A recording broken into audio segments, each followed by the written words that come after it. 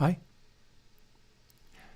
I'm Chris from Airwindows, and we're going to do another day of coding and doing things. It's going to be a good day. I have my espresso ready for me already this time, so maybe less of derping around not knowing what I'm doing. I did have to skip out on a video that I was watching. I was watching a video about the making of Top Gear, which is amusing enough as it goes. I'm just going to shuffle my windows around a little bit. So the exciting thing about today is that yesterday was the big, grand, stressful try to make a thing work and fail over and over again. Whereas today gets to be something else. Namely, we've got this. That is a folder that says gain, and a folder that says Airwindows main. Actually, that's correct. And this is the previous attempt that I made back in the day, a good couple of years ago, like 2021. Oh yeah, that's like 3 years ago. Just about.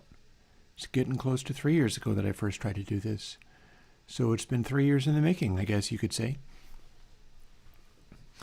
And this was the making of Bacon Paul out of the Surge synthesizer project. So there's one problem with that.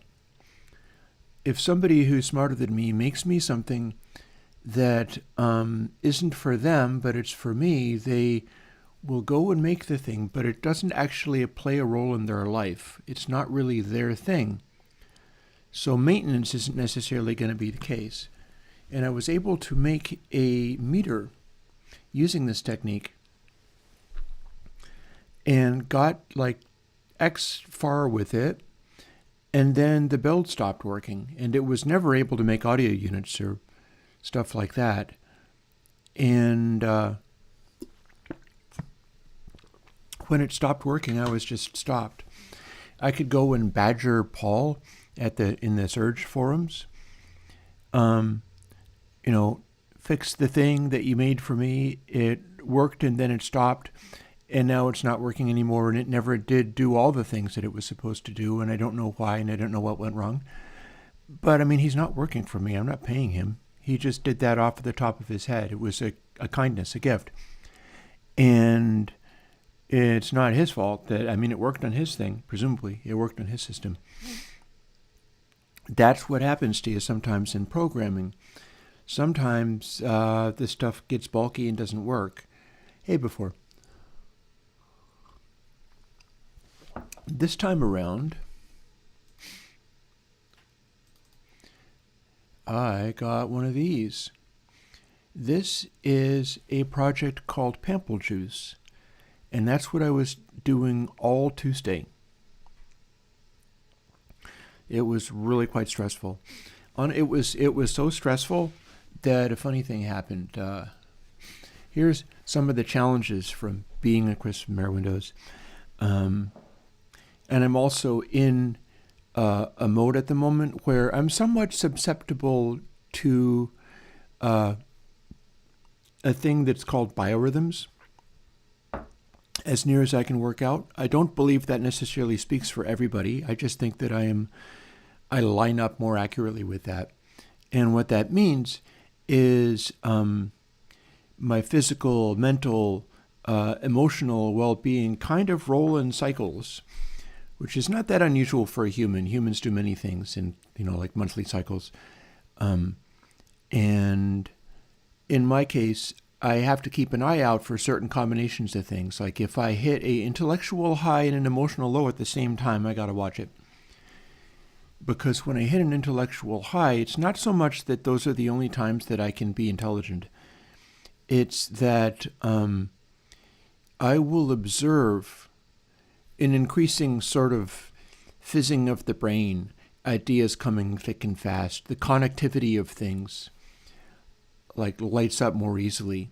Whereas if it's an intellectual low, I can probably work through stuff, but it's not like I'm fizzing with new ideas that are trying to come out.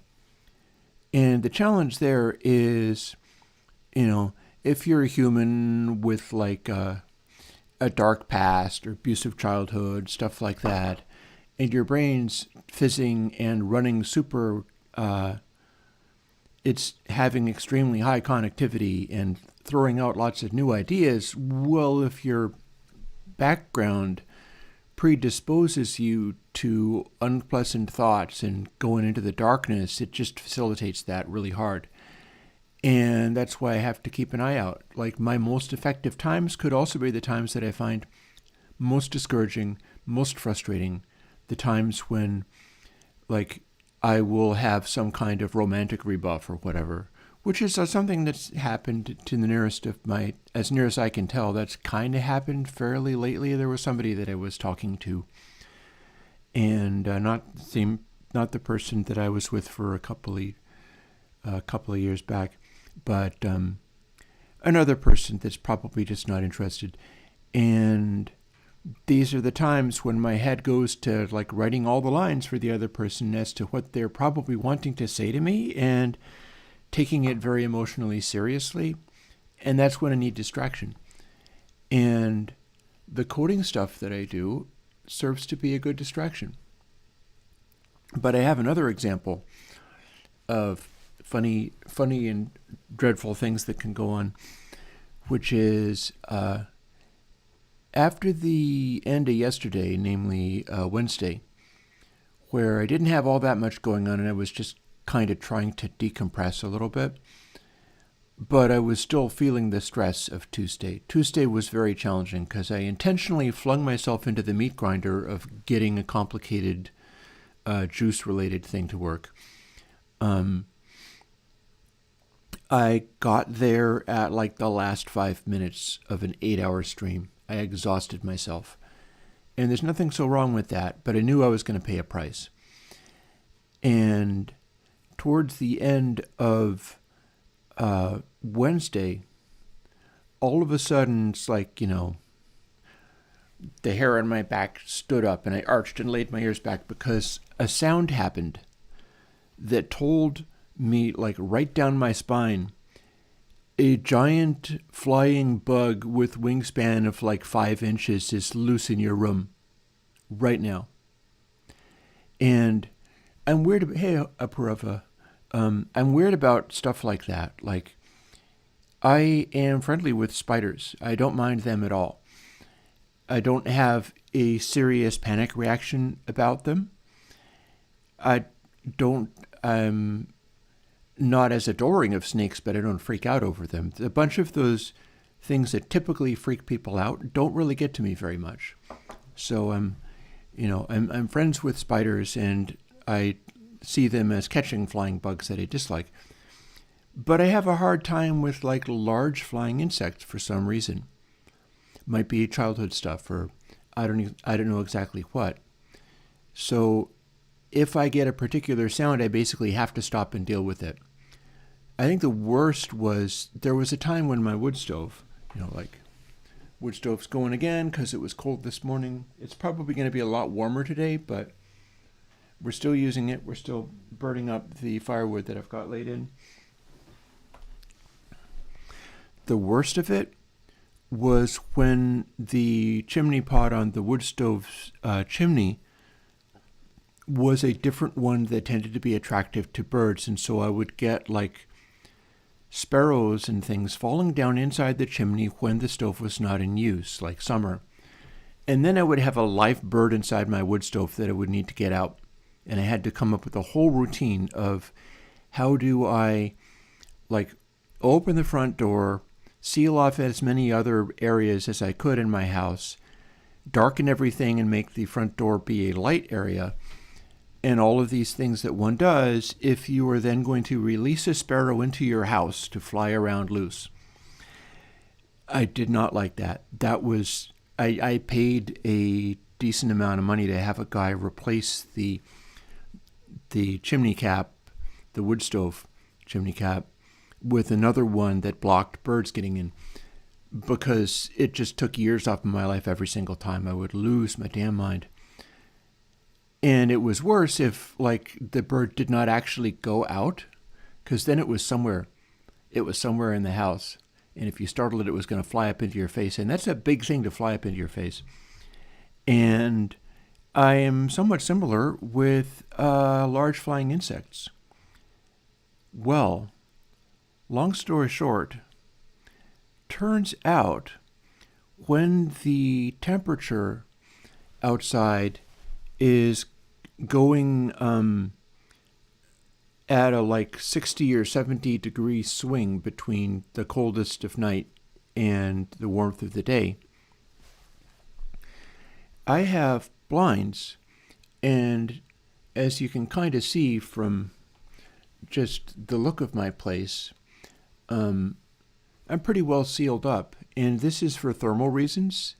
I stay warm in the winter and keep surprisingly cool in the summer without air conditioning doing this. And so windows that would normally be letting in a lot of light, and which is a fine thing. I need to be going outside more often, honestly. I've got blinds over them, and then I've got reflective mylar, what they call solar blankets. This is a really good trick if you're able to do this and it suits you. You tape solar blankets over the window aperture, and that reflects heat. And that's an even better thermal insulator and another layer of trapped air, which is another thermal insulator. And over that are cellular blinds, which work like normal blinds. Like, those are the ones where if I wanted to just decorate normally, I could have them down or I could raise them up and it would act like a normal person. And then, since this is a dark space, over those I have black hanging curtains. And the combination is really, really good insulation. Like, I'm not losing or picking up thermal energy through my windows. Like, in the hottest days of summer, it doesn't get overwhelmingly hot in here. In the coldest of winter, it doesn't. I can keep it warm in here without huge quantities of energy being burned. But think about what happens when the temperature sways by 60 or 70 degrees over the course of a day. Stuff expands and contracts. And if the temperature is changing wildly, then all of those air pockets in the insulation expand and contract. What was happening was this. These, like cellular blinds, and underneath that a layer of stretched, not drumhead stretched, but stretched mylar solar blanket. All of these things can make noises. I'm used to the solar blankets breathing. There's a little plasticky, crackly noise that can happen when air sneaks in and out or the air pressure changes in my place. Especially upstairs in my bedroom, I've got the same thing going on, and it's easy to recognize. What I didn't remember happening was what it was like when the cellular blinds warmed or cooled and shifted. Because if you think about it, that is a large sort of plasticky thing, so large object with just little sort of hexagon shapes and a flat bit, and then in and out, another flat bit, in and out. These long tubes. And so there is an edge that's like an accordion thing, and it is against the edges of the window, like the window frame, which is a solid object which is not perfectly smooth. And it's kind of scraping against that.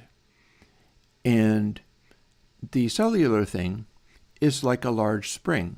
It will dangle, if you lower it all the way, it'll dangle down, so the top bits will be stretched out and then the bottom bits will be nearly flat because it has weight and it has elasticity.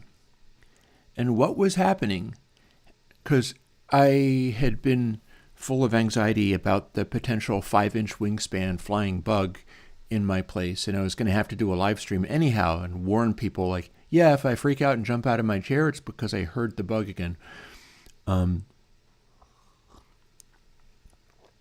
These cellular blinds, if they are warming or cooling and they shift, I basically got this long elastic hexagonal shaped spring of plastic materials that can make a sound that sounds like an insect carapace or wing against Mylar solar blanket, which can really make a sound like an insect wing. And if it needs to shift and is being held in place by one single spot on a against the window frame,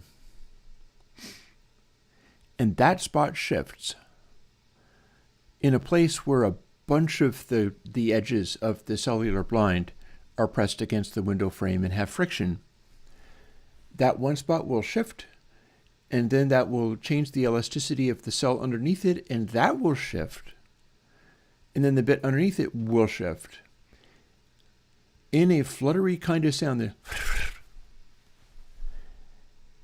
That's what it was. I'm convinced that's what it was. I was doing something right next to one of these blinds, and it did it right in my ear. And I was like, it's the... Wait. And then I poked the blind, and I was like, wait a minute. That sounds strangely familiar. That sounds kind of like the noise that was freaking me out. What mechanical explanation could be for this doing the thing that I apparently misinterpreted as giant flying bug in my space? So I am feeling somewhat relieved, seeing as I went around after figuring that and poked all of the blinds to make them all rustle, sort of equalizing the position of everything. And if I'm anxious about that happening and don't want it to happen, what I can do is I can get up and poke the blinds and things. I could maybe even show you, although I won't be able to show you on camera, but I can maybe even show you what that's like. Not that I don't have a large audience here, but that's fine because this is a real sidetrack. I'm here to do coding on stuff. But before I do that, let's grab this microphone. That might or might not actually work. Let's see.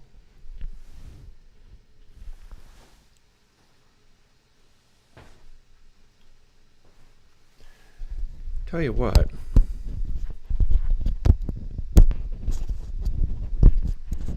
I'm going to remove the mic from the clip.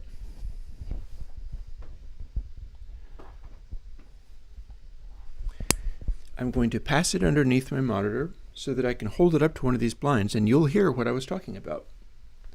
Why should I just tell you when I can show you?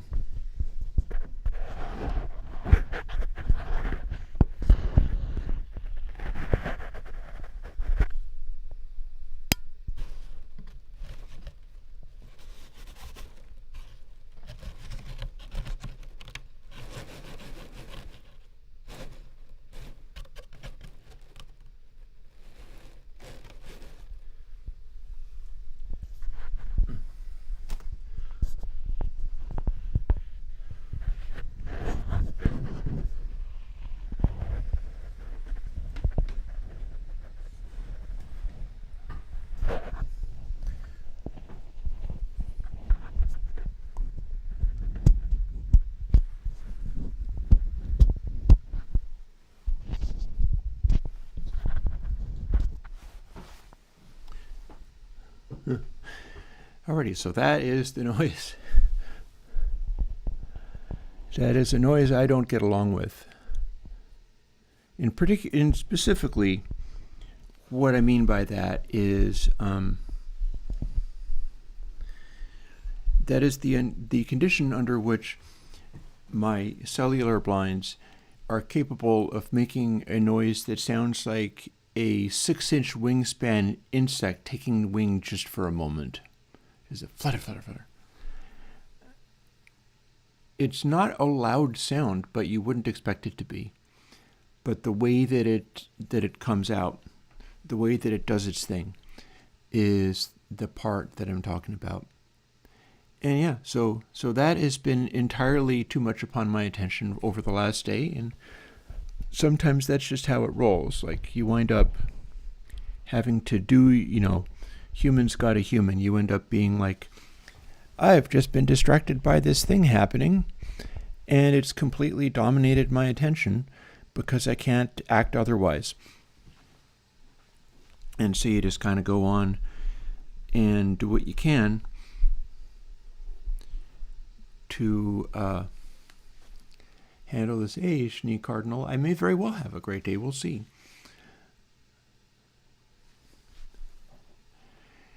So here I am with the Thursday coding day. It's about 20 minutes in after I told you all those stories.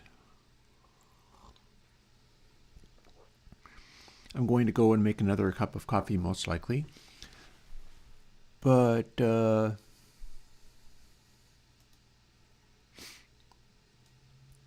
we have a I can't figure out whether to say path or calling.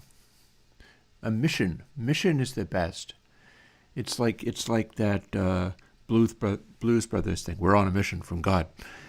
I am on a mission to do more with this, which is a plugin called Gain for the moment. And it's my metering program. And the way I do it, for one, I've got this, and I've also taken this project, which is where some of this came from. In particular, the code that's called time series display is the code that draws the picture. Plugin processor and plugin editor are two different people's attempts to make a accessible Juice framework for coders.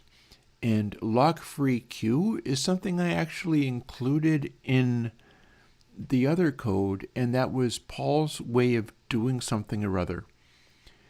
I don't honestly understand what a lock-free queue is. Like, what I'm doing here requires me being able to work with people's code when they are on a higher coding level than me. But I have actually just read a discussion on Reddit this morning in a game programming subreddit where somebody, as they will often do, came and set up an extraordinary whine fest over how dumb it was that people called themselves game designers. And they went on this enormous rant about it's useless, there should be no such people, it's unnecessary, they should never be paid anything, and everybody wants to come around and say that they are a game designer and the idea man, and then join the project and tell all the hardworking coders and artists what to do.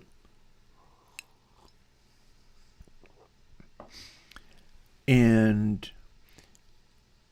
it's always an interesting argument. It's a lively discussion every time. And I just kind of got involved with that because the world I see is the world in which we've got all this stuff, like we're looking at two different projects, plugin editor, plugin processor, lock-free queue, and there's any number of people who can know what a lock-free queue is. As far as making this particular meter, none of them did it. None of them made this meter, and we're going to spend today expanding it enormously.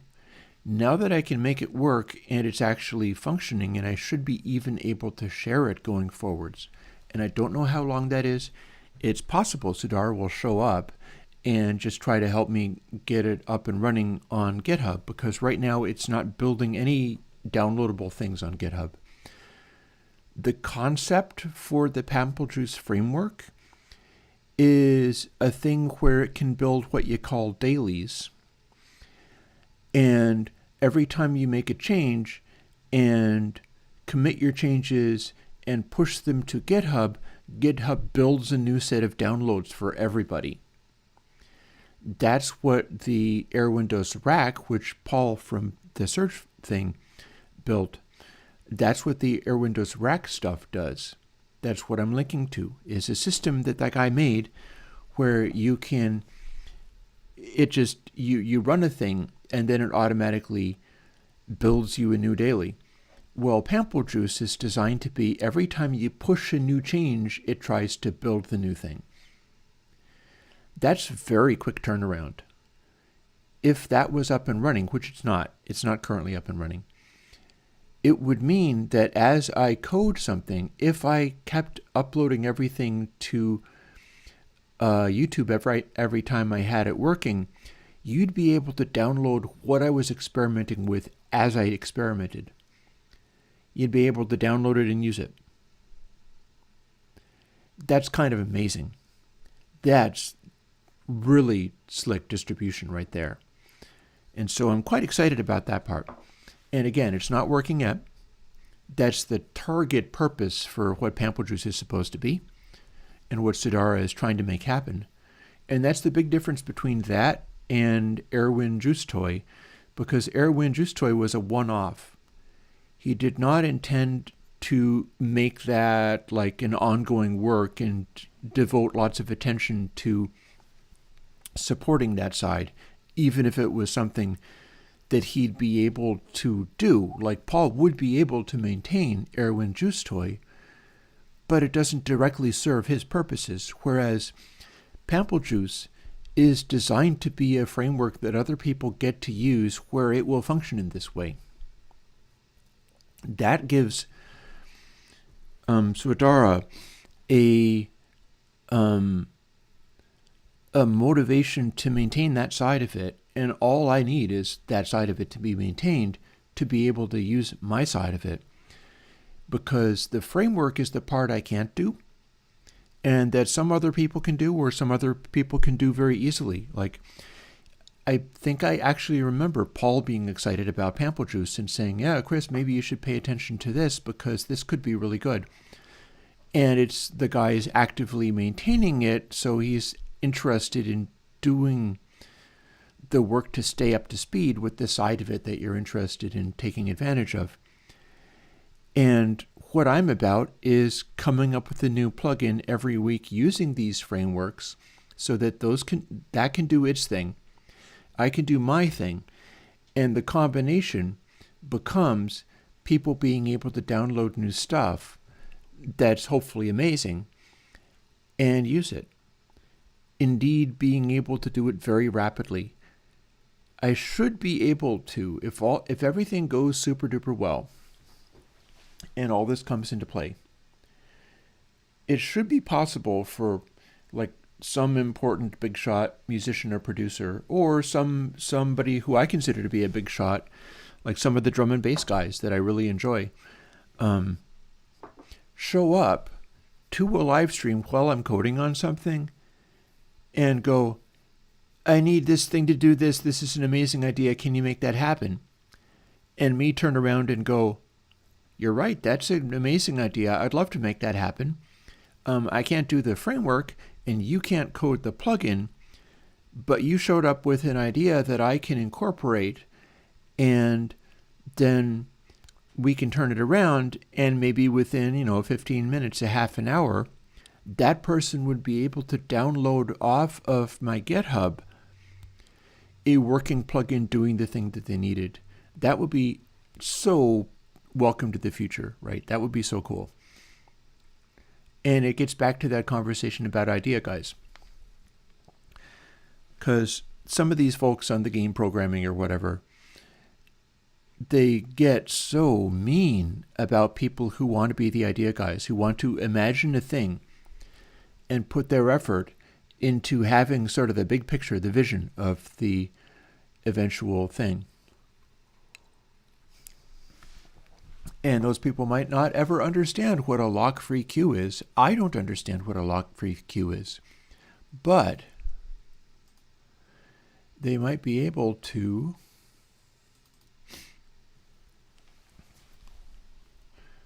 run something like this. This is going to be Xcode launching. And then we're going to be looking at the build folder. I'm going to add a quick thing in here, which you will see the purpose of soon enough, I think.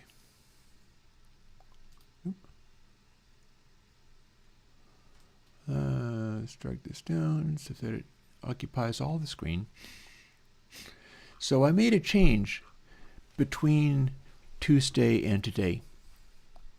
And the change is what you see on the screen.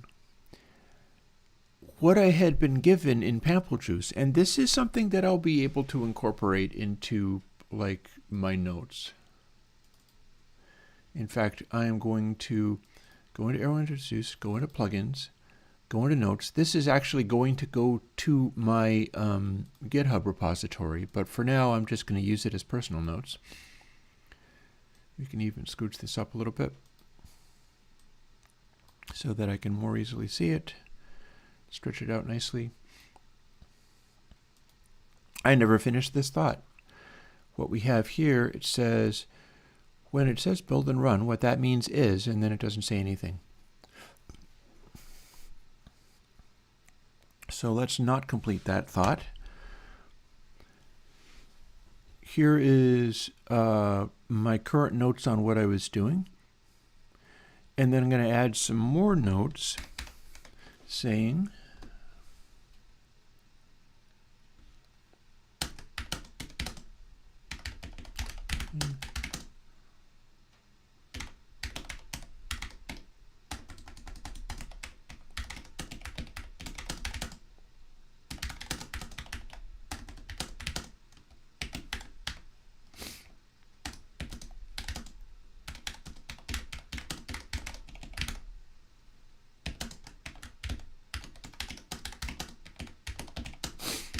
because Pamplejuce doesn't honor double precision bus, and do not like that.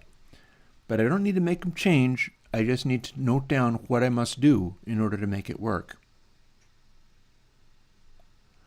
And plug-in processor processing block.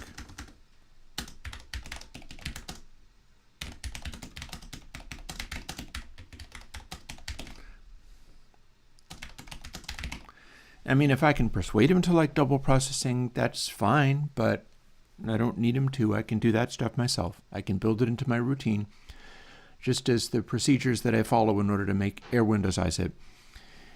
And that can be perfectly straightforward. I have no problemo with pursuing that path. But this is what I'm talking about. We have all these things up here. And in plugin processor, it turns out editor I don't need to include that, but processor I do. I need to duplicate this. It says process block. It started out with just this, and I needed to do a override where, where it's exactly the same except for it says double where it would say float. And then you also have to implement this, which otherwise would just sit there not being used. Hey, Noah. I found that in documentation on Juice.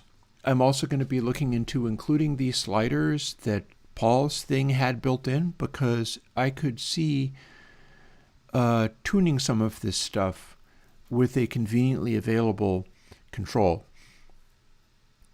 So that's worth adding. I've already brought in some of the other stuff, but I need to implement this much like these are there. It says accepts MIDI, produces MIDI, is MIDI effect. This is not the case for my stuff, but by the same token, like there's nothing saying I couldn't use this framework and start doing MIDI stuff, and that could be quite exciting if I get into the zone of being able to do that. That could be amazing. But I had to write this out. Supports double precision processing was not included in Pamplejuce as it came to me, and so I had to put it in, and it turned out I was able to do that. It was straightforward enough. I just assumed I had to match the formatting of this kind of stuff and then include this particular call that's part of the Juice engine. And then over here, what we do is we, again, duplicate how this stuff is formatted. It looks like this.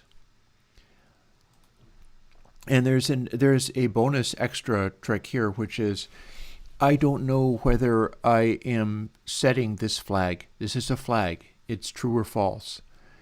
And I don't know where I find that. But for now, I don't care because I am setting it up with the same format, but then I'm ignoring the flag. You see, it returns true both times. I know I'm putting in supports double precision processing. So I'm not interested in returning a false ever. I could just return true out of this, but this other stuff legitimately asks whether the flags are in place. And I can honor that to some extent. I'm assuming that it's going to be set up correctly. And there we have all of this stuff. That's all the setup stuff. And then in order to make it actually work, after I've told it that it acknowledges that, if you'll remember, up here I did process block twice. And the way you do it is you do process block the way I got it, and then you do process block again, but you're sort of overloading it. It's making it so that if it has doubles, it calls this version of it, and if it has floats, it calls this version of it. And I found a way to test whether that was happening, though we're not going to be seeing it today. Namely, here's our original float version of process block with a big old space in here, which I'm not really sure why that is. I think this could be all in one line, and it wouldn't hurt. In fact, I'm tempted to just do that, because this is a parenthesis. These are two things in here. You have the comma, then you have another argument. I don't really need that to be on two separate lines.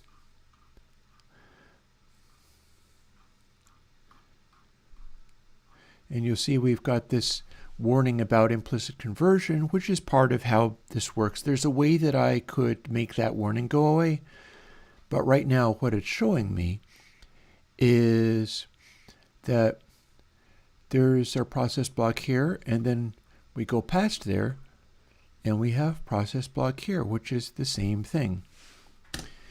All I had to do was copy and paste, and then change that to double.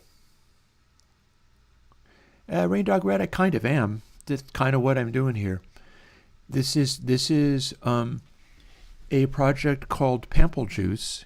It is coded in C++, and it's very definitely C. Like when you see things like juice : MIDI buffer, that's C++ stuff.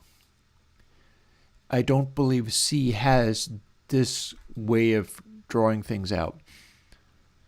I'm not sure C has auto. I believe you can write what it actually is,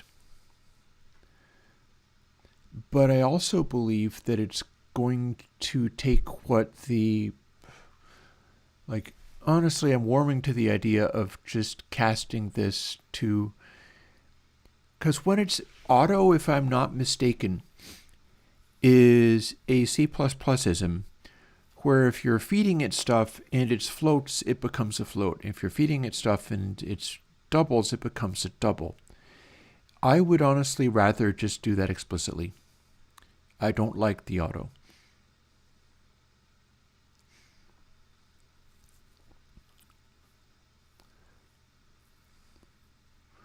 Me making plugins using Juice is a new thing since Tuesday. I'd been trying for 3 years. I've been trying since Bacon Paul's thing in 2021, but being able to actually move forward with it in a way that's working enough that I can do my end of things and with somebody else who has a vested interest in doing their end of things, like Sudara, who made Pamplejuce, would like it to work as a framework for people. And as such, if I'm using it and that end of it is failing to work, Sudara has a vested interest in maintaining that part and figuring out what's going wrong on my end and changing things so that it doesn't anymore. Because the framework part is something Sudara wants to do. It's not that they're just doing something that's only for me. They're doing something that's for many people, so if I'm running into a problem, other people might as well, and their project will be the better for addressing the concerns that I have. And that's why this is the new thing. And again, this is me doing because at the end of Tuesday, we only had this. We only had process block as a float, and I was a little frustrated in figuring out what that meant for me, because I was trying to figure out whether Juice itself supported double precision processing. If that was true, that would lead to a situation where I could do plugins, but they would all be kind of handicapped, like if I was working in Core Audio. Core Audio is default 32-bit bus. And it wouldn't have the ability to run natively along with, for instance, Reaper's 64-bit bus. And I would consider it a second-class citizen in the very subtle ways that that applies.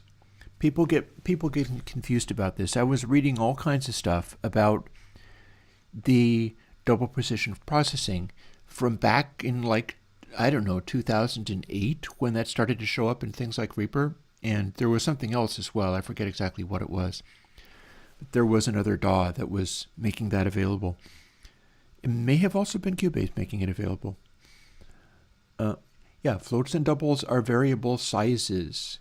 You can put a 3 into a float and you can put a 3 into a double.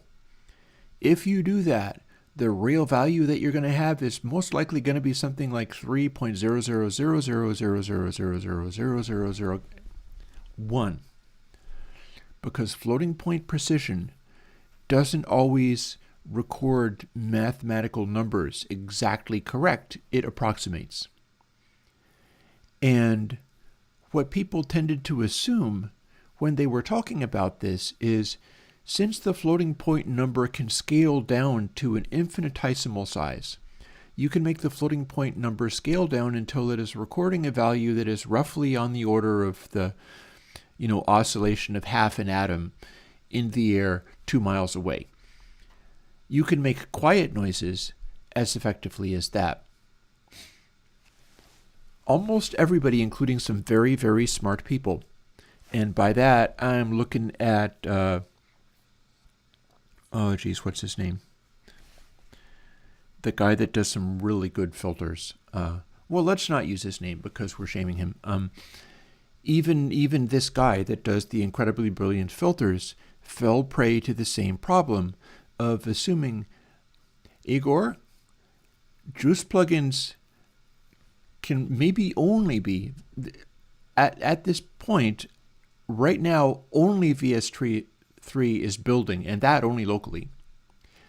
Here's the thing. I'm given to understand, and I'm willing to run forward with this, and if this is not true, I will kill the whole project and take away VST3 again. I'm not fooling around about that. But if I license all the Juice stuff as GPL3, I believe that is a parallel licensing where I don't have to sign off on Steinberg's conditions for VST3.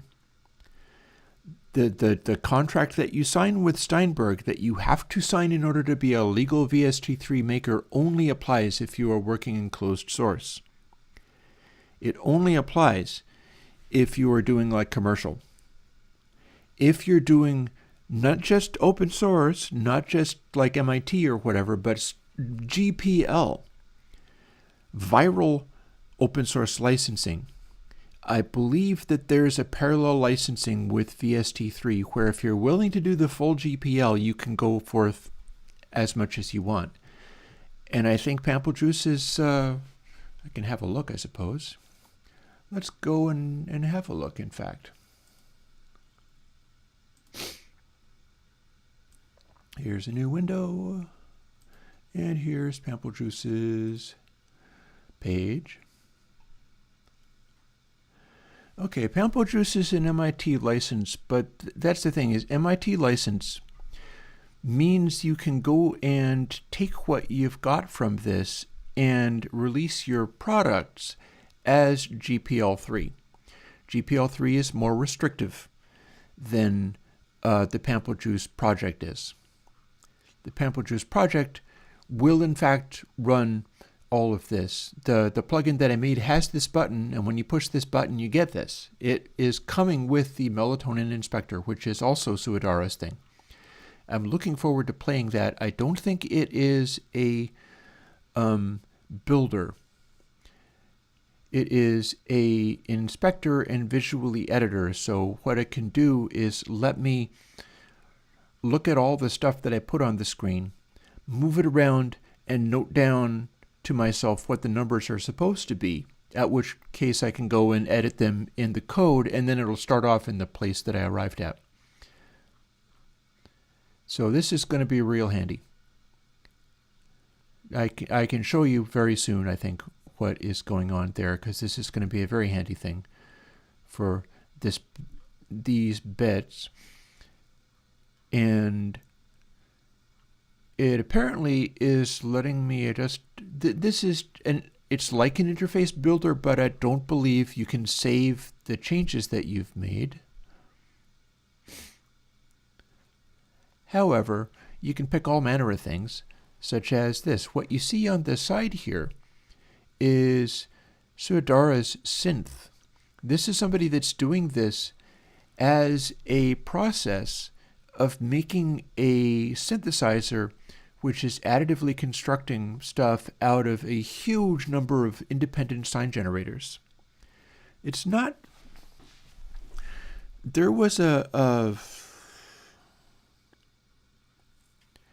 I forget the name of it, but Native Instruments had something that was capable of making sounds a little bit like his synth. Maybe not as much, maybe not as good. But back in the day, and I had something.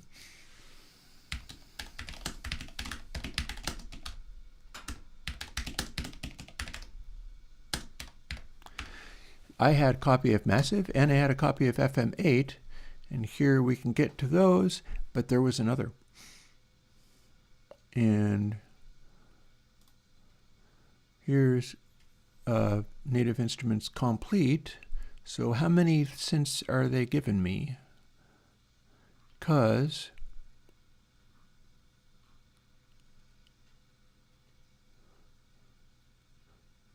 let's see now. What's included in there?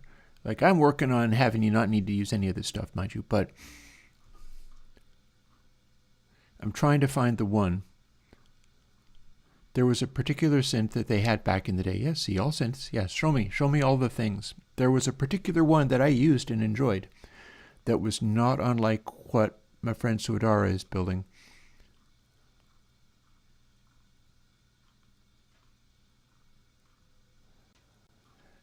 And now I don't know what it was because I don't see it.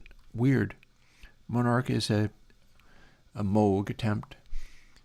What the actual heck? Did they rename it?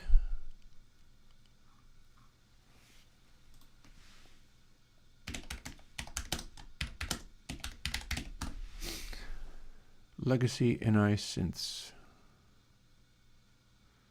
So there's a thread about getting rid of old products. Maybe the one that I liked was in fact the one. It looks like they discontinued Absinthe. That's a popular one. See, this is another good reason to go open source. Look at that. Here's a bunch of things that they discontinued. Is the one I'm thinking of among them? These are all discontinued. This is them taking stuff away. I never want to be the one to do that.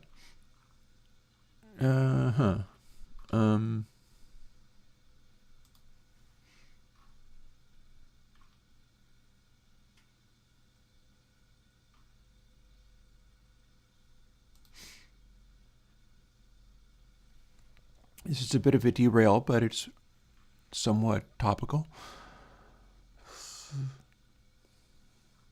And no, it wasn't FM7. I mean, I bought this synth. Apparently, I don't get to use it anymore, but I would like to know what it was, because it's the one that Suodara's thing is reminding me of.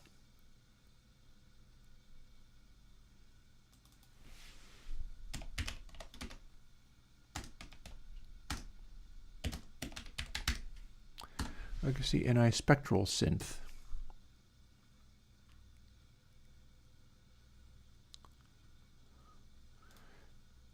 So it's 2020 is a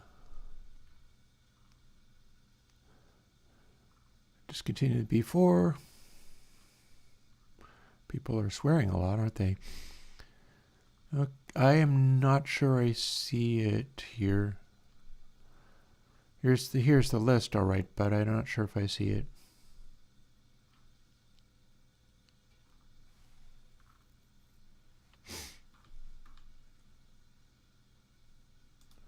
Okay, never mind.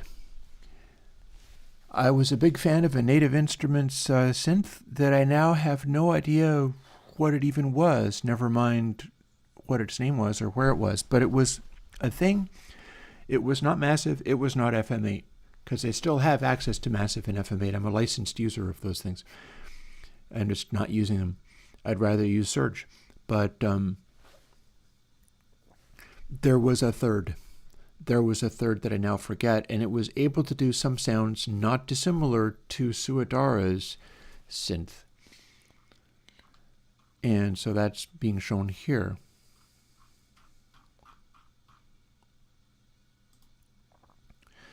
In fact, I can even show you. Probably.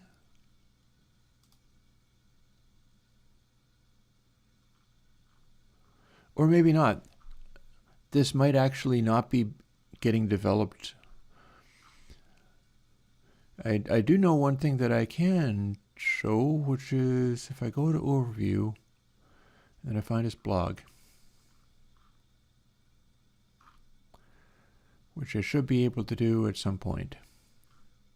I know I can find that blog somewhere. Okay, how about Pamplejuice? And then there we go, Melatonin Dev. So here, the thing that he's doing is developing a thing here and doing a whole promotion thing here, but it's worth it because this guy is helping me a great deal.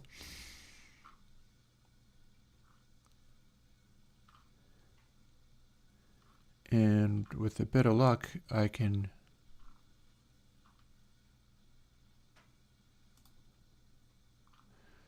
full-time project melatonin.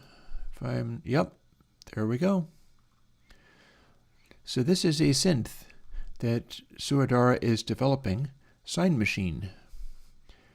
It is billions of oscillators, far too many oscillators. They're very efficiently coded. I can see why he's not doing the double processing, because the whole concept is the opposite direction. That said, the heavy lifting is being done clearly all in floats, but Suodara, you could still be doing some of your final summing in double. It's good enough for Logic.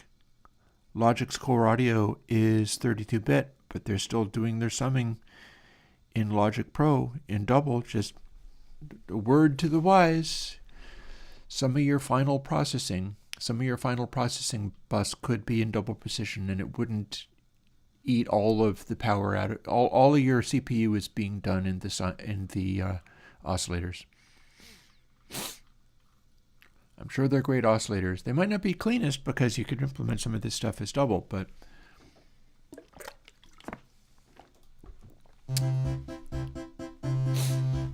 and you can do this when you buy his eventual product, which I'm going to do. I'm going to buy this when it comes out. Hell yeah.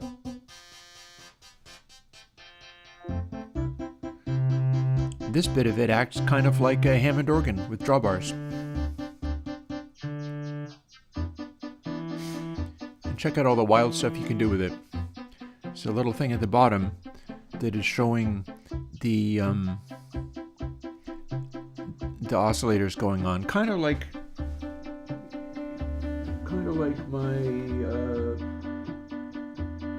my big synth.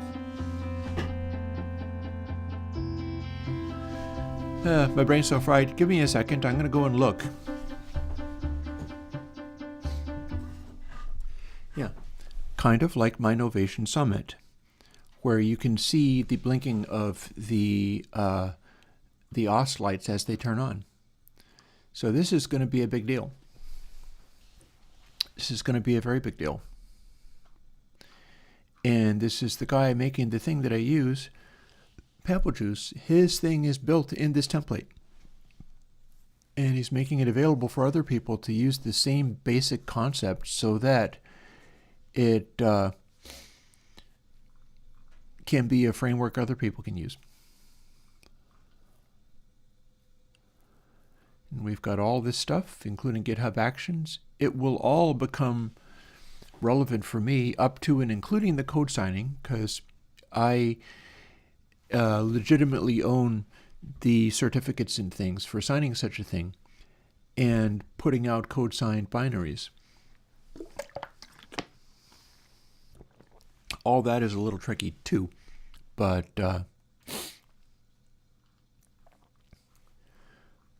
this is very, very useful stuff. I am seriously wondering whether I need to try to switch over to the Sea Lion, which is another development environment, and I'm currently using Xcode. Well, Pamplejuce is able to make Xcode projects, but it's somewhat indirect. I don't think that Sudara is using Xcode. I think Sudara is using Sea Lion. That is JetBrains, and JetBrains is known to be a very serious tool developer for things like Unity and so on. They make extensive support for C# and so on. Let's close this window and go back to some of our stuff. In fact, let's close that and throw another log on the fire just so that I can stay warm and not think about that. I do not know. I only just saw Igor's comment. I don't know if it was Prism. It doesn't sound right. That doesn't sound right.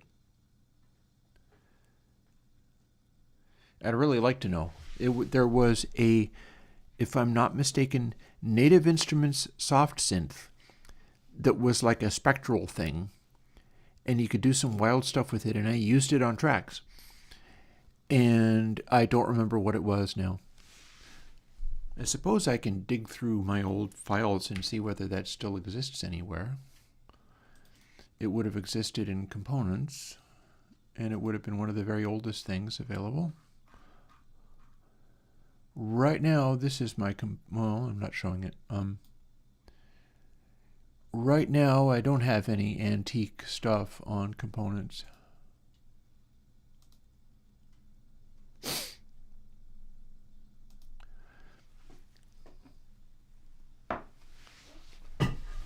I'm going to fire up the code laptop just to see if I have it sitting in there.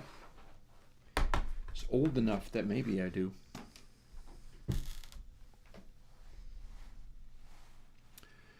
Wiki wiki, we're going to have a look in the components and or VST folder. And this has stuff from 2006. Okay. Yeah. Here I have FM8 massive. I got Valhalla Room and Valhalla Room 64, so I have a 32-bit Valhalla Room in here. SSL XISM, which is able to do intersample monitoring. I have Dirac FX AU, which is a pitch shifting thing. Oh, geez, that's not cold at all now, though. Negative 40 Celsius would be cold. I've got VexOS Band, I've got Reactor 5, so apparently, and these are like from 2011. And from this point onwards, I don't see a lot else. I'm not sure I can find the additional. Maybe it was part of Reactor. I gotta wonder whether maybe it was a thing that was inside Reactor. That sounds vaguely familiar to me. That I had a standalone synth, but it was like a thing that was built into Reactor. And that was one of the things. I've got a Airwindows Meter. I've got a thing called Bitter.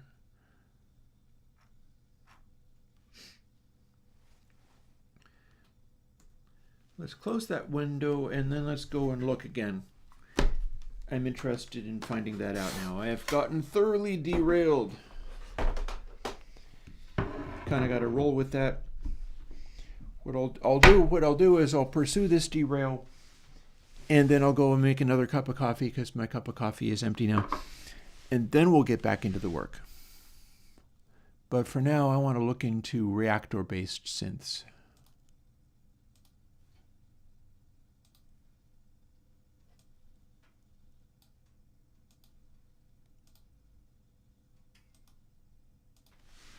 Where are you in the world, Naldo? You're certainly not very near me. Where I'm at, it was literally freezing as the sun came up this morning.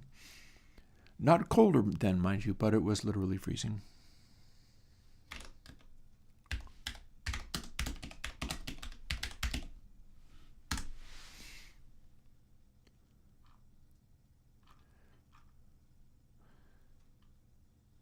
I bet it's going to be in here. So let's narrow down this a little bit. Here is how I think about stuff like this. Native instruments, I don't think it's form either.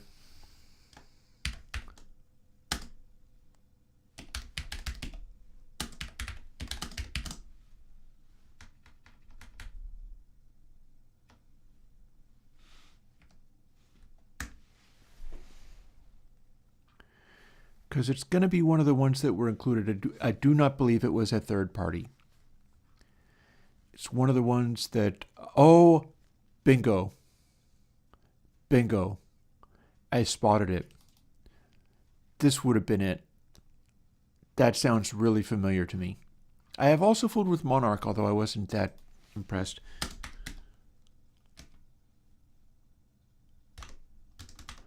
Is that being spelled OR or ER?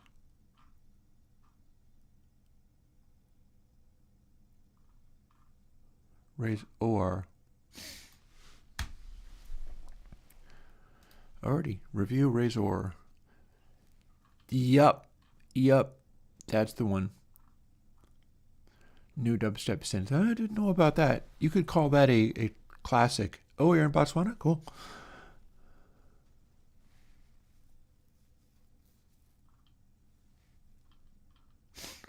Yep, looked like this, did a really exaggerated visualization, which was fun enough, but I always thought it was incredibly wasteful. These are the things that you do when your basic sound isn't good enough to hold the tension, except for with this, the basic sound kind of was. And yep, that's exactly, that was it. So what Sodara is doing is a alternate form of this that might have some nice advantages to it, but this is the same basic concept, and it's done in a native instrument style. But yeah, this is the one I was thinking of. It turned out to be inside Reactor rather than elsewhere. So yeah, so Adara is making a new instrument that can maybe do this, but to the nth degree, like more so. And we shall see. But I knew that was familiar. I knew that there was something to that where it reminded me of something. Okay, so as promised, as I said, having done that thing, we're going to bounce away from this, and I'm going to make another cup of coffee and get to the actual coding. There's a number of things that I can do going forward with today's work. An hour in, we might as well get rolling. Oh. What are the extra sliders that show up in Reaper? Robert, I don't know. There shouldn't be. Sliders should have parameter names, so I don't know what you're doing or how that is. No, that would be in Rack. Rack has a interface, or if you're using the clap, maybe it would be the same thing. As I know that Paul made an initial attempt at a clap along the same lines of the Rack version. And the Rack version brings all of the audio processing into one plugin and then picks a number of sliders as the maximum number and then just uses whichever sliders are needed. I would say, Robert, if you have weird extra sliders that don't have parameter names, I don't know how that's happening. It shouldn't be happening with my AUs or VSTs. But if they are showing up, if it's always going to be like 10 sliders, ignore the ones that don't have names. They won't do anything.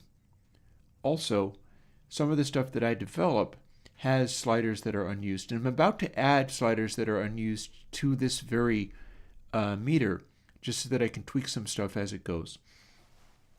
But first things first, let's deal with some of these things. Oh, and I guess let me play some kind of audio.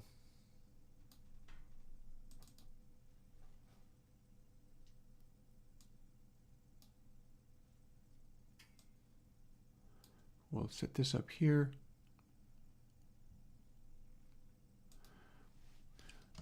Let's play Space Ambient.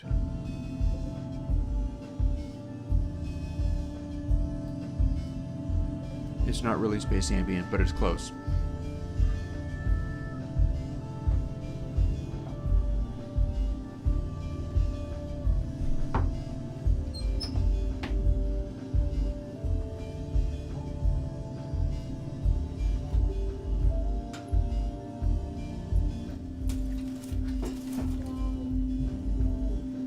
I'm going to check in a moment to see if you guys are distorting.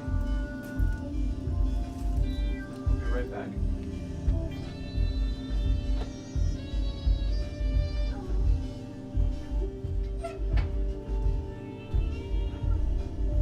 No, you're fine.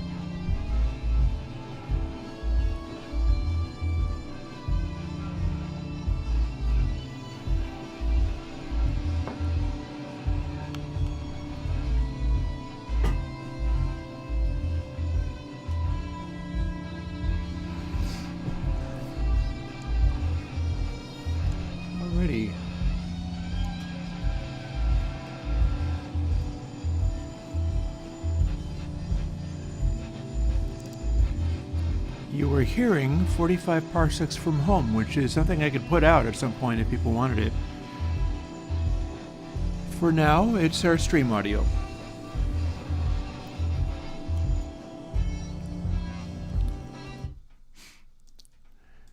And it's sort of space ambient combined with free jazz. The music that's being played behind the lead instrument is what I would consider my form of AI, in that it's this modular synth using Turing machines to make up repeating patterns of chords and things. So the chords and the bass and stuff, such as it can be heard, are producing that. So what I've been doing with this, as of Tuesday, I only had this process block. It only ran at a 32-bit float. I added this process block, but it's double.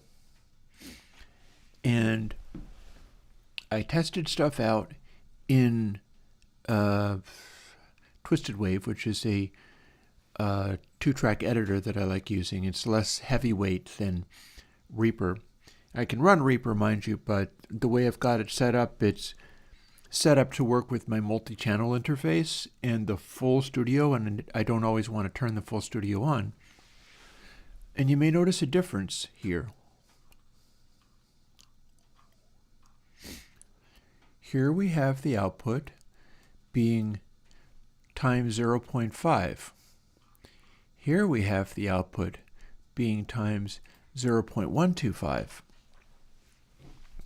If I run this stuff in Twisted Wave, it gives me 6 dB down from the total, which is floating point.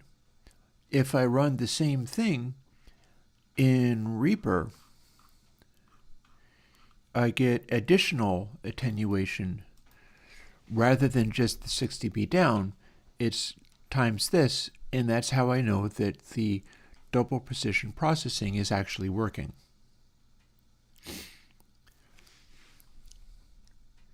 Now the next thing I'm going to do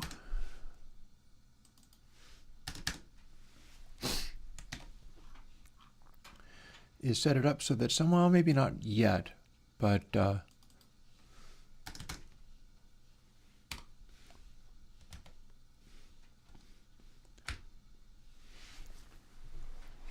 here's what we're going to do.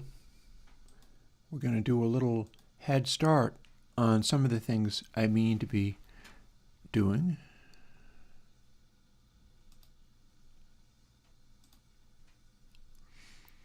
I have to go to gain artifacts to find the things, and only the VST3. I built this, nearly 50 megs of it, but it isn't going to work. And the reason for that is something went wrong. I've built this. I don't know how to make it work. I've tried putting it in the components folder, and then just stuff went wrong and it still didn't work. I don't know how to apply this, but this is apparently a UV3. I built this, and this does actually work. I tried it. And I built this, and this is the thing that I get to use with stuff. So what we're going to do is bring something else up. We'll stash this down here so that I can get to it. It's my stream audio for when I go and make more and more cups of coffee and leave some sound happening.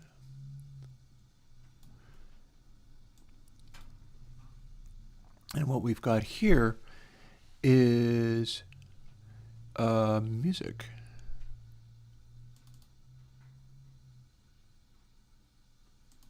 And my notes on how to do these things, on how to get music that's going to work for people. And these are the albums that I have accumulated. I've got more to do as well. We're going to see whether this inspires me to capture more stuff.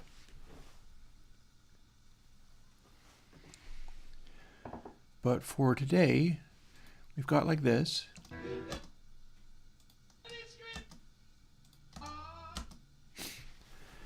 This is Mother's Fillmore 71. As you can see, it is a waveform that is pretty close to normalized.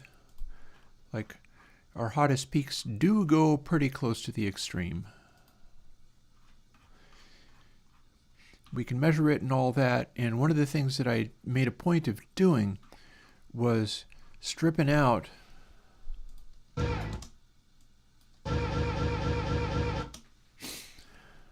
anything that was actually a pop or click. So our biggest peaks should actually be musical peaks. This is probably a musical peak. If I play it, I'll get copyright claimed. But what I've just done is set this up so this is now Mother 71 from vinyl record as it existed on the record, metered as you would be metering it using your modern DAW. If you can reconstruct this kind of thing in your audio, or indeed I can bump around to a different location, this is what 71 looks like on the final mix.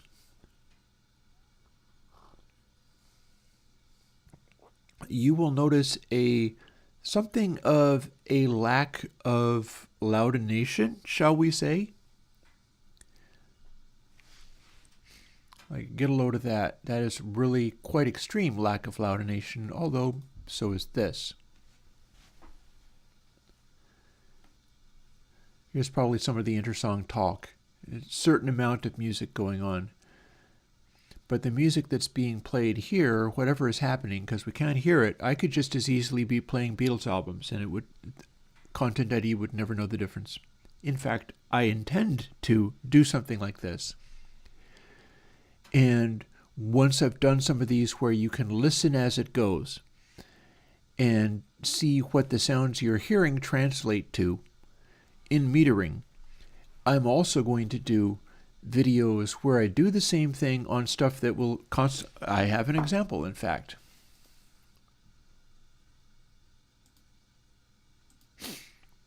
Check this out.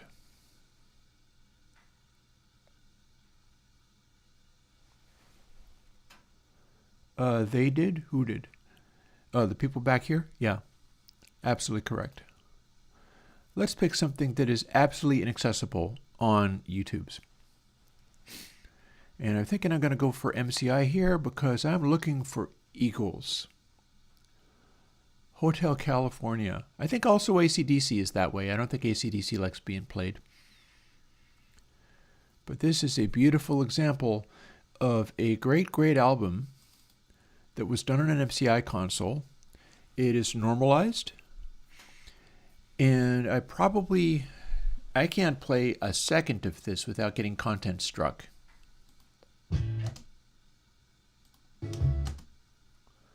Not enough to even tell what's what. Okay, this is Life in the Fast Lane. It said took a turn. I can tell that's what it was. This is probably Hotel California, although I'm not entirely sure. But, or maybe this is.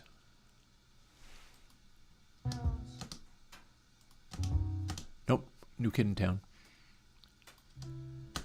Nope.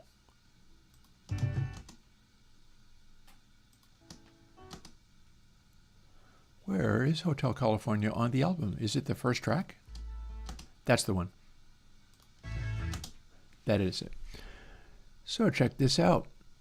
We can send this right to the beginning. Yep. No, it's correct. I was just not really paying attention. So watch this.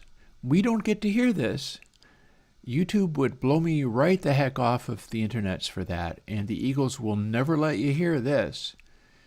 But this is the album off of early vinyl. I'm not sure if I can say original vinyl. I'd like to get a copy of original vinyl for this. And with the new filter, you might not be able to hear it, but we can sure see it. 6 dB down, 12 dB, 18, 24 dB down, 30, 36 dB down. These initial guitars are sitting at like 36 dB down from full scale. That's anti-loudination for you. You're supposed to play it like this so that when the loud sounds come in, as you will see, we might not be hearing any of this, but you'll be able to see the timbale sound. It's getting kind of covered up in the... Oh, no, there it is. Dunk, dunk, on a dark desert highway. And here we go. Our initial singing is still like 6, 12, more than 18, more like 24 dB down. These slight patches of darker gray, that's vocals. That's Don Henley singing.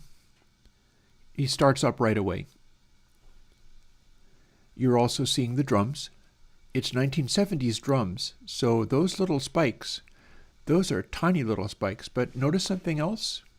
Notice the flurry of information all through here. All of these little sparks going right up to like 3 dB down total. It's really using a lot of energy, even though the rest of it is sitting at 6, 12, 18, 24 dB down. The body of the mix is at 24 dB down, and the peak energy, just look at what the peak energy is doing. This is the secret. This is the secret to classic rock and massive multi-platinum album sales. This was apparent to anybody listening to it. If you were listening to this, you'd hear how vivid and full and interesting it is.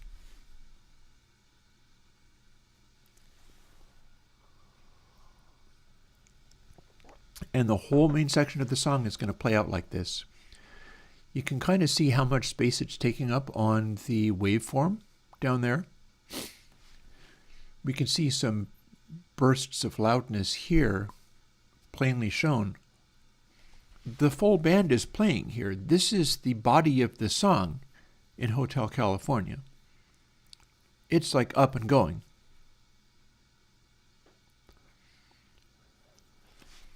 Over here, we've got the little burst of silence that comes up. You can skip ahead to that. I would like to make this entire thing scroll so that you can look at what's happening and you don't have to scan across to see where it's going. Make the whole thing scroll. I don't know if I'll be able to do that today, but maybe I can. Don't know if I'll be able to do it efficiently or not efficiently. That's why there's a moving bar so you can see where it's doing it. And it's going to go forwards to the pause.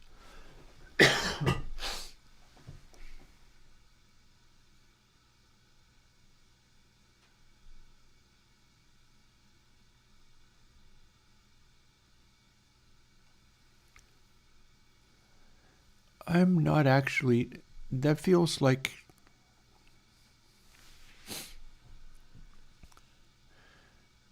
okay, so brief bypass. Okay, so what we actually had there was, I actually missed the bit where there's this little pause. This is actually the guitar part at the end. This is what the guitar part looks like with both Don Felder and Joe Walsh wailing away. It's a long part. It's like this much. But that's where it sits. This is the thing I was thinking of, was this little pause. Here's where he goes, mirrors on the ceiling and pink champagne and ice. And it leads up to it. And then you can see the little quiet bit there, just a many dB down. And that is how loud Don Henley's lead vocal is at that point. Whereas this is Life in the Fast Lane.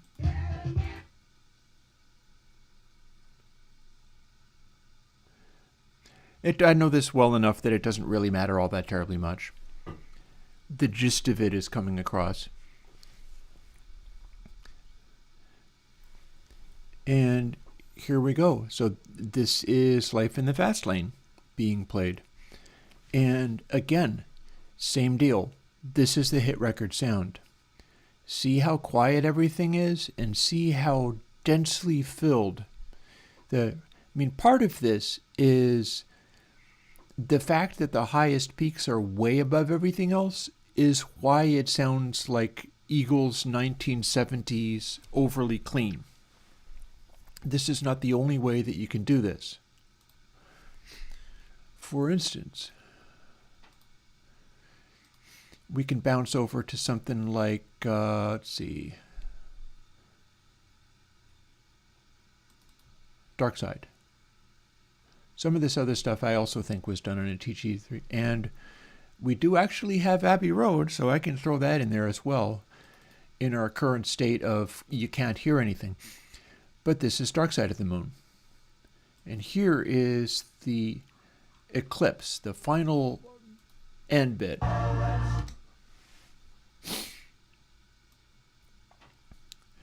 And this is the thump stuff. I'm going to be doing some metering to show stuff about this too. But if we use this, we get a different look. Here's Eclipse. All that you touch and all that you see, all you feel. This is getting about as dense as sounds good in classic Rockville. See how different that is? Here is the final outburst of Pink Floyd's Dark Side of the Moon, and it's pushing 12 dB RMS. The fullness is enormous. This is an album that sounds really rich and full, and this is the final outburst, the final loudest part, where they're just blowing. Everything is at full crank. Everything is as loud. You got your gospel vocals, all of that stuff. It's just cranking away, cranking full tilt. And that's what this looks like on the meter. You're not getting to 6 dB RMS, but you're getting comfortably to 12 dB RMS. And the peak energy is filling the entire space between full crank and 6 dB down. There's not even anything left between 6 dB down and 12 dB down. That's how loud it is. This is the classic rock fullness sound. It's not that different from loudinated stuff. You can get like another 6 dB or so RMS out of loudination by flattening all of this to nothing. And that's the only way you can do it. If you have LUFS is going to be, whoa, I think I can actually show you. This is Twisted Wave, a recent version, so I have LUFS in here. I'm not sure if my stuff is going to be able to give a LUFS meter reading. And maybe it could, but I'm not sure if I'm going to be able to do that. But this is an RMS measurement. And I designed it around being able to show this stuff. The density is being represented as grayscale. And this is as dense as it gets from classic rock that sounds incredibly good and sells a quadrillion billion records. Doesn't really go past this. This is your optimum. This is your magic point of as dense as it gets without sounding like crud. And that's because it's using every little bit of sound that you can get out while still having the range to completely fill up this area with variations of peak. Variations of peak are the secret. And then here's your heartbeat at the very end of it.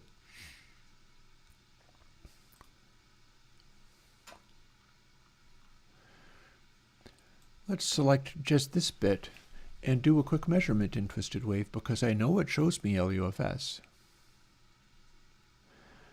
LUFS global goes to about -12. So there's your answer, which is not too dissimilar from average RMS. Maximum RMS goes a little higher than that. But the thing is, it's showing you LUFS, but my meter is showing you that because my meter is showing you a two-dimensional picture rather than just a moment-by-moment reading. It's showing you the shape of that stuff, and that's the whole reason I'm doing it that way. Interestingly, this is not the loudest instant on the record. What is? And I see there is a crackle and pop in here. That ain't supposed to be there, I don't think. We have not declicked this record perfectly, clearly. That is a vinyl crackle.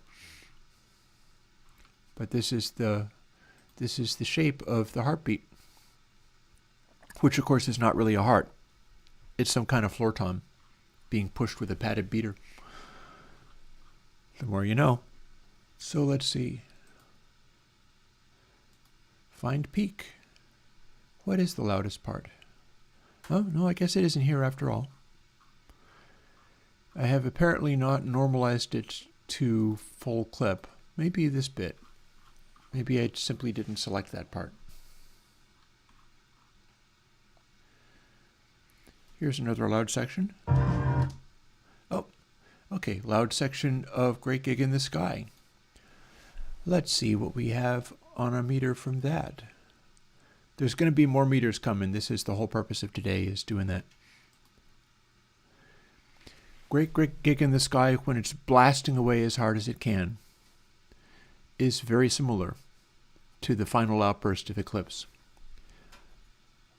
In particular, you'll notice that the drum beats, the biggest peaks of the drum beats are pushing just above -12, which is, I think, a key concept there. Other stuff is shifting and changing, but notice also when we do this, and it looks like we're doing a couple of different versions of it. When we do this and do the loud outburst of music in classic rock style, while retaining peak energy, you notice that it densely fills up the top range of dynamics with a cloud of information. This is all flattened out when people loudinate. In modern music, you will never get any of this, which is the problem. That's why it doesn't sound right. Apart from the resolution details of like not quantizing and stuff, of not just making stuff 16-bit without dithering, none of this has anything to do with dithering. This is entirely about dynamics. And this is literally what the vinyl record version of Great Gig in the Sky looks like when you're able to see what the peaks actually look like over time. Just drink it in. The cloud here fills pretty much the entire space evenly. That's the secret. If you loudinate it, that's gone. It's all literally gone. Crank this up another 60 dB, and this is a flat line. When you peak limit, when you clip on the output bus, that's what happens. And often people will do that because they're not happy with how loud the peaks actually are, and that's down to mixing, honestly. Mixing well enough that this is the result you get. But if you know that you're not doing it, you can adjust stuff to cover for that. And I am hoping to be doing more of that in future. Getting more into doing it. The last time I tried to, I was still mixing with the version of Airwindows Juice Toy from years ago. And all of this was kind of obscured by a bunch of color information that I've since stripped out, because this is really the gold. This is really what you need to have here. Probably can, because we don't need to actually hear it, do we? I don't know whether I've got some modern mixes that I consider to be good. That might or might not be what we actually want. But with this, I can load up literally anything, and it'll be fine. So sky's the limit. As long as I've got it on this computer, which it might be the trick. That might be the catch. I've got some Andrew Huang. I've got a D&B guy that I like. But yeah, this is the point that I'm making. Also note, these little spikes are percussion. These little spikes are like where the drums and guitars and bass come together to provide a pulse. Note that we have got some fullness and density, but there's room on top of that for a bunch of additional definition around where the kick drum lands or where the snare drum lands. Even in the densest of areas, we've still got spikes defining what the percussive information is doing. The spikes are projecting up above what the body of the music is doing. Let's go to the modern mix by comparison, which I believe I can dig into my Flax collection. Some of my stuff actually counts as a modern mix for that. We've got King Giz. Shingo Nakamura is pretty good. Andrew Huang is pretty good.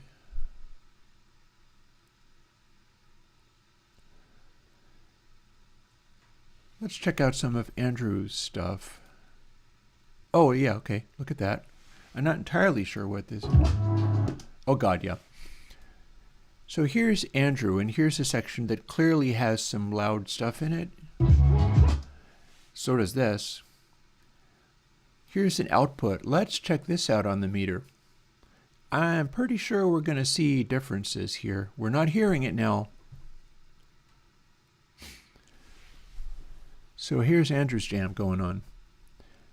And as you notice, he's pretty good. So he's got a similar thing going on, but at a elevated amplitude, a strikingly elevated amplitude. One of the things that happens with modern genres is genres try to reproduce this behavior within the limitations that they can exist. So we see something that's not that dissimilar to our cloud, but it's being created by completely different methods. It's being created by a kind of loudinated, very synthetic thing, and the percussion is still poking out, but that's because it's being pinned to the wall at every given moment. It's blasting through and is fully peak limited. And that's what we see as a result, is not that different of an effect, and we're still seeing kind of that cloud, and that's why people enjoy the sound of Andrew's music here, is because it's generating some of the same qualities. Here's a quieter section. Again, you see everything is it's like a good couple of dB denser than the classic ultimate density, and that's because this is a modern mix. This is not a hyper-loudinated modern mix. I don't remember enough about Andrew's stuff to be able to tell you which is which. We can also, let's see, I own this CD, so this is a Plastic Man track.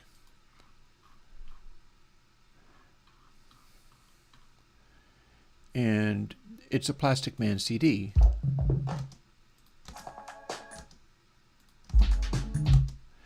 So this is an acceptable example of Plastic Man going really loud. It's not one of his earlier albums.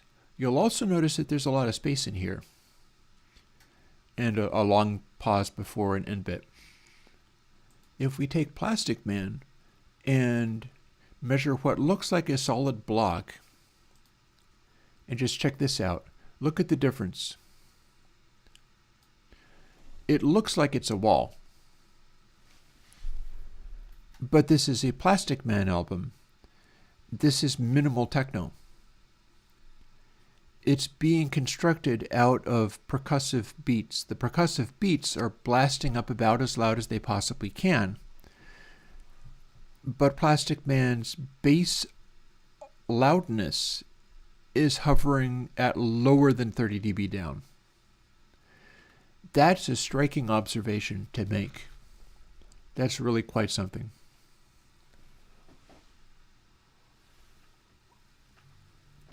And this also speaks volumes about how much reverberation, how much fullness and density is in his sounds. This is a minimal techno sound. You'll see that it's building up. The amplitude is building up. And again, this is a pretty modern mix. You'll notice that everything is basically clipping at all times. But the space inside of it is a very different story. We can skip ahead. It's built up to full density here.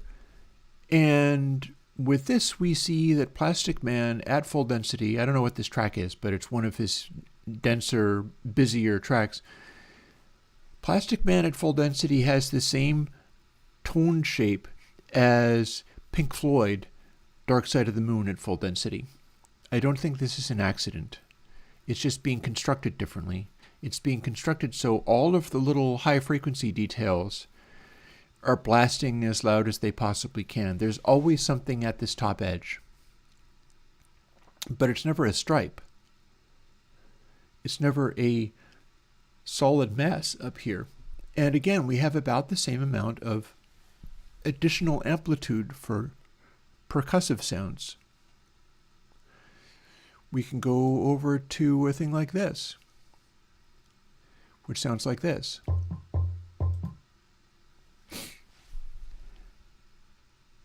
And that is the noise of one of Plastic Man's tracks as it ramps up. It's going tok, tok, tok, tok, tok, tok, tok, tok, tok. And that's what it looks like on the meter. The amplitude of the loudest peaks are constantly full blast, which is why it looks the way it does on the screen. But if we zoom out, we see that it's against a background of silence.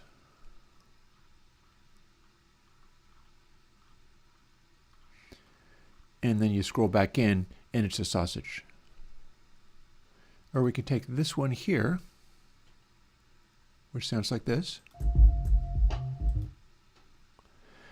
That is some kind of 303 going on.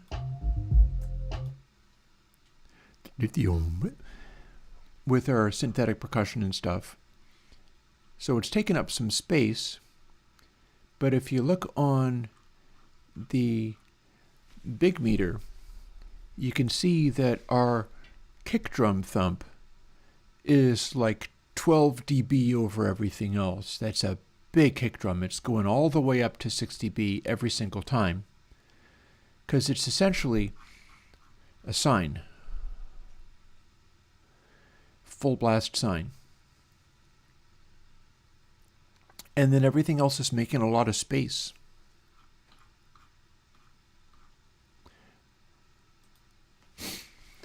And that is a Plastic Man, aka Richie Houghton album. It's Plastic Man's album Artifacts. And we can bounce around a little bit more as well. Request? You're seeing some modern mixes. I've got a Shingo Nakamura, I've got King Giz. What have we got in King Giz? Here's a classic King Gizzard. So the dripping tap sounds completely like King Gizzard normally sounds. And this is a modern thing. As you can see, complete meltdown. Loudinated to where it's just completely overwhelming at all times. So this is probably a darn good example of a modern mix, even though it doesn't sound that modern. It sounds kind of older, but amplitude-wise, this counts as a modern mix. Interestingly, the way they've got it mixed, their maximum loudness is still hovering at 12 dB down. Much like, it's like, this is approaching what the maximum loudness of Pink Floyd was doing, except for that it's pushing beyond because it's a modern mix, and so this is one where it does count as being overloudinated. So we don't really get to see the peak range there, but we're still seeing some fluctuations in amplitude. It's just it's fluctuating as loud as it can possibly dare to go without sounding like complete butt. And it successfully doesn't sound like complete butt, but it's just on the edge. This is like right on the edge. The whole thing could be taken down 6 dB and it would be fine. Also note that you can still see some variation on the peaks. Mostly not. Mostly the peaks are aligned. But we're still seeing a little bit in here as it goes, doing stuff like this.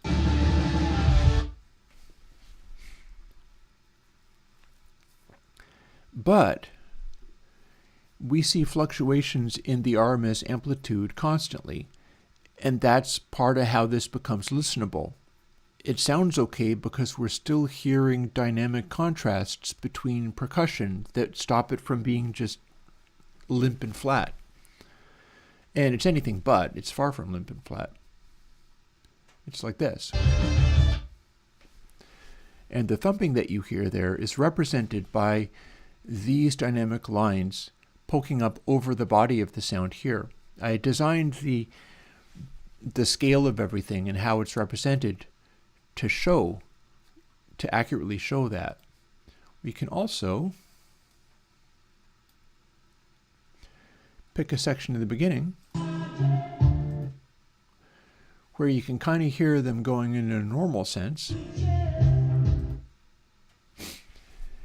And it sounds very vibey and old, but that's largely tone and frequency balance. Whereas what we're looking at is dynamic range. And this dynamic range is acting a lot like the classic 70s stuff. This is just before they ramp up to full crank.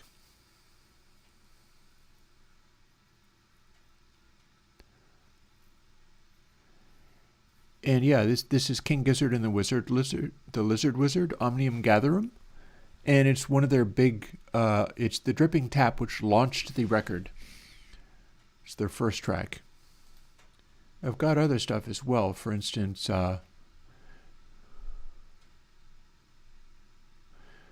here's one that I really enjoy. They did one that sounds exactly like Beastie Boys. You got Sadie Sorceress.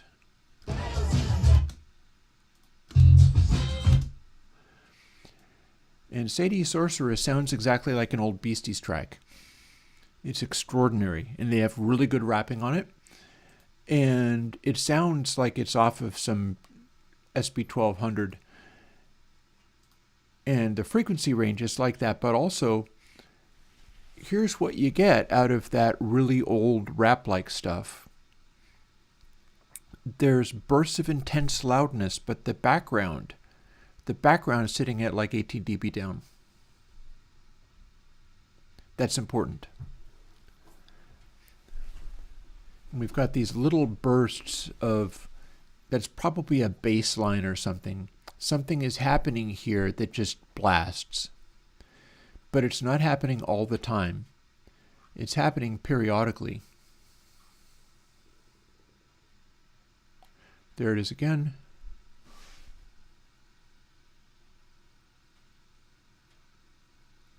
I'm watching for it again.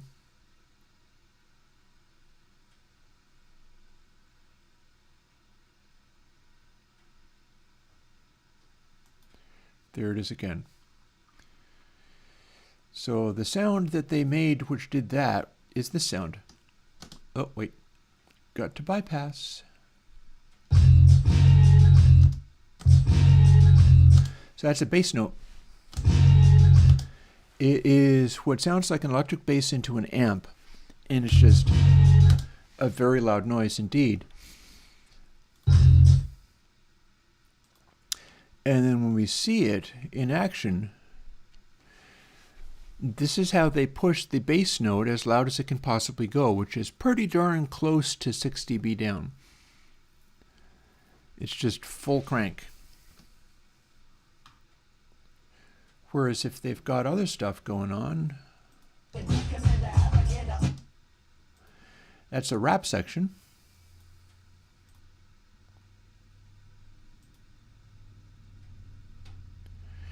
And you can't really see it because it's under this button. But the rap section, 6 dB, 12 dB, 18 dB and more down from the full loudness of it. Here's another rap section right there. So we have people rapping and their voices are mixed here.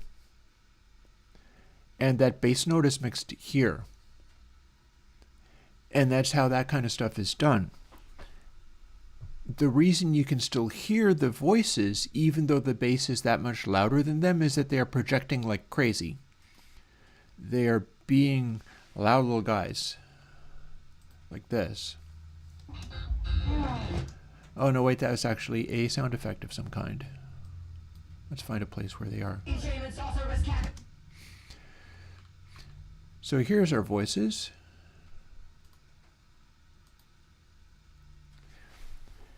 And here is the mix level where the voices are at, with an additional pulse in here that peaks out at full crank.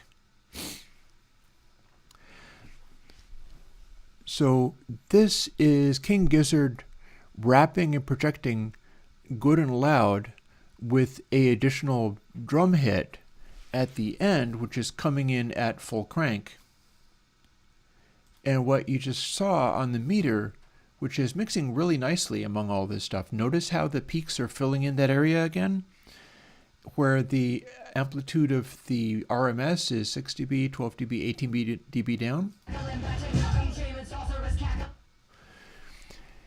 So they're projecting. The voices are projecting, and that's why the peaks are going up this high. And yeah. Oh, here's an interesting one. Check this out. This is like their metal album. Predator X off of Omnium Gatherum sounds a lot like their metal album from a little while before. They covered that bass. And so if we take this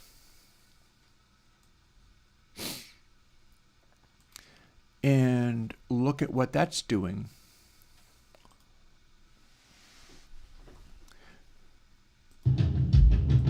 that's just drums. Here's where the drums sit. And then as it kicks in, which it's going to do in a moment, the drums, as you can see, are peaking out. But then when the full band kicks in, to have the full like metal volume, interestingly, you'll note that it does not go as loud as the bass track did on the hip-hop track that they did, nor is it even going as loud as the dripping tap, which is their old school sounding stuff, because this needs to have a humongous amount of impact in the sound. And so they're doing stuff like this. You see that little part here where it is very dense around 12 dB down, and then there's this little pause, and then it bashes back in. And that's this noise.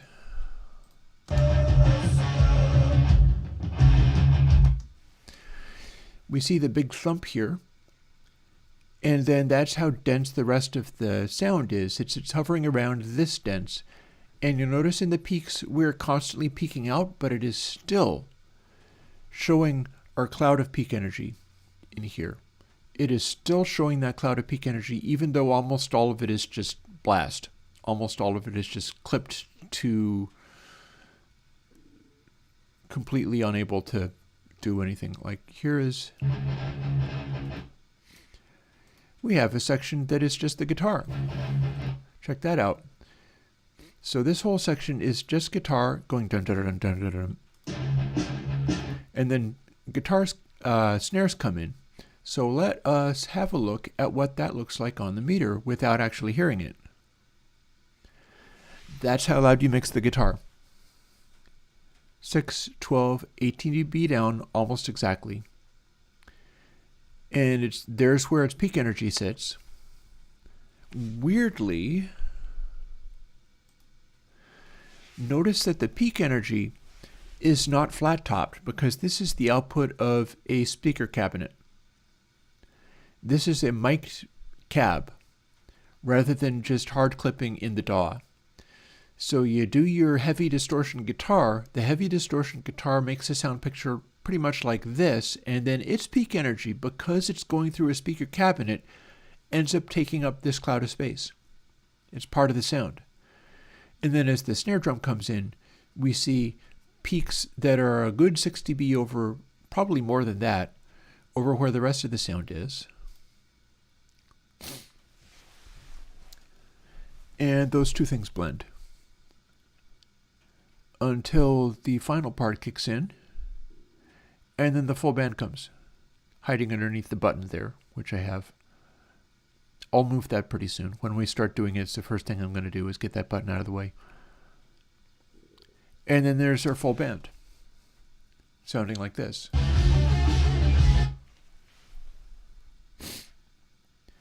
And the full band hovers around 12 dB down, pretty consistently, and has spikes on top of it, very similar to how if you pulled all of this stuff 3 dB down, you'd have a picture that was very similar to Dark Side of the Moon. Only thing that's wrong with it is loudinated. Everything else about the mix is scoring very highly in the classic recordometer.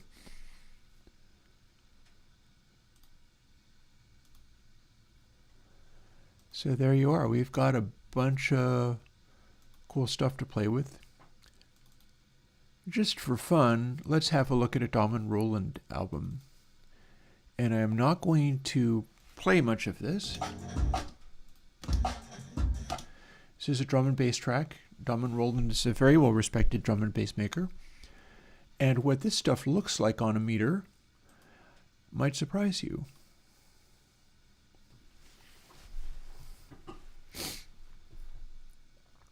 Hit record sound acquired.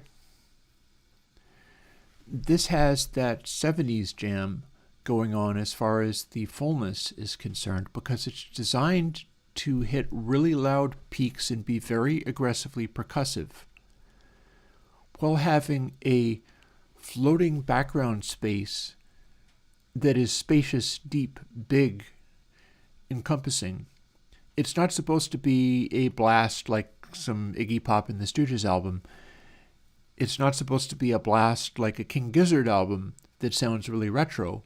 It's supposed to sound really modern, and part of that is inherent in getting this almost Eagles-like sound picture, where the density of it has a limit to how far up it'll go. But notice how evenly the peak energy is filling out. This is a really impressive result. And you can do more. You could have peak energy so densely filling it that it's just an entire cloud, and that's probably translates to hit record style sounds. But the fact that this is so evenly dispersed speaks volumes. It's really good work. Really good work here. And that's Dom and Roland. That's D&B. It's instantly recognizable as D&B. It sounds like this.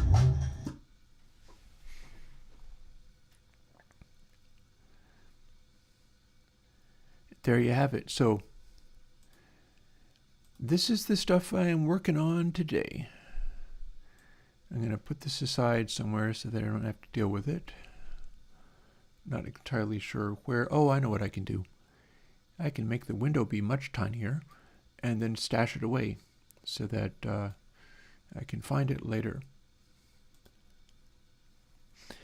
And you know what? This is a fine time for me to fuss with my fire and make another cup of coffee. So what we're also going to do is fire up that background music again. That did not do what I wanted it to do. Let's try that. That's not what I wanted to do either. Although I suppose for fun, there's no reason we can't just... I was going to play this as a sound. Okay, let's play this as a sound, but also meter it. Oh wait, I can't. Well, shucks, never mind. So if I was going to meter this, it would produce this effect. This is how loud this stuff went. And I do not currently have a way to play it and meter it at the same time because I made a point of especially setting it up so that I could play stuff that I can't play on YouTube and show you it. But this is what my stuff looked like when it was this. Back in a bit.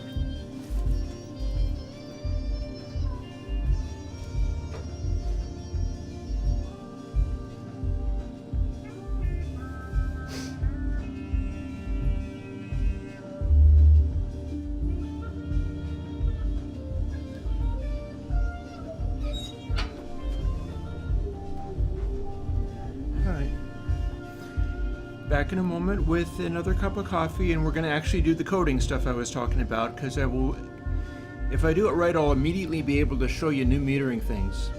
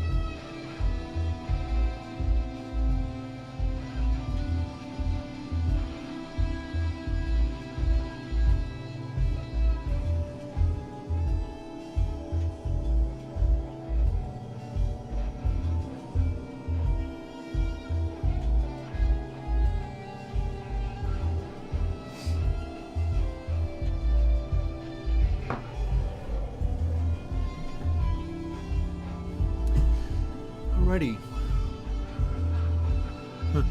No hourglass this time, I guess. So what this stuff that you're hearing looked like on the meter was more like this. It is hovering at about 6, 12, 18 dB down. The pulses of the kick drum go up to about 6 dB, and all in all, this is in line with like my preferences for sounds. It's not going for super loudination, and there's some room to do stuff like here's a loud bit.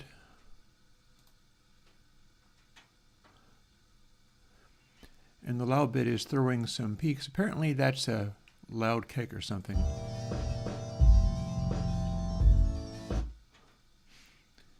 Louder pulses. And then we've also got quiet sections like this.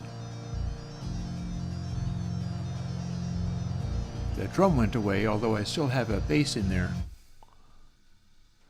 And that's all sitting around very quiet. Although the range of what I'm seeing here is that the range of my peak energy, it leaves much to be desired.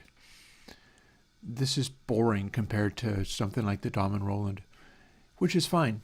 Like, everybody's got to work on what they've got to work on, and this is just one live track that I did, which was also mixed live, by the way. So there was no do-overs here. This is just what you got. Speaking of what you get, we're going to jump into some of this coding. We have set it up so that it has a 0 volume. But now what I'm interested in is, and I can probably leave this alone. I'll stash this somewhere.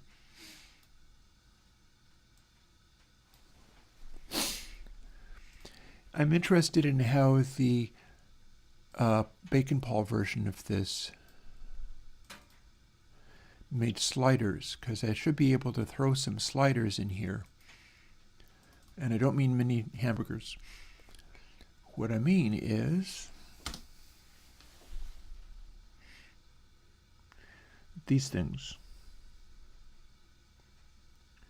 No reason I can't start including that. So that lives in a plugin editor. I'm looking at the H file. And here's some of my stuff. So what I could do is start including some of these other things. Like we've got paint, we've got resized, override, idle timer stuff sits up here. Let's just go in, and I'm going to start opening these in PB Edit. I don't feel like opening them literally in Xcode, because then there'll be multiple files with plugin editor, and I would hate to put them in the wrong place, so we're going to keep them in two different programs. But some of this stuff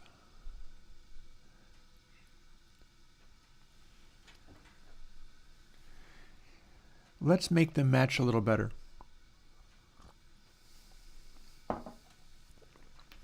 This is sort of the mid-afternoon lull. So this is a fine time for me to walk through some of the chores before getting to the really exciting stuff when people show up later in the afternoon. And I needed to generate sliders in order to get some of this to work. So we're going to go through and continue by implementing some of these things. And that appears to be about everything. I've got idle timer put here in public rather than in private, which may or may not matter. Somebody will tell me if I'm doing it wrong. We'll see.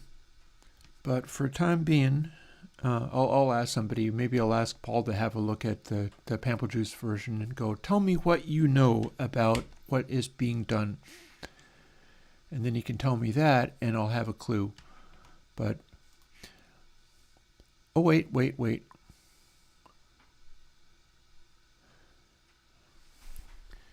See where it says public and then private, and only private has idle timer, and in this case I've got public idle timer, and then the rest of this stuff is sitting in private. See, this stuff does matter. My concern is simply that I'm doing it wrong. So processor, that is correct.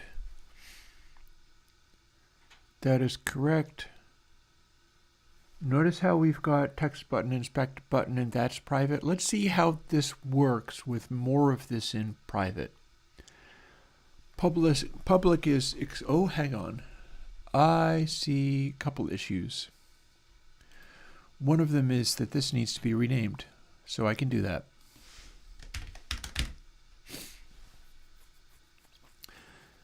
Then, here's another issue. Only virtual member functions can be marked as override. Maybe we need to move this up here, where we've got this here that's marked override and this marked override. Virtual member functions might live in public. Here the stuff lives in public. So the other stuff that's actually been moved over and lives in private now, that is not... It's hard to tell which bits of this are actually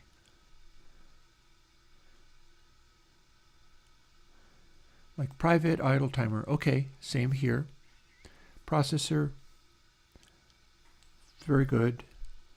Same here.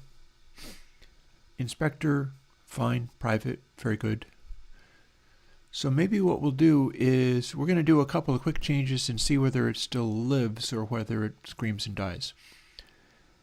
And what we'll do is we'll move this stuff to, oh, that didn't move, did it? We will try to move this stuff up to here where it is in this public section and see whether that breaks. Doesn't look like it has. And now what we need to do is move this stuff, which seems to have been meant to be in, like, we're making this closer to what it was in Paul's version. Because Paul's version has some of the commensurate stuff in private, like idle timer, that's fine. But then this was not in private and it's blowing an error. So we're going to take this and we're going to move this right over to public. And presumably that's going to make it a virtual member function, whatever that means. Because remember, I'm not a C++ programmer. I don't understand these things. Also, here's another possibility. Maybe I need to define the function in the C file. And if I haven't defined it, it won't actually count. So we've got that.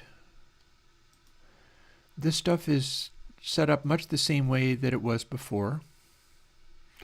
These are being defined, but they're being defined in a slightly different place, and that's probably okay.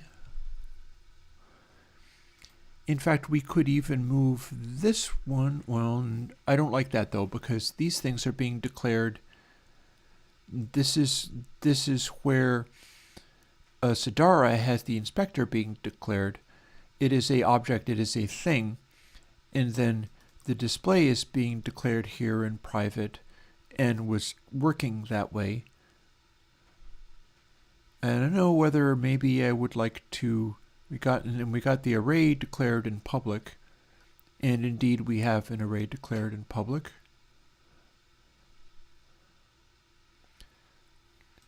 What if we move these to private to go along with this other stuff that was declared in private, looking consistent with this other stuff? Again, I don't know what any of this means.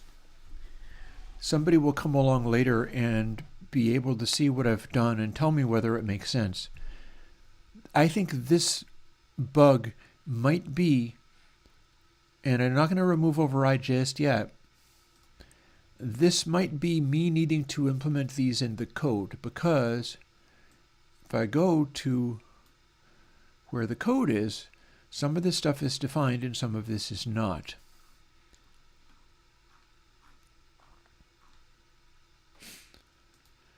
So my next step there is to go to Plugin Editor CPP in the other version, the Airwindows toy version.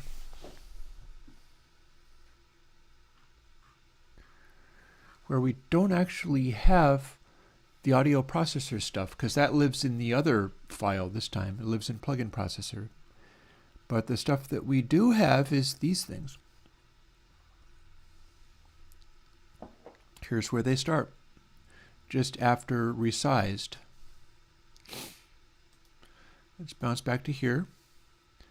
So just after resized, it says these 4 things. Several of them claim override.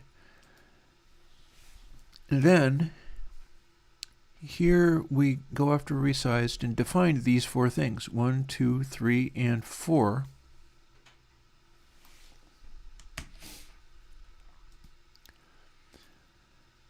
And after it says resized, we're going to put these in and see whether it's any happier. Oh, we do need to edit those things. Maybe we do need to edit those things to say plugin editor. Maybe that's also where the problem was, that it still says Airwindows toy in the definition. I do know that it's not supposed to be saying that, so we're changing those. And that's not okay. Let's clear those issues and see if they come back.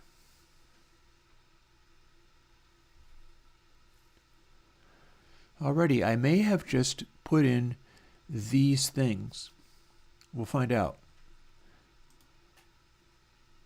I had to update it to say plugin editor. Oh, hang on. Oh, and I see one of the problems right there.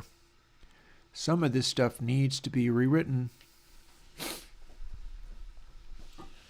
That's not too hard to do, though. Every bit where it says here needs to say here. So, boom.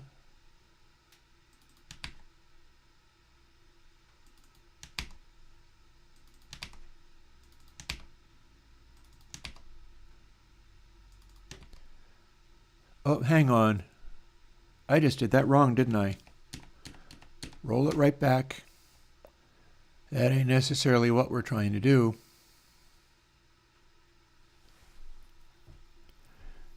Interestingly, it looks like we have a thing. See, it's making a suggestion. It says, oh, hey, did you mean plugin processor gain? Which implies it knows that there's one there. I like the sound of that. That suggests that this is going to the right place. So what we're going to do is, we do indeed have plugin processor, although I don't remember putting those things in there.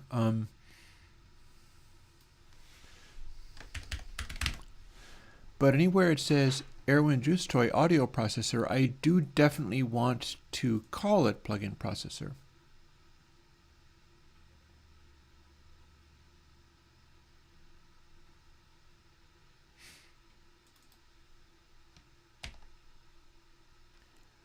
Hang on.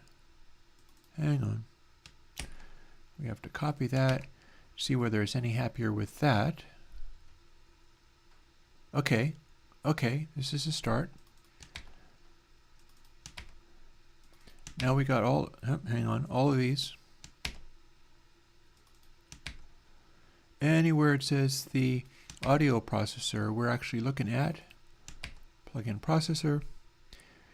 Gain and resonance, that's an enum, which we probably need to do elsewhere, but it's fine.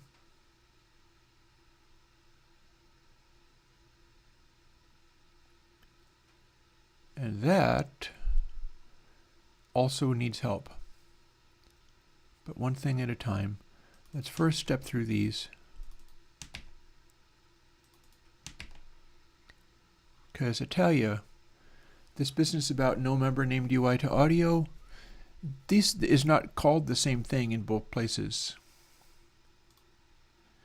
This one just calls it processor, but the one I have arrived at uses a different way of referring to it. Processor ref. This is what was called processor in the other one. Oh, and we still have a problem here, apparently. One thing at a time.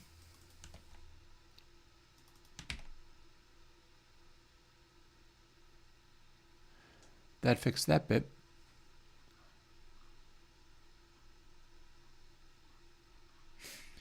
This part works. Might actually be worth me looking up. Well, first things first.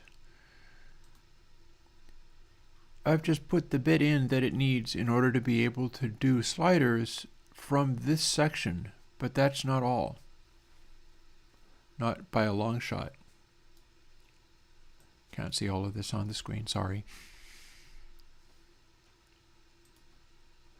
Plugin processor also had stuff that might be relevant to what we're trying to do. Here's where we have some of these enums. And that could be a very key point. So here's where this one is, and here's where the other one is. Public, plugin processor.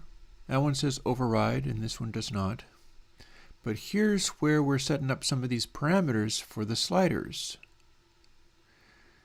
I don't know whether that's where I should be. Oh, no, hang on. Wait, yes, we are, in fact. We are defining gain cutoff resonance.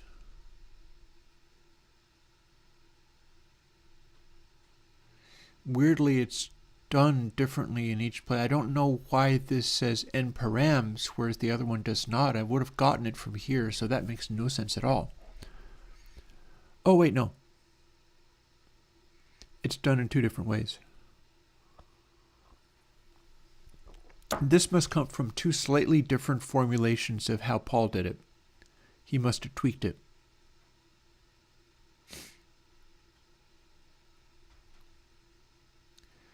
And UI to audio worked, and stand array works. So this is looking okay for now.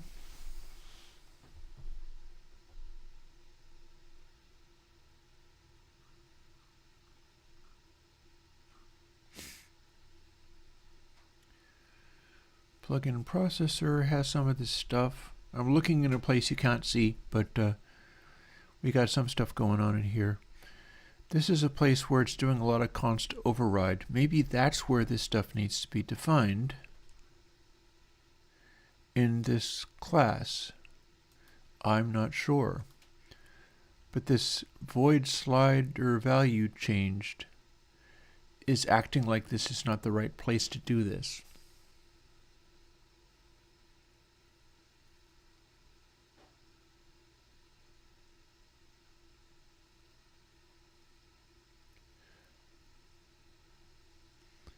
So plugin editor maybe isn't where we want to do this part.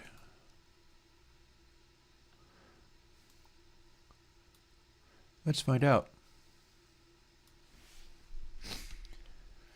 If we delete this stuff that talks about sliders in this H file and put it into this H file where it is indeed talking about things that the Juice framework can do, like this. Set current program, slider value changed. It's still talking about only virtual member functions can be marked override. But everywhere else it marks stuff override just fine. We took 4 things. We put 4 things in here. This is kind of where that came from. It was after resized. It didn't complain about this before, but it is complaining now, so we need to take this stuff out of here.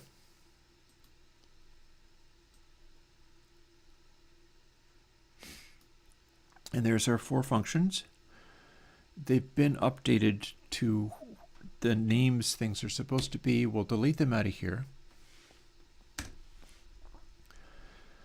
And we'll find a place in plugin processor to put them, but not process block because I don't like that. Instead, let's try to find a place up top. So where were they in the H file? After get tail length seconds,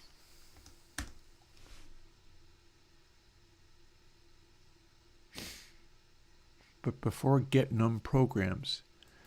I want that stuff to line up. So after get length tail length seconds, but before get num programs, namely here. So if I'm correct, this might actually work this time. Or not. But we'll find out, I guess. Oh, I see another problem. I think this all wants to be labeled as plugin processor, at which point maybe it'll be happier with me, and vice versa. So let's clear those issues and see if there's anything else going on. It'll probably pop up at some point. In theory, that might have made it be something that works. I don't know if that's true. I do know that it's not throwing errors at me right at the moment, so maybe we're in with a chance. Again, like I keep repeating, I don't know how to program in C++. That is not something that I know. So we're just exploring this stuff and seeing where it can go. And there's plugin processor H. We got a couple of filtery things that are very much down to what the original one did that I'm stripping out.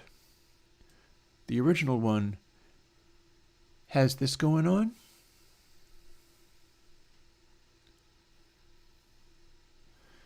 And I believe it actually implements a low-pass filter. And that's something I don't need to do. So we're not going to implement a low-pass filter here.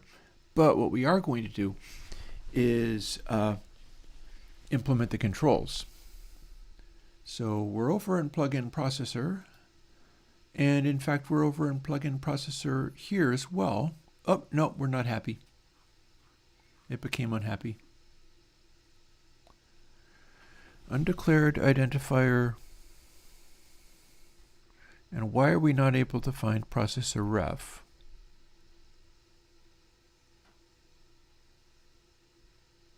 Oof. Was doing so well.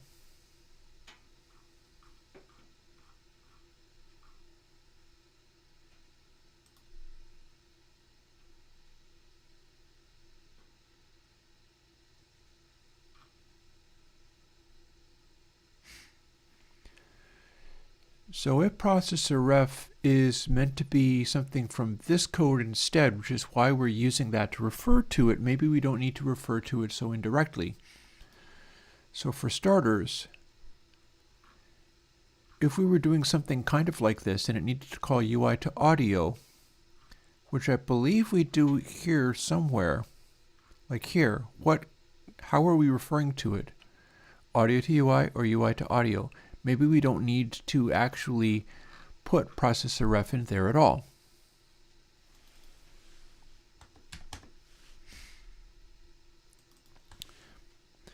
Maybe if we do this, it will be fine. Looking like that's a good start, but we also have an undeclared identifier sliders. And that don't make much sense. It's declared somewhere, it's not able to find it.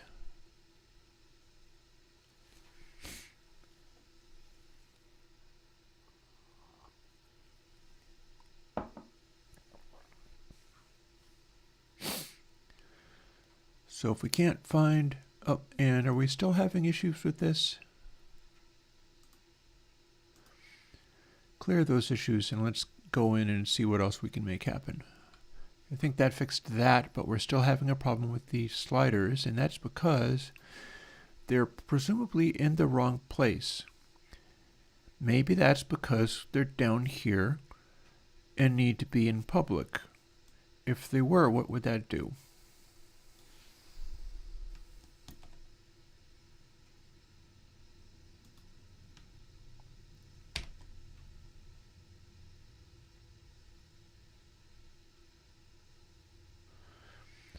Private idle timer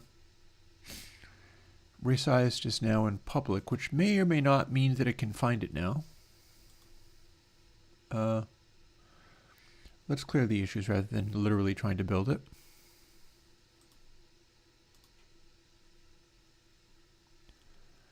And we'll find out whether it still can't find those controls.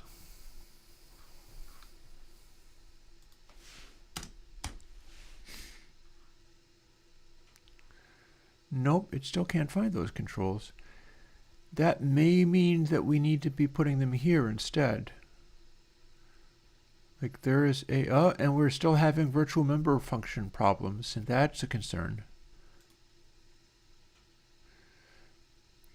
So we'll see whether we can move these things over to somewhere that the code can find it. Such as the H file of this stuff may be underneath where the log-free queue is.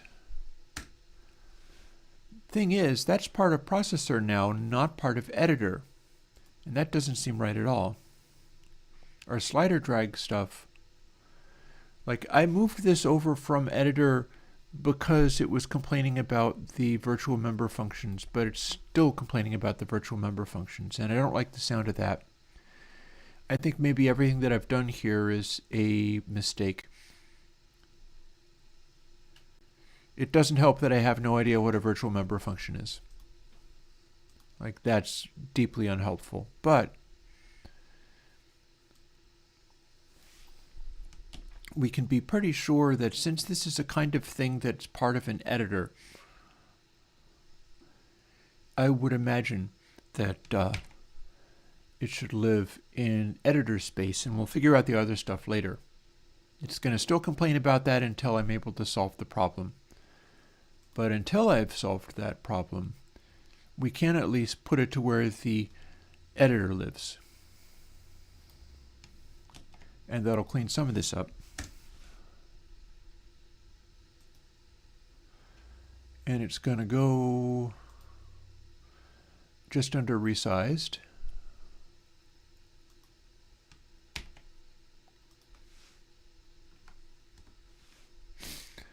And we're going to end up figuring out what's going on by searching with it. And we got to, we're in editor, not processor. Okay, so this part had not been broken before. So we just moved this, didn't we? Yes, we did. And that's not okay. So we got to move it back, because what we did was not smart or good. Out with you and over to editor. And if I'm not mistaken, when it was working, the arrays got defined up here.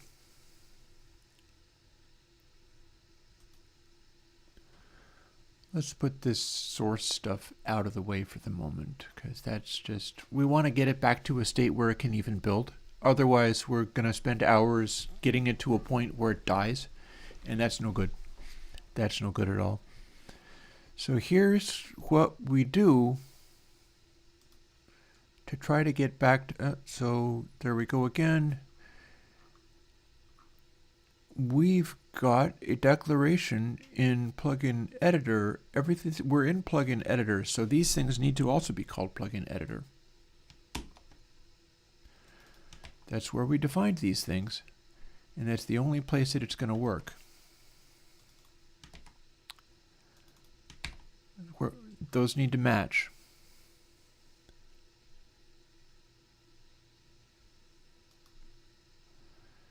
This, I believe, needs to go back to processor ref, because that lived in the processor instead. I'm not absolutely certain, but I think that's going to be a thing.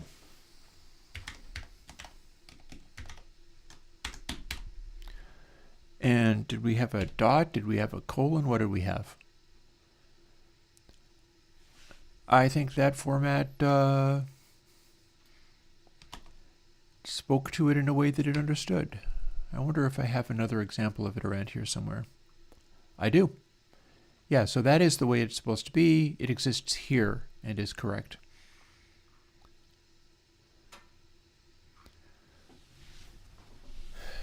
So implicit conversion changes sideness into std array size type. That's not going to break anything. That's fine. Implicit conversion loses floating point precision, double the float. That's fine too. We're okay with that too. That part's not a problem. So what else is sitting around? Only virtual member functions can be marked override. What the F is a virtual member function, and what happens if I don't mark it override? What would I need to do? Who do I need to blow to make it a virtual function? A silly question. Sadly, these are computers, and so you can't persuade them that way. Not that I'm likely to go around persuading people that way, but at times like this, it gets tempted.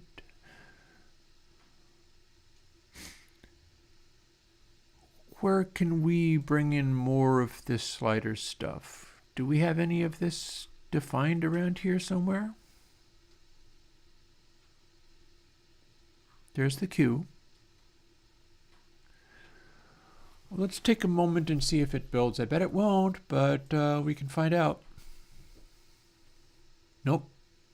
I do have to deal with this.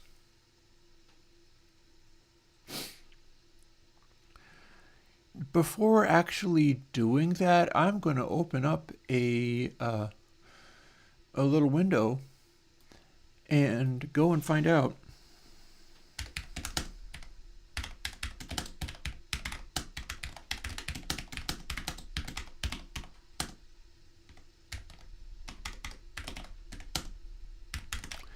And I know I'm working in Juice, and so we'll find out.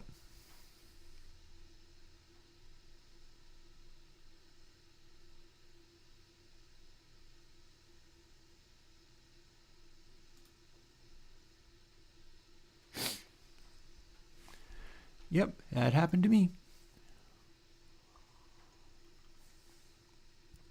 Oh, I see. This is stuff that's happening to people from the code, the tutorial code. Somebody's proposing, like, how about we not supply tutorials that are broken? That sounds good. They should.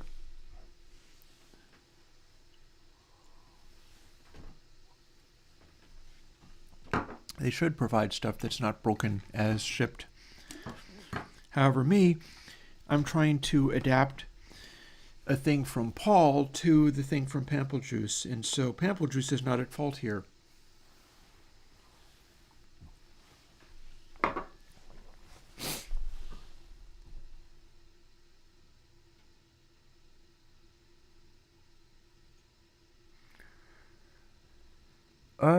Missing a line defining the prototype of the private slider listener at the top of the class, A. So here's the top of the class. Here's slider. This is defining stuff from this. Seems to be able to find params. Defining the prototype. Defining the prototype. So if I was doing this stuff in CH, do we have anything in here that looks like it's defining the prototype for sliders? Array, value changed.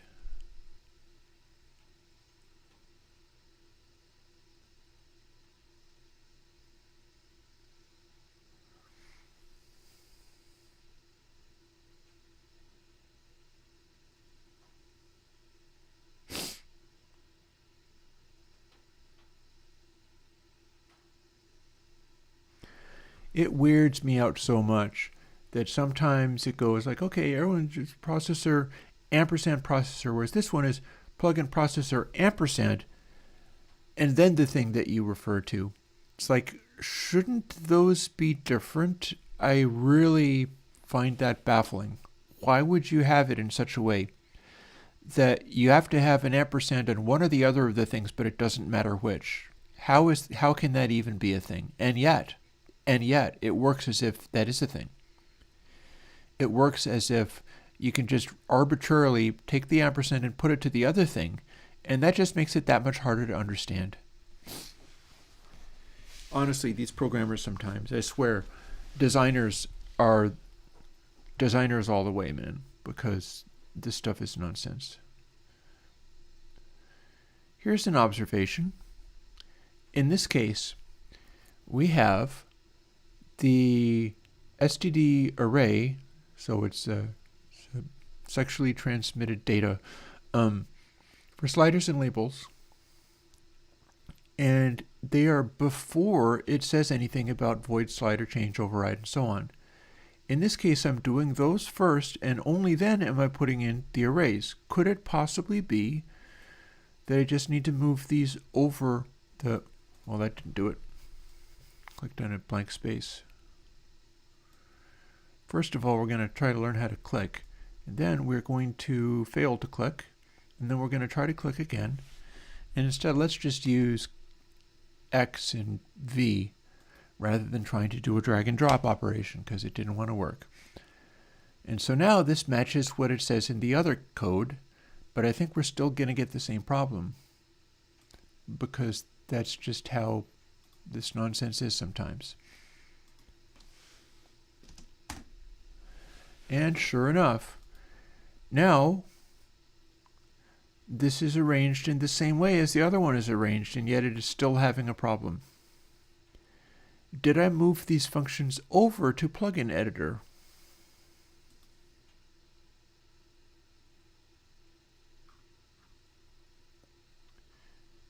I did move them over to plugin editor. Why would it be that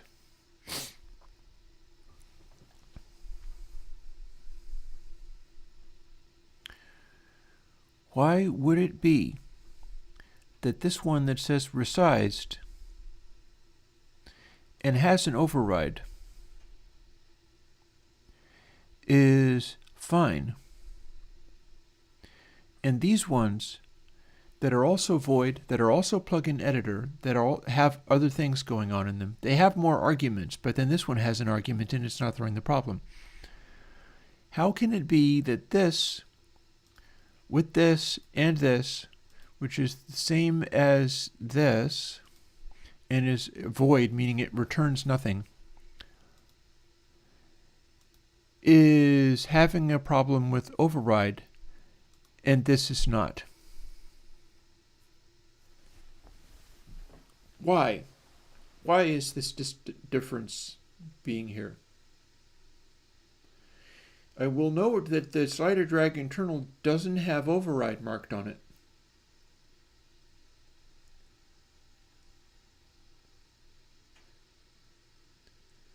So slider drag internal is still referring to a juice class.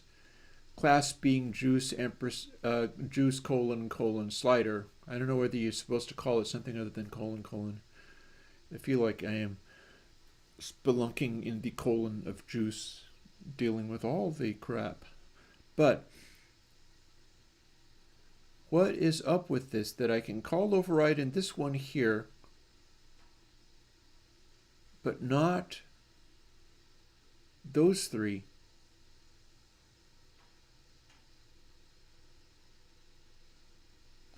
What's making override is on the, I guess that's the destructor. It's either the destructor or it's the constructor. The tilde plugin editor thingy. That has override on it too, and it's fine. Resized has override on it, it's fine. But slider value changed has override and it is apparently not. And I don't know where that's supposed to change to make it be different. So on into the...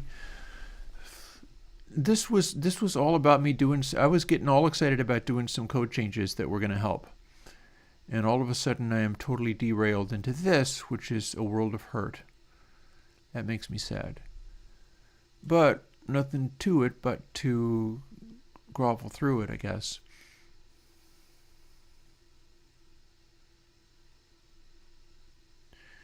I could make the slider and labels be defined privately, but I'm not sure that would help.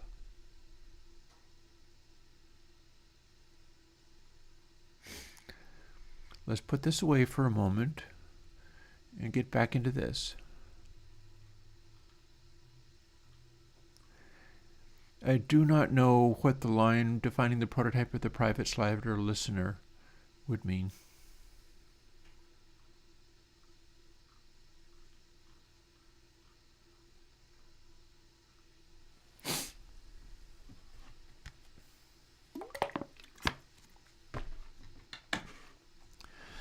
So I can tell that we're dealing with inheritance.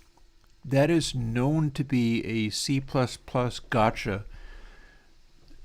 It's not just me finding inheritance to be a bear, because this is one of the things that freaks people out about C++. It is a core C++ feature, but it's also a nightmare.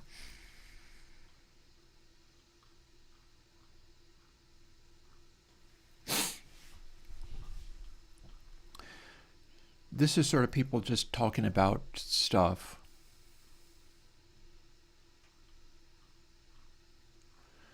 Having a general conversation about the same things I'm dealing with. And that's, go and read Siddhartha by Hermann Hesse. Okay, but it doesn't actually help my problem with virtual functions. Go and learn C++. Go to college. Yeah, I'm a little old for that, man.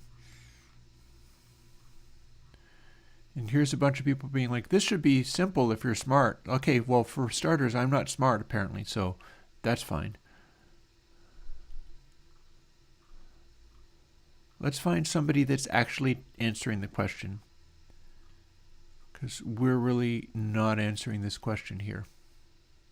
Only virtual member functions can be marked override.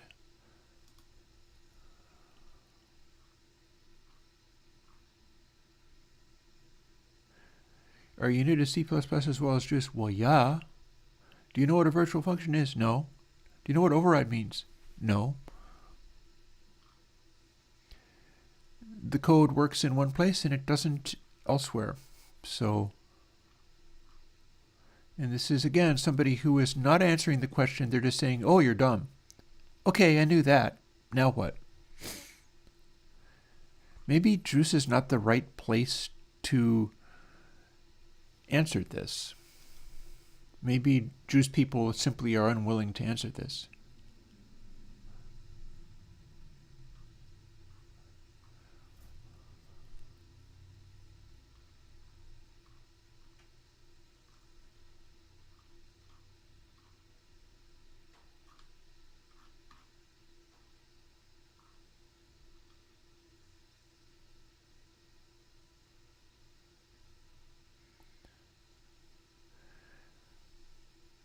Class must have inherited. So inherited means take something and we're making a sort of private version that gets to have its own extra stuff in it. It's a sort of starting off at a certain place. Now, as far as what makes that be a virtual function,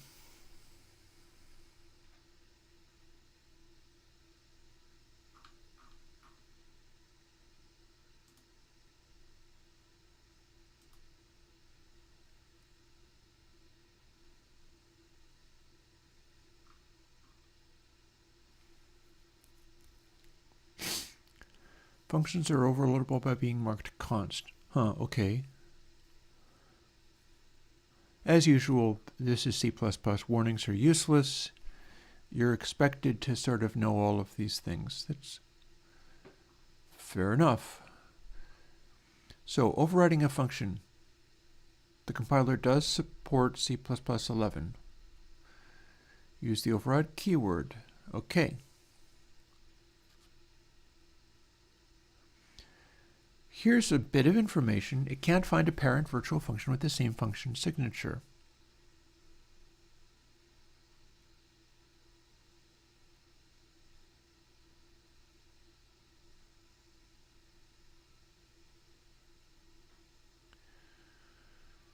So it could be const or not. Const means you don't get to change it, if I'm not mistaken. If it was not const, it would be you're able to change things about it.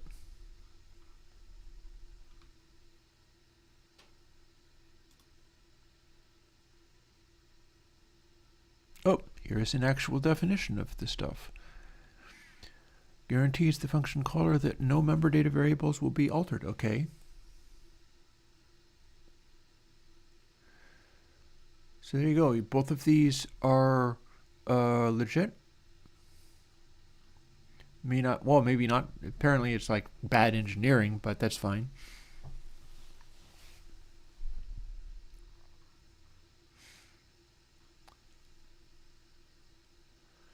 So we get to define whether things can't be changed, and we get to override stuff so that it can be changed or can't be changed, depending upon how we go about doing it. It's all about classes, and classes are all about being able to take a thing and sort of duplicate it into a different, changed, altered thing.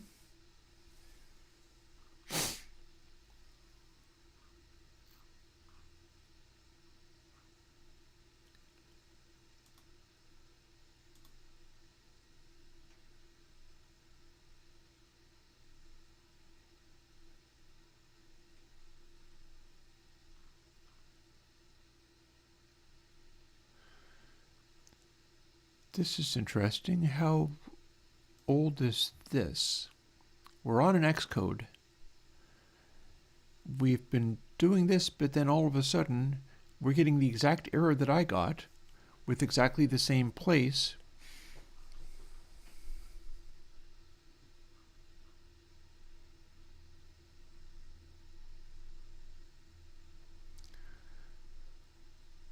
Okay, so some of this stuff should be getting brought in. So it needs to be, I think this is set up to find all of the juice things. It's possible that it can't find the slider stuff yet. I don't know where I would go about getting it to find the slider stuff.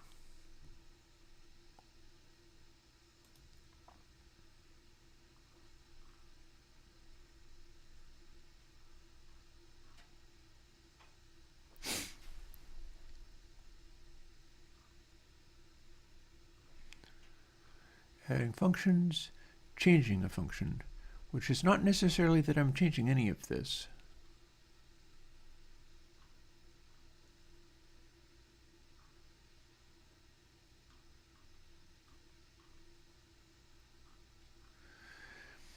Some of this stuff, classes upon classes to do relatively basic things, I feel like this is bad programming practice. I get that people disagree, but this is like weird levels of arbitrary additional complexity to do things that do not have to be made this complicated. The output doesn't give you anything special when you're doing all of this. This is a constructor of the this, of the that, in which the class is overridden to draw it in red instead of white. It's like, what are you doing? What the heck are you doing? And then they end up getting problems. And you could just code it, and then it like doesn't work. So maybe not good.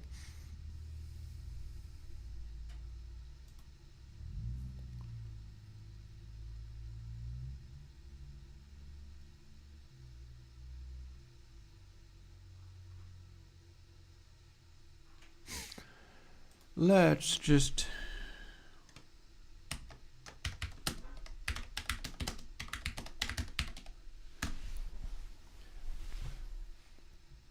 so this is definitely a real bear.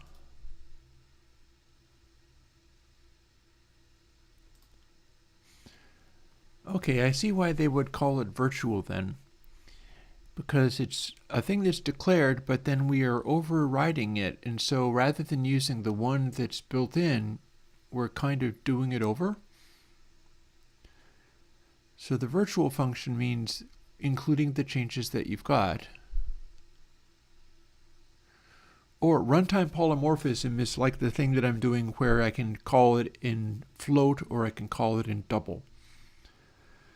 So the whole processing thing works differently in two different places because sometimes I'm calling the float version of it and sometimes I'm calling the double version of it. That is a virtual function using runtime polymorphism. The resolving is done at runtime. So if it's able to call the double version of it, then it does. I've already tested that does in fact work.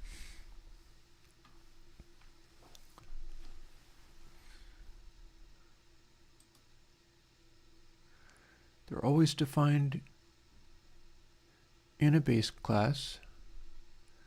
You can have a virtual destructor, but not a virtual constructor.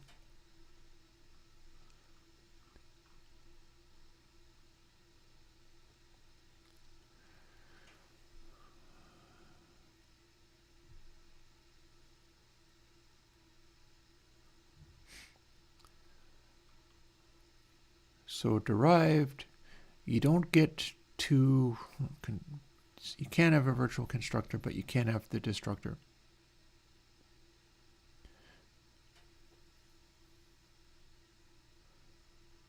That said, it looks like it does exactly the opposite, doesn't it? Assuming that this is the destructor, what it looks like is that the output of it as they did it constructed the base class, it constructed derived, it destructed the base class, and then it did not destruct the derive, even though it says you can have the virtual destructor instead. It said you can't have the one that it shows output for, so that's just weird. What do they do to fix it? I don't know. No, that's just messed up. That is not useful or helpful at all.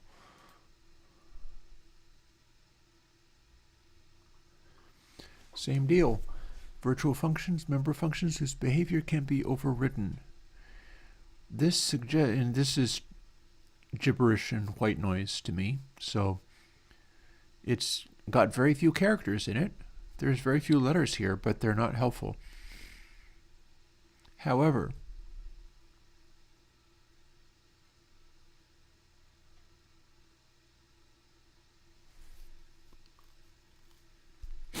oh, looky. I was wondering about this. Scope resolution operator, there we go. I called that : but cool. Scope resolution operator. So it's kind of like the dot, only not. It's the dot times 4 because it's 4 dots.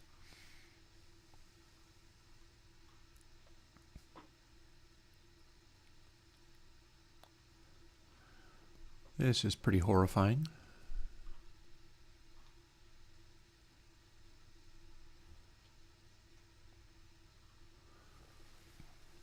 That said, the gist of it looks to be this is a way to take code and then replace bits of what's in the fundamental operation of the thing with something else. So just for fun,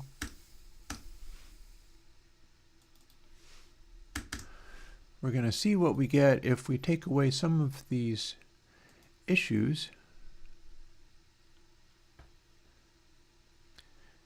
and then is it actually able to do any of these things if we simply don't call it override? Like, can this build? It had override in there before, so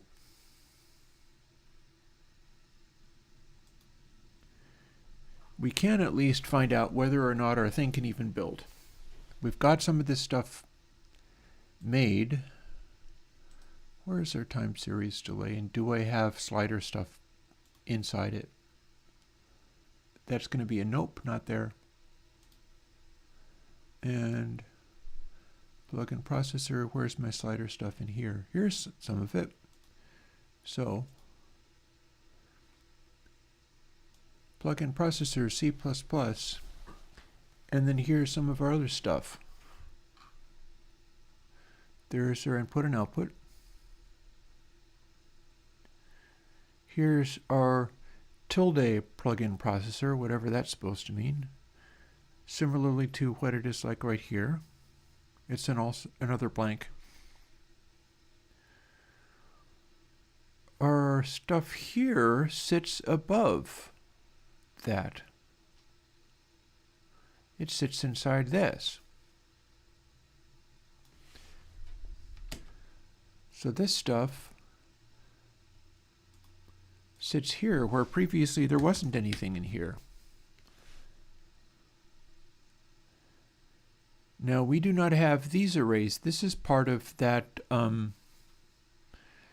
That's going to be part of the filter that we're not using. So we get to take this out.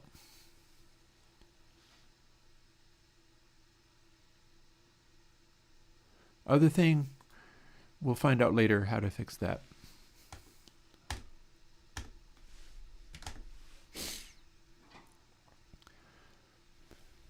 So we can't initialize a parameter of audio processor parameter listener within our value of type plugin processor.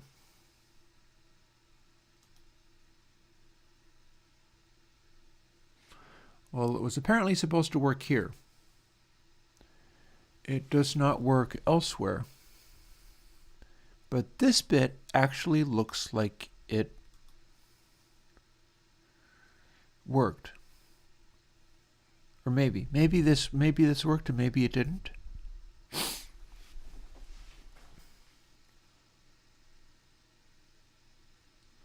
Or am I doing it elsewhere? Yeah, so params. So add parameter params. So this should be making more stuff. More control stuff specifically. Does it say things about sliders anywhere else here?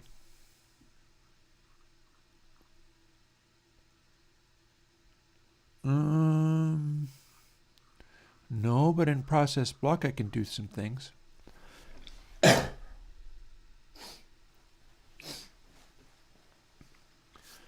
Excuse me.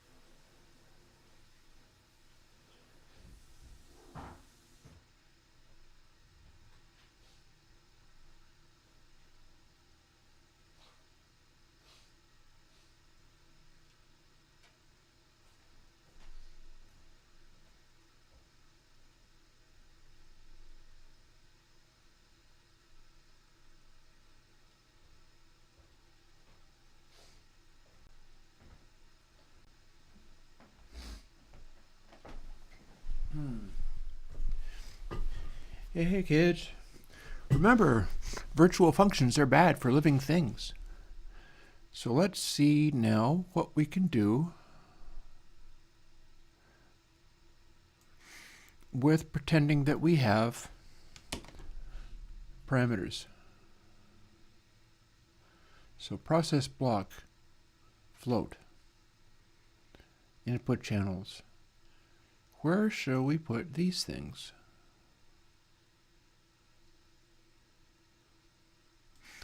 Let's put it after all this stuff. And then strip away the things we don't need.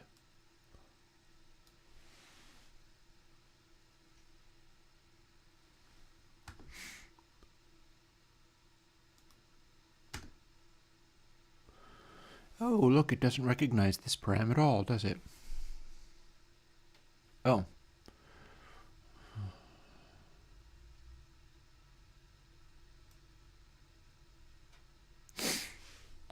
Let's just start simplifying things a lot.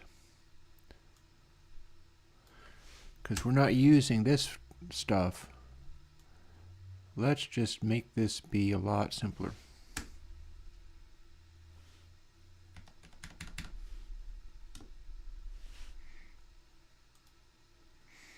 Okay.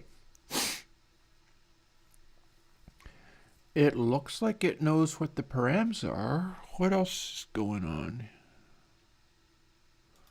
And while we're at it, let's make it match. I know we're not doing anything with it yet, but that was under main input and over RMS size. Boom.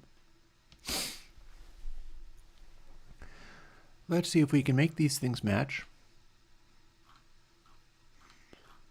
and how far we are along. Oh no, we can't do that, can we?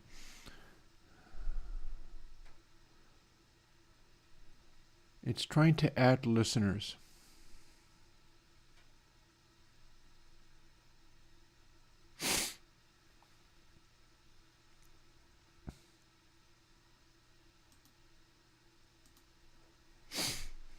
So this is explaining to me how this is made. So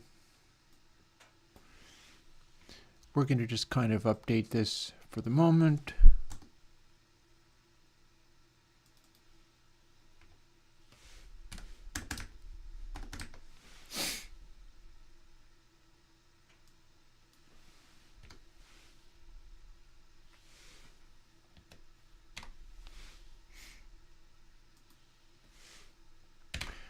In our primitive and simple way, I always like to use the additional 0 at the other side of that, and it is unhelpful. Also, our spacing is weird here in a way that I don't like.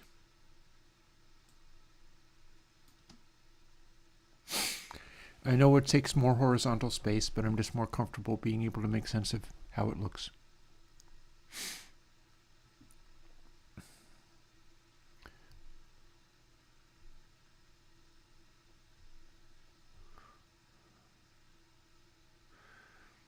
That's fine though.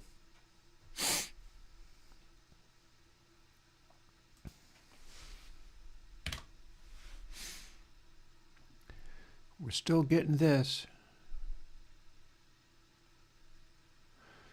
So why don't we go back to our web searchy places, and instead we're going to ask about this, because that seems like that should have worked, but it totally doesn't. Can I copy this text? Wouldn't it be nice if I could?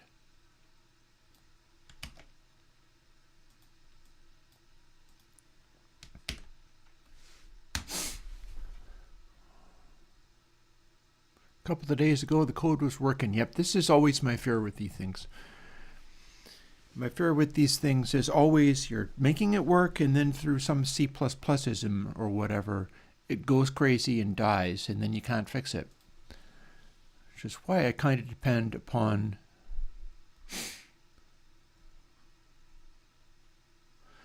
so can you verify that R value inherits parameter?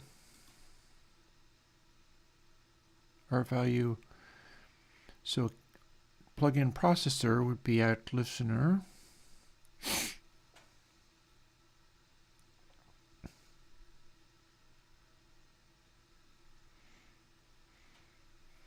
This stuff doesn't seem to be having issues.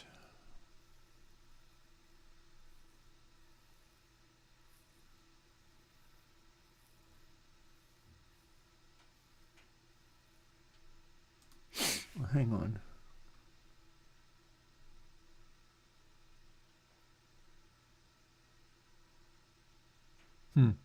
We're not opening up Producer, so I don't worry about that.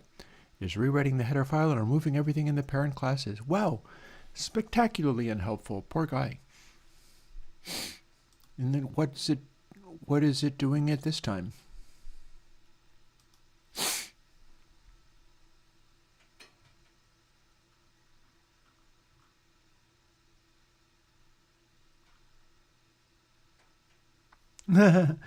Here's another case where it stops working randomly and then starts working randomly. See, this is no bueno. I'm going to have to get it to a place where it successfully doesn't just randomly quit and restart. That seems bad. I get that it's C++isms. I get that this stuff is hard. But all of these things where it's like it works, change the original problem.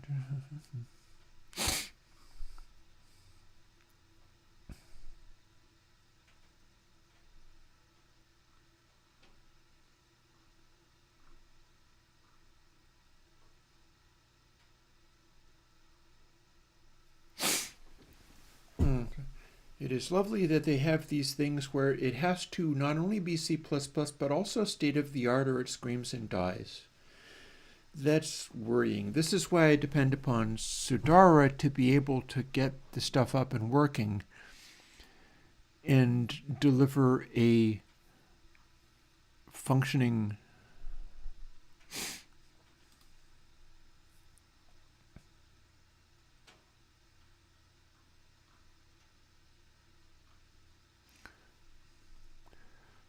let's get rid of that and let's see what it does when we simply refuse to add any listeners at all.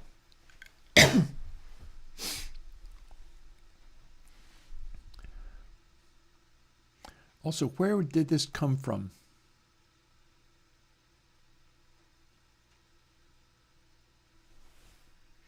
Could that also help? The fact that we've got that, so using namespace juice, it's being defined in here.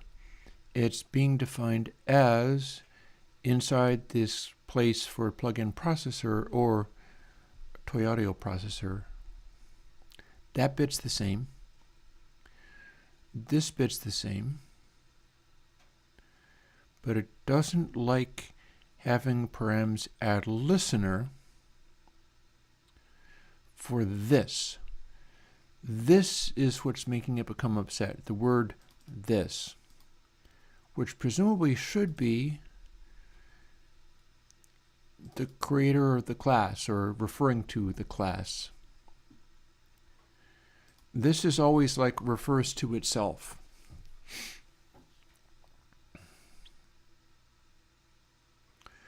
Do I have add listener anywhere else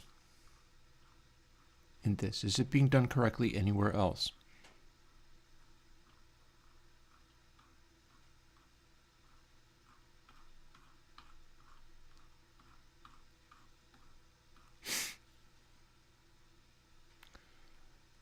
Huh.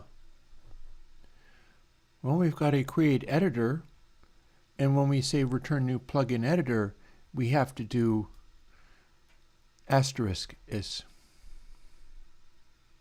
Hey, Robert Kennedy, the stream's not going to end for a while, man. I'm going until 5.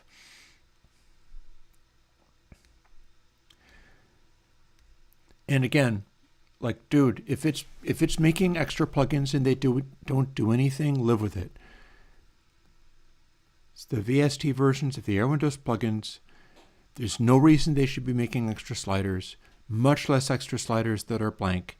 If they don't do it in everybody's thing, then they're only doing it in whatever implementation you're using. I don't know what DAW you're using.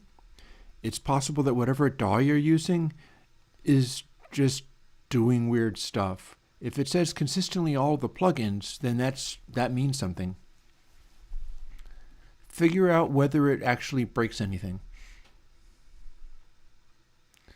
And I noticed that return new plugin editor asterisk this. That's the only place I see it referring to this anywhere. Do we have it talking about this up here anywhere?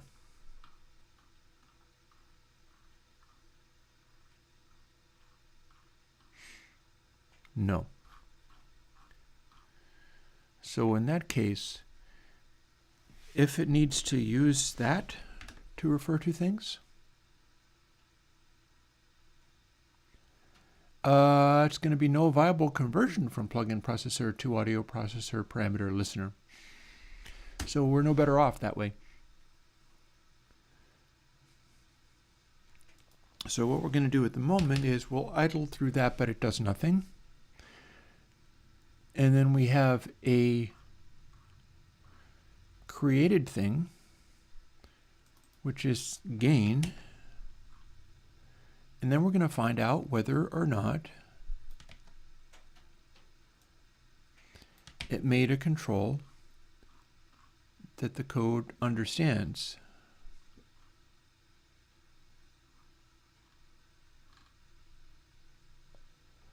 Oh, Novation AutoMap? Interesting. I've never heard of that, nor did I design it to work with anything like that.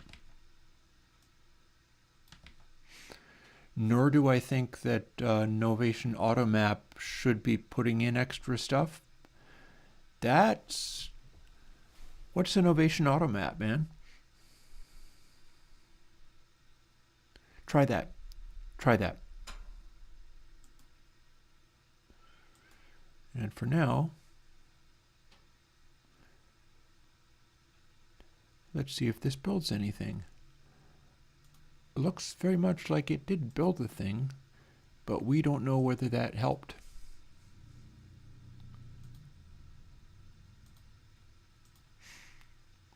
But I tell you what, we can put it in here and we can see whether it's able to do its thing.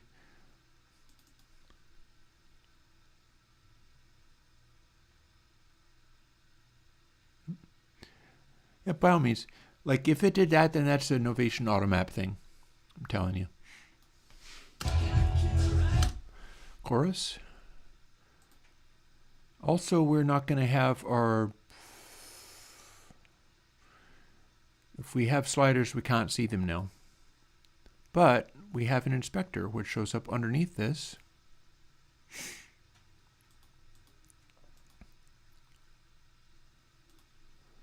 We have an FPS meter, and we have a button, and we don't see any sliders, so it doesn't appear to be adding any of the sliders. So we're not done. I'd really like to be able to get this rolling. It would be nice if I had that. Wouldn't it be nice if I was able to do the simplest things? It's just going to be one of those days. Some of this stuff I bet I could do, but it's absolutely not adding those controls. So let's start comparing things.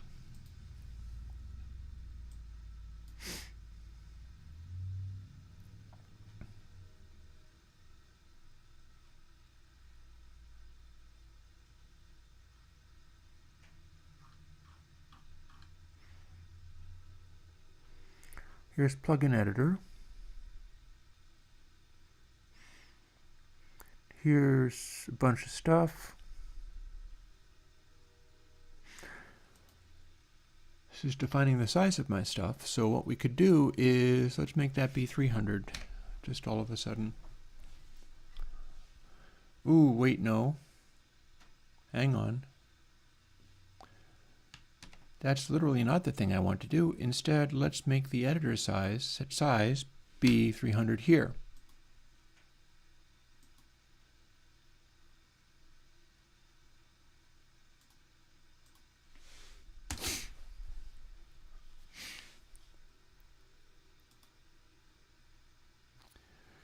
Now,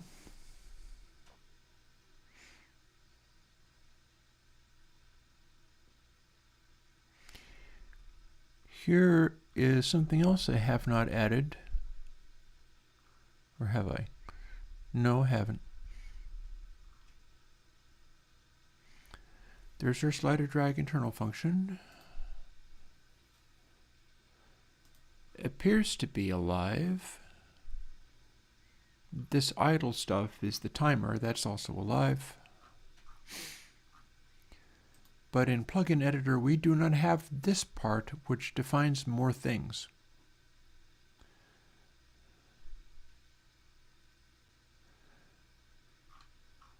So if we're inside editor, this is our editor, that's up here. Here's where we set size, here's where we set resizable, fine, fine.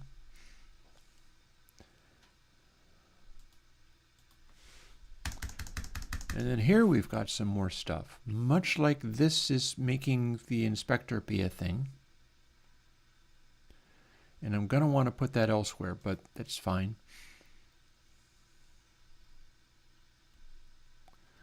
Looks like we can set the size of the overall thing before the constructor has finished. Well, how about right at the top?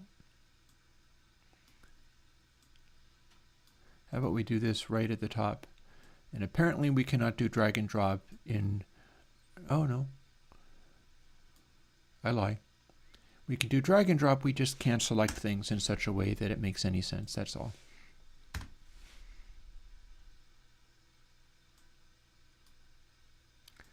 So our drag is always a world of hurt and weeping, crying sadness. To the point where you might as well just use keyboard for it, because using the mouse and trying to drag and drop in Xcode is a world of hurt. For no good reason. But, haha, add and make visible. Here's how it does a thing, apparently. This part works. So we'll stick that there. That's working too. So we're good with that. And then this is also where we put some of these other things. Like there's our idle timer. That's cool too.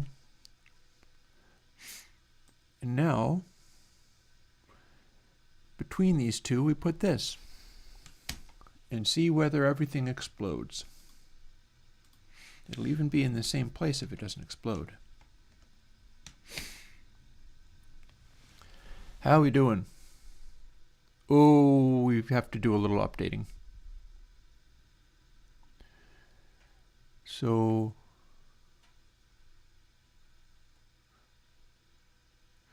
audio processor editor, but processor again. So does that mean we go to plugin processor, or do we go to plugin editor here?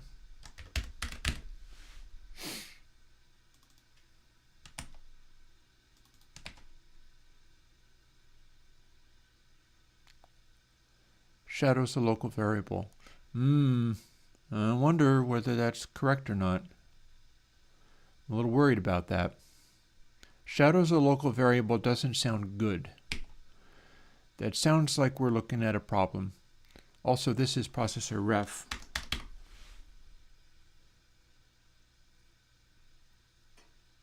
Implicit conversion, fine. Oh, and we have the same problem as we had before. We had the same problem elsewhere as we have here. You can't initialize the parameter of add listener. And I'm thinking it is because it can't do it with a... So if we were to add a listener but we didn't say this, what would we have to say to... Like, what's this supposed to mean? Can we do it in long form? Because this is a complete deal breaker right here. And I don't see why we have it adding listeners twice. It's doing it in two places now.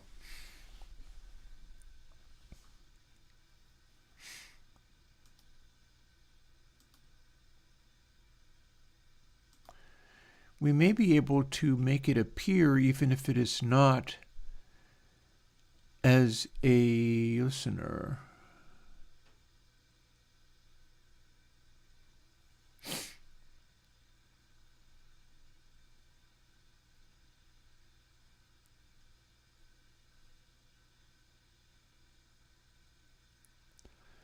That's probably the next thing to try.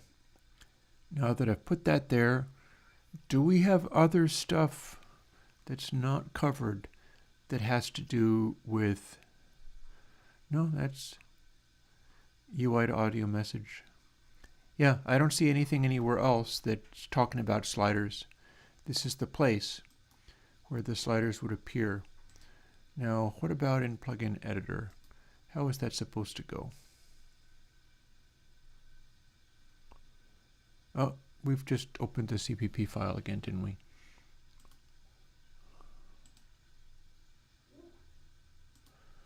That ERF was a dog elsewhere. It's the dog next door.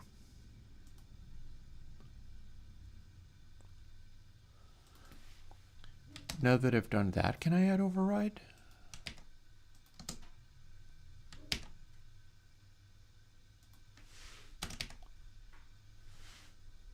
I bet I can't, but wouldn't it be funny if I could?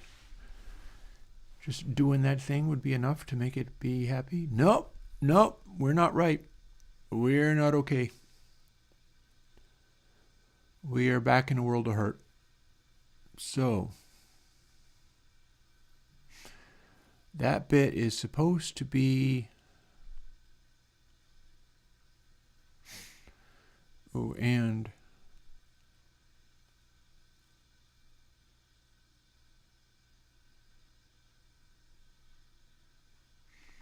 public array of sliders, public array of labels, whereas in this case it is a private inspector and a private display.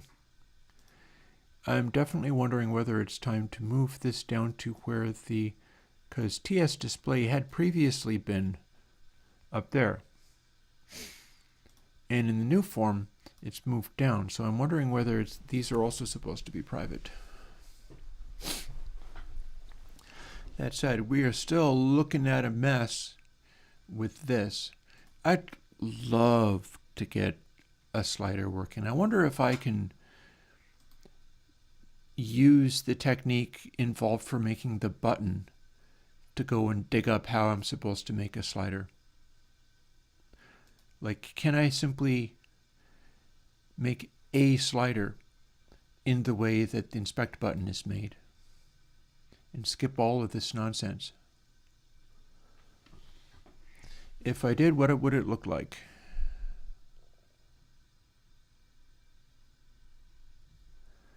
Because here's the thing, with this stuff, it's like, do I need to override this at all? I'm not doing anything to it. Shouldn't it just work? Shouldn't I just be able to use this without overriding a damn thing? I see no reason why I should have to override this. I'm willing to live with whatever it gives me as far as behavior is concerned. So instead of array,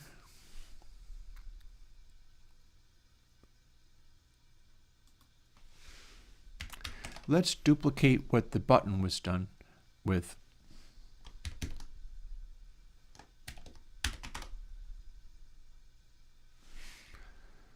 And you've obscured what I'm trying to copy from.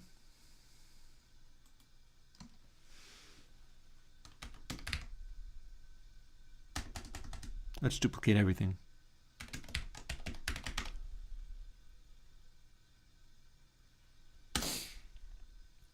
Let's assume that we put a label on like this.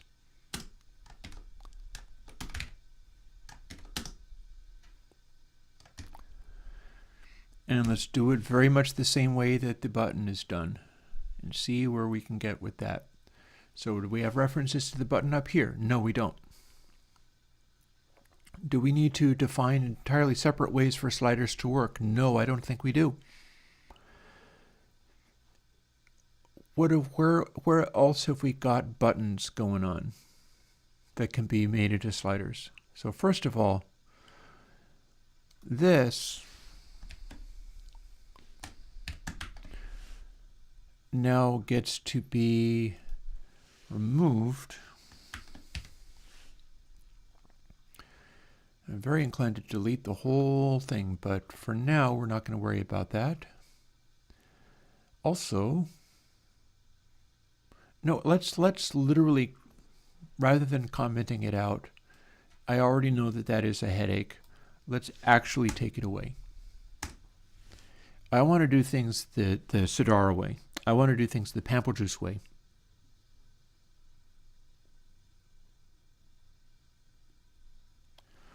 Oh, hello. Can't quite do that, can we? We do need to have this array defined to be able to have it communicate among its different bits. I don't think we need labels, though. See, it needs to know what that is, but it's only using it for this rather foolish behavior. I'm not happy about that, but might go along with it for now. And then this needs to go away too. Because here we have a bunch of slider code that is not actually functional.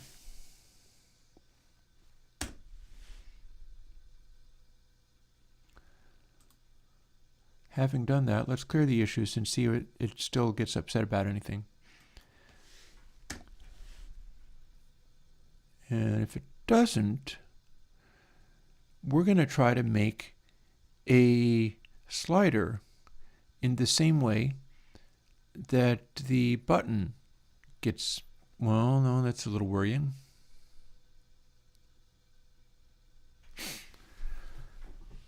Okay, so add and make visible. I wonder if I can refer to the slider simply by making it visible. Let's find out. How are we defining all these things?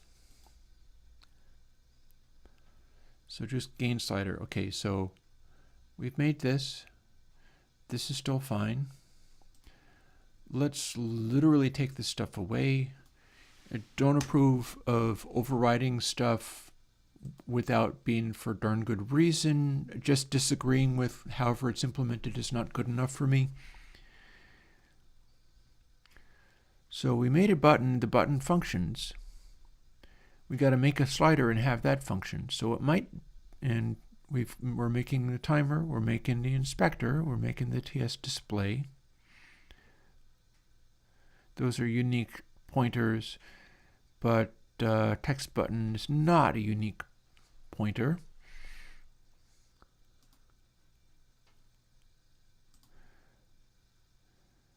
So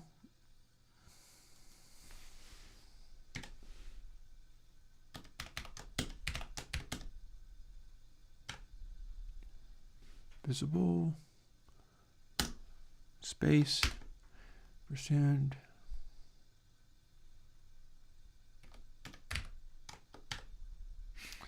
Boom. Then a semicolon. Now we figure out whether it actually does anything. Because the button includes code, but the code's being defined like right up in the editor. I don't know whether the slider needs to be defined. I don't think I've defined anything about the slider at all yet. So the button seems pretty variable. Slider, I don't know. I don't think I have a position for it, but then I don't see where the button's being positioned either. It's just being instantiated here. So here's a place where we write something, but it's buried underneath the display, so you can't see that. Where's our button positioned? There's a resized. Okay. So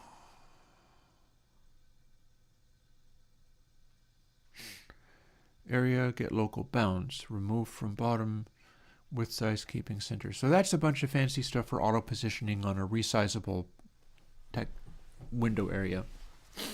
It's successfully doing it.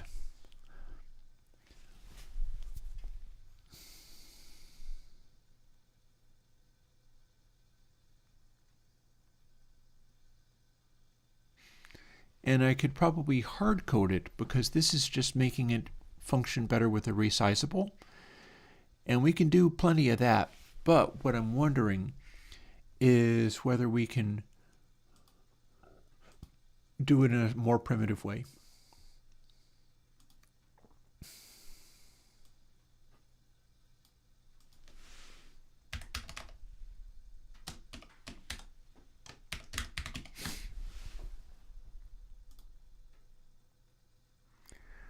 Here's our set bounds. That's actually all interface objects, so that should include the thing we want. There's a bunch of stuff going on here, and that's fine. Set bounds rather than get bounds. I'm going to want to look at set bounds.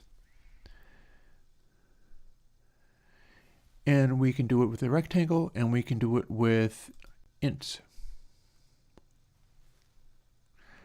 Relative to the top left of components, parent. Okay, okay.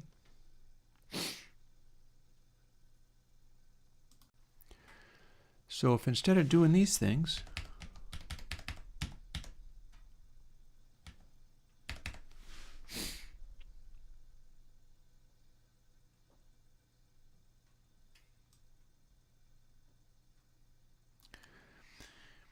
And I get you, there's points of having all the interfaces resizable and all that wonderful stuff.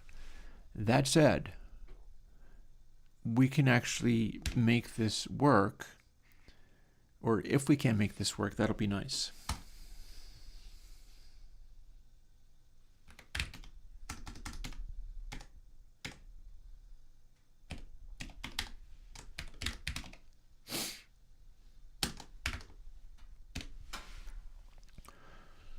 So what we're going to do is XY width height.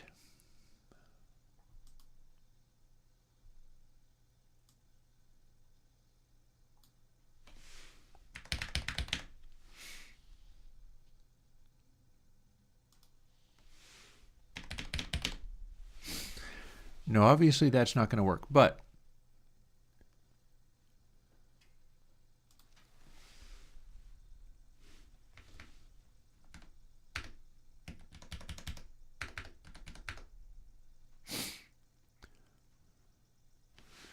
and let's see, what's our Y? Presumably it's going to be across, down, across, down. Not necessarily, but it could be. So relative to the top left of the component's parent or origin of the screen. Well, just if the no, the component's not going to be on the desktop. It's going to be on a window.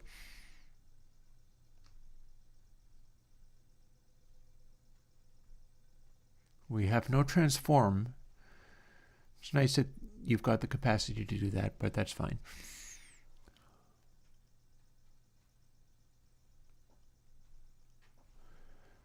Relative could come in handy.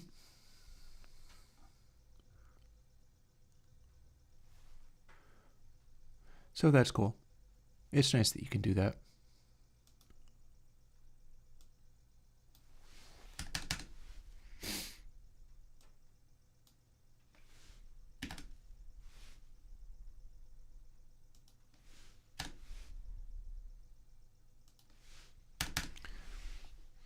Okay, if we make this and it builds, let's see what it does.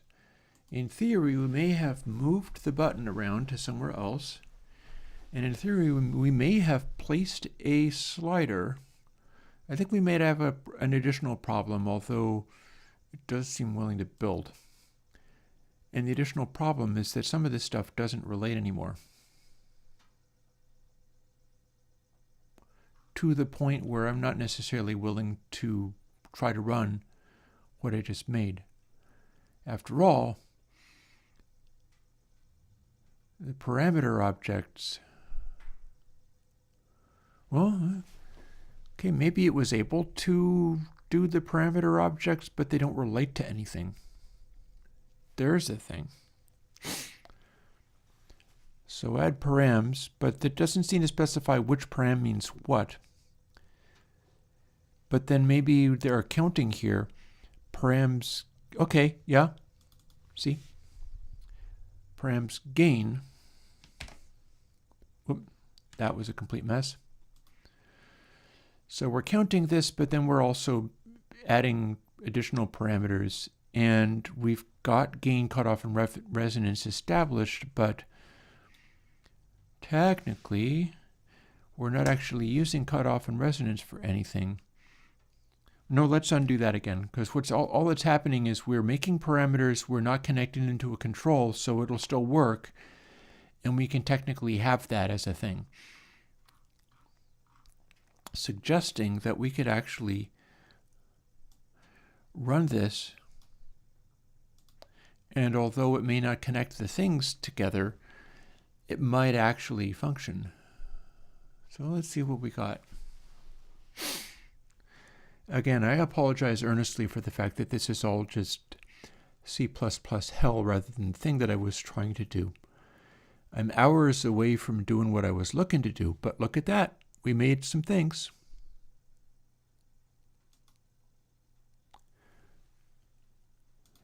And we have a button that we can click on to produce this that you can only see part of. But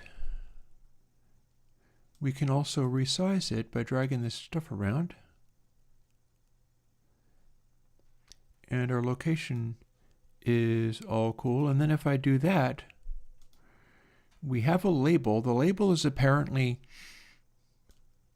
the size of the thing. So we don't want 70 times 10. I don't know where it came with 70 in the first place.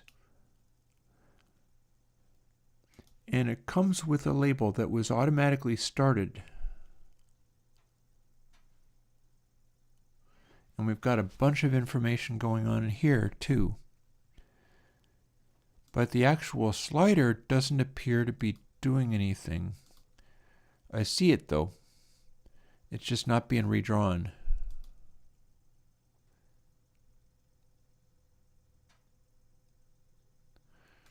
Label, oh, did it crash? I think it just crashed. Yep. Okay, so there's your problem. Here's where we're running into issues. Let's see what we can do here, or rather here.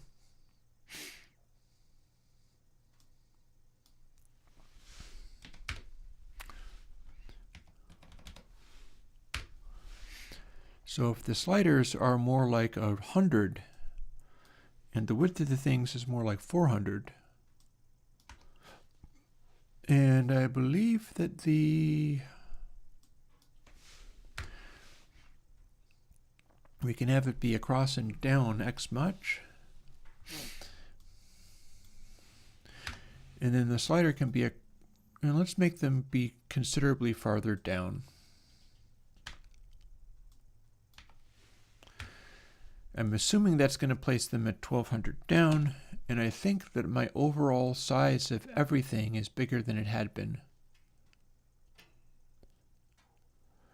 There's a gain slider. There's their inspect button. I prefer doing it this way. It's just less twitchy. I'd rather do it more like this than the way that Paul had it. Typically, he had a way that he thought was more elegant, which involved making for loops to do things, and I'm more than willing to do them one at a time. That is a thing in which I am not the same as your average Joe. TS display, okay, looks good. That seems fine. Set size, 1204, and let's call it 404 down.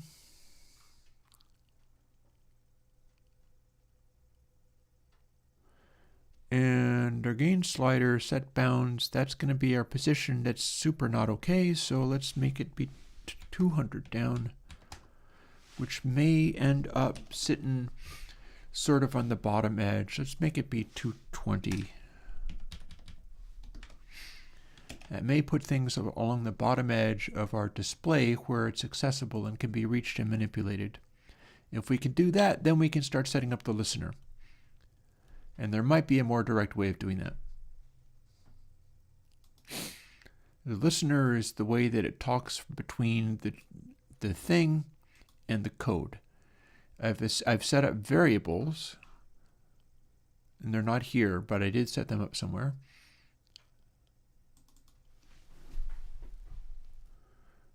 Don't bother recovering from that crash. We already knew it was a crash. It always asks for this, and then I always tell it no. And there we are. So we've got a something, and we can set it up as inspect the UI. We can set this up, and in fact we can even manipulate the control and apparently kind of move the box around. Only if we slide it. It's going from 0 to 10, and I don't know why. I don't think I told it to do that. But we've got a slider, and it's a working slider. For that matter, how big does this need to be if we want... Oh, hello. Didn't ask you to do that, sir.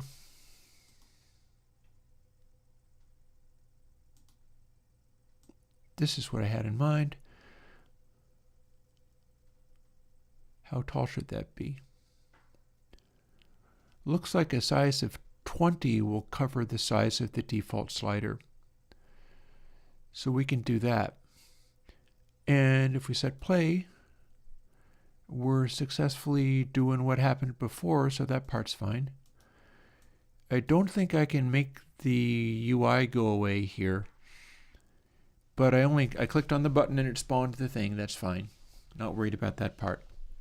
So we're going to quit out of there. And what was it, 20 that it needed to be? Where do I find what I must find? Add parameter, H file. Here's a bunch of stuff. Don't need the stuff. Parameters, don't need these things.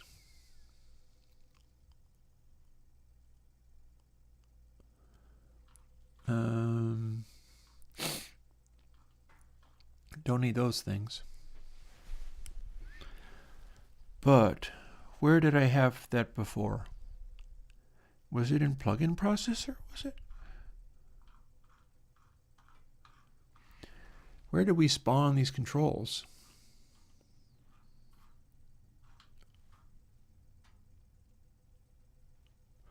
We've got gain, parameters gain get. So that's trying to talk to the parameter. It is in fact being applied, but it's a 0. Where do we make that? I am not the biggest fan of the way that this is like send the message to the message to the message in order to have the message be sent to the message and back again. It just seems like programmer make work. It's like job insurance. And I think that is nonsense. So let's see. Add and make visible gain slider. Well, we did that. It's down here. Okay, it's down here that we made this. Here's the width. Here's the height. 20 gave me an acceptable height. And we don't worry about this get local bounds with size, keep, and center because we can figure that stuff out later after we get anything like working functionally. Inspect button like lives within its own thing. We've got this thing going on here where it's inspect button on click and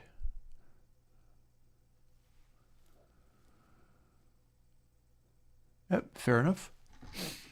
I thought it might be something like that, Robert. Don't you worry about that. Programming and code and DAWs and things are tricky buggers. They really are.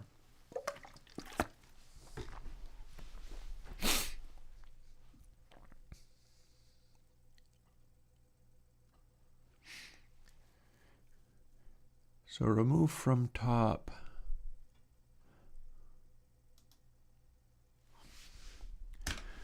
Let's remove from top 250 or bottom. I know.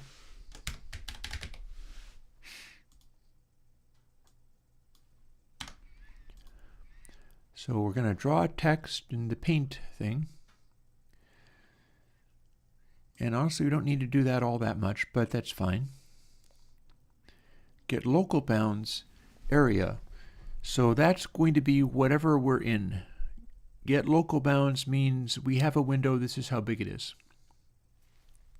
I also have a resizable window, so it might be fun to tinker with this and get it to, like, this resized business is strictly about moving all the controls. We're going to eventually want to do that.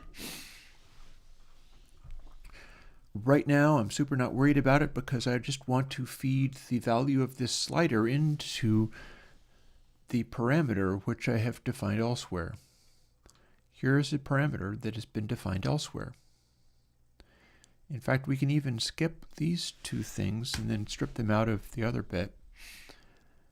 And I think I'm going to leave those notes there, though.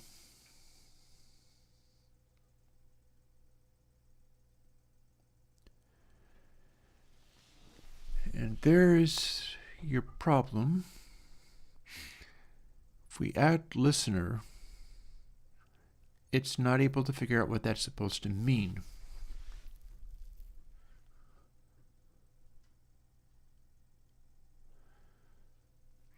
So we're adding the parameters in this instantiation, And then we're doing a bunch of stuff here. So params gain has a meaning. It's an enum, so it could just as easily be a number. But we've got an array, so we're able to cycle through and do things relative to this. Able to do it all at once. And having that said, we've got an enum, we've got params. And so in plugin editor,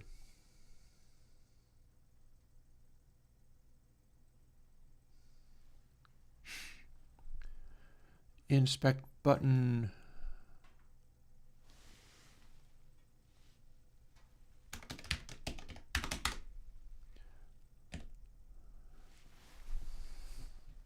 I'm assuming it's already enabled, right? Hit test, that's set value. We can have it do stuff on mouse down. Set bounds. So add listener.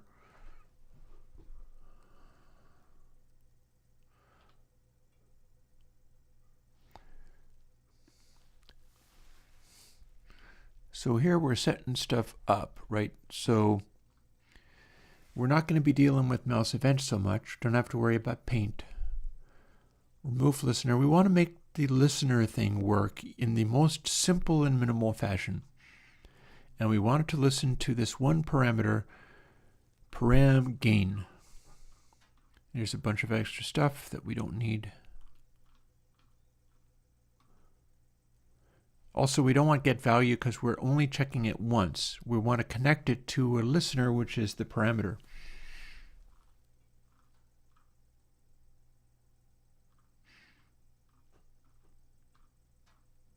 I also want to make throw another log on my fire. Although it's really warm today, so shouldn't need it that much. But there we go. Here's a whole bunch of other stuff. Blah, blah, blah. None of these are going to be as relevant as what I had up here.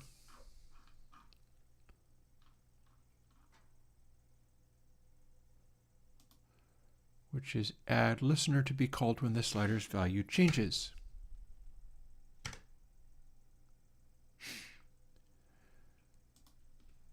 Here's the thing. Do I need to define a listener somehow? Time to have a look at Google again.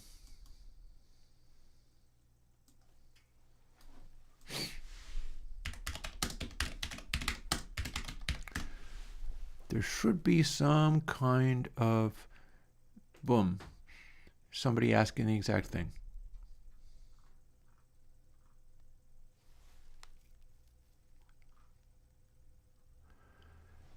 As usual, people just link to the docs, and the docs are written in C++, so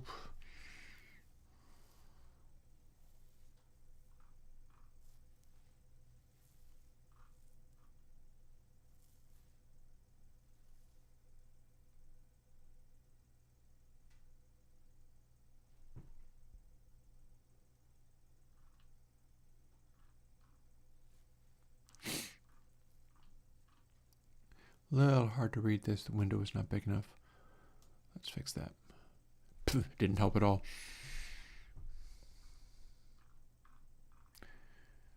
More with people being overly complicated. That's fine. People can be as overly complicated as they like. Here's where we have somebody using this.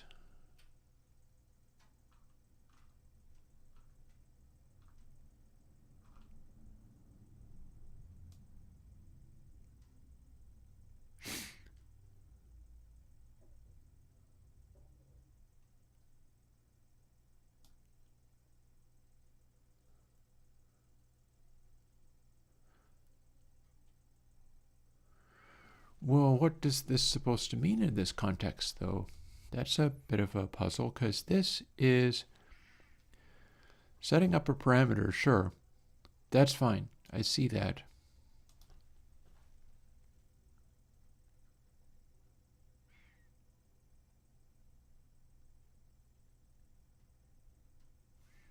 Is this not where you add? That part's fine. How about in C plugin processor? This would normally be where you add. So it would be kind of like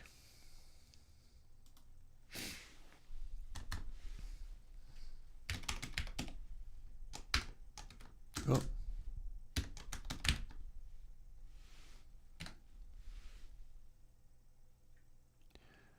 Then boop, boop, oh, wrong. And then it's obscuring what I need to see in order to continue. So let's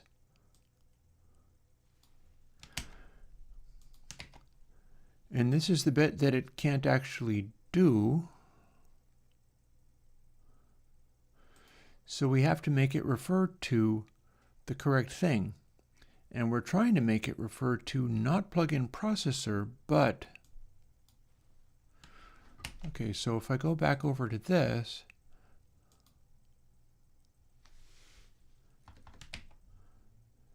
no, the gain slider shouldn't have a listener, should it?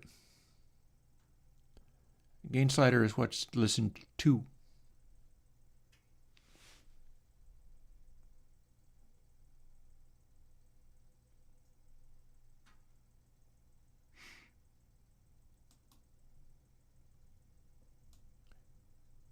We're going to do a little crazy experimenting. See where it freaks out and throws up. So can you tell it to do that? Because you sure can't do this.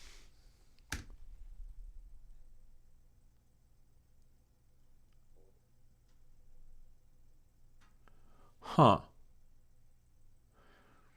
So gain slider, add listener. I would assume that the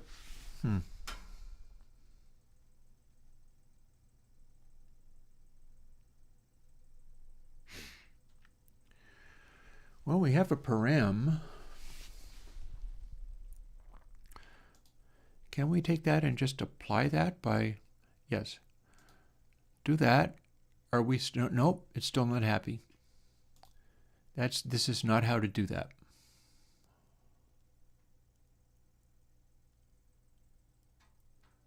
However, because it was unhappy in that specific way, we can add this and make visible, and it did alter a number as it went. So it's like it's trying to do that. So instead of that, we'll leave that alone. We've added it, we've made it visible. So now, add listener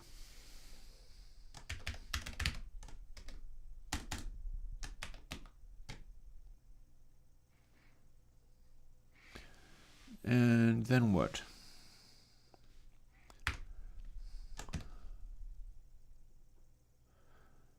Can we talk about the control that's in there? Is that even a thing? Or maybe it needs to be a dot?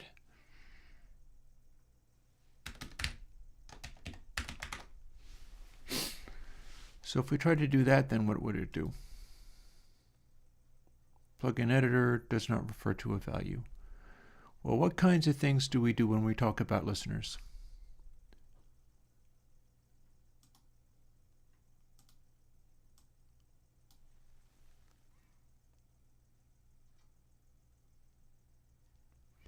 Add parameter test.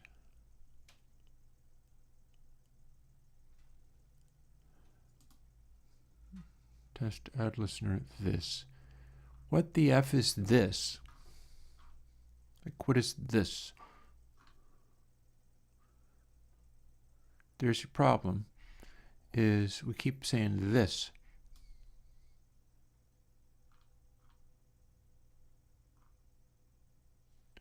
So that's no good. Whoever is being asked for this,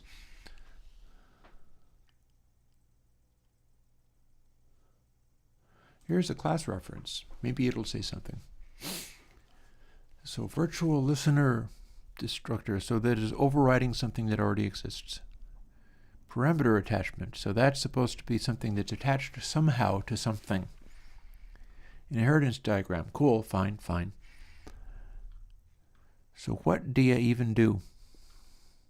What do you do? So parameter value change gets called. Okay, that sounds appropriate, sure. Destructor, I don't think that helps. Parameter value change gets called.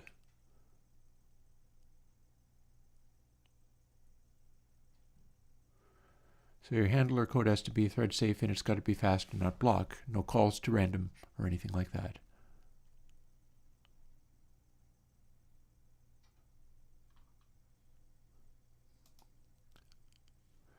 Yeah, and you click on things and it just goes to blankness. This is not good documentation.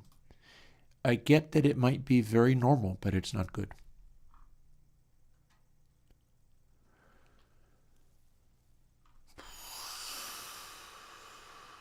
So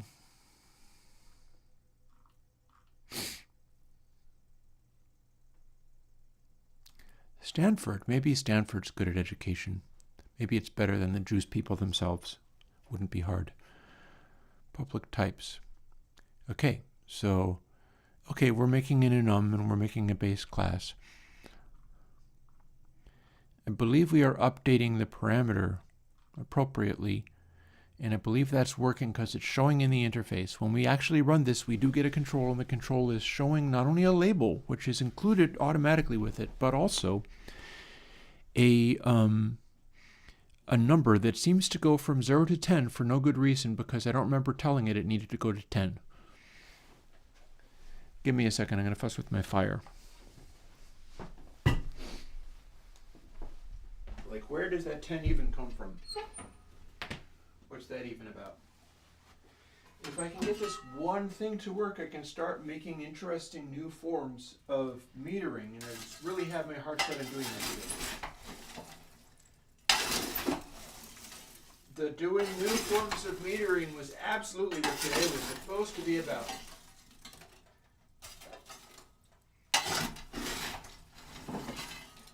It is the C programming, well, C++ programming language that has question measurings there. That and the nonsensicalness of Juice. But this is nothing new.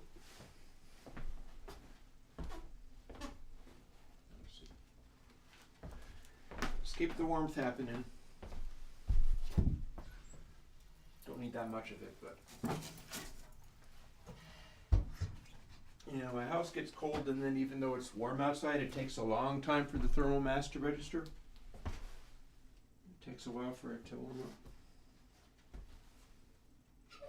up.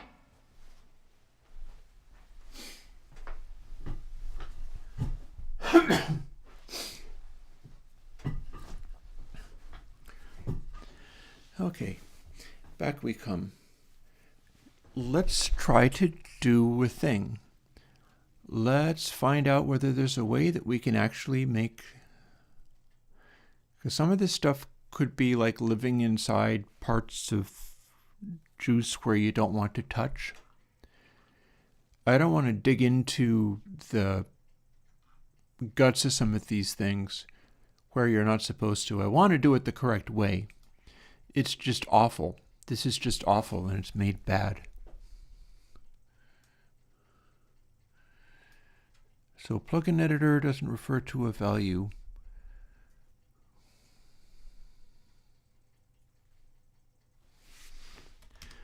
I can put this, it's just not going to really help. But I do know that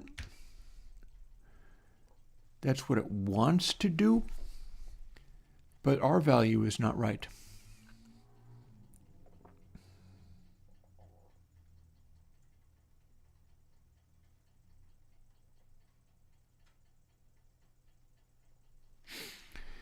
We can add all the params we want, and then we can add the listeners. I'm actually okay with not trying to do it all with clever little loops and things. I like stuff to be bare bones, raw metal, primitively outlining all of the things that you do, rather than, oh, hey, I only need to use one line of code. It's a line of code that initializes all of the things backwards and inside out. Like, I hate that stuff so much. So much. So here's our gain control. It is a parameter that goes from 0 to 1. Let's make sure that it says literally the thing that I think that it says. It defaults to 0. This is how you show it to the DAW. This is the ID. Maybe that's part of it. And to do add listener, I need to make it talk to this, which is gain slider. And I don't see where gain slider gets off. Like, we got add and make visible, fine. H file probably defines it. Yep, it does. So there's other places where we can tell gain slider what it is. That said, that's not necessarily here. And we've got some parameters. So that's okay enough so far as it goes.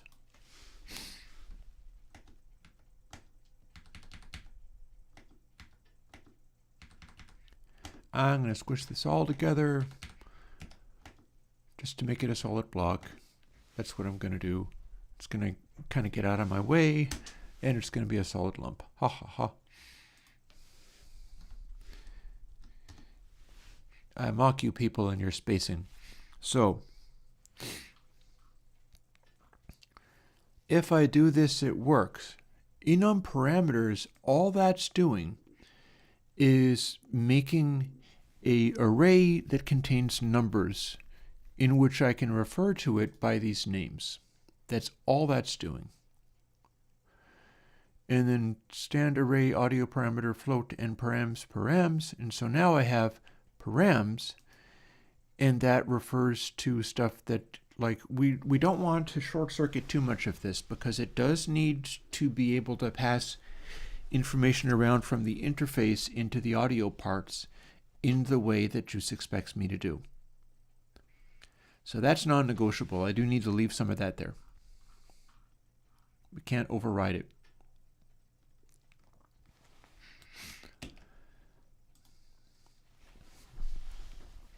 Add and make visible. This is where I'm telling the editor to put the things in, and I've successfully done that, and it does successfully launch that. I don't know whether it draws the string still.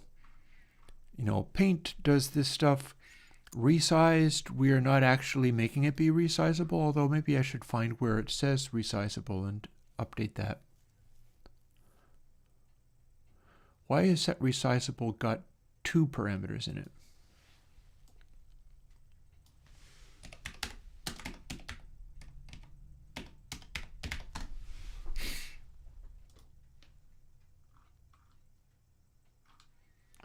Is it just for only being able to do one size and not the other? Bool should be resizable. Bool use bottom right corner resizer. Okay.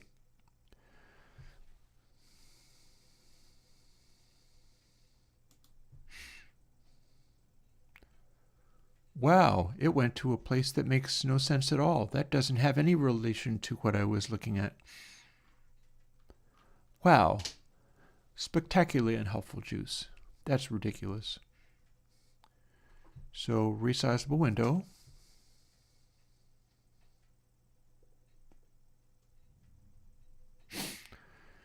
So, bool should be resizable. Use bottom right corner resizer. So that's going to put a little widget on there, or leave the widget off, I guess. So you can make it so you could resize it, but it doesn't show you that you could. So, and you got limits you can put on, that's fine. Some of this stuff, you can figure out how it would go. So, true. And then let's also see what the widget looks like. And let's build this. We have not actually made it work, but we can at least see what we've done. Failed? Oh, I remember why. Because we have this, and this is still broken. Comment it out and go.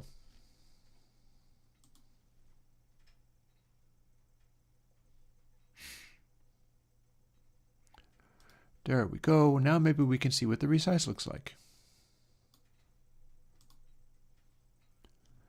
Some of this is doable. It's just that the important part that makes it actually work is still out of my grasp.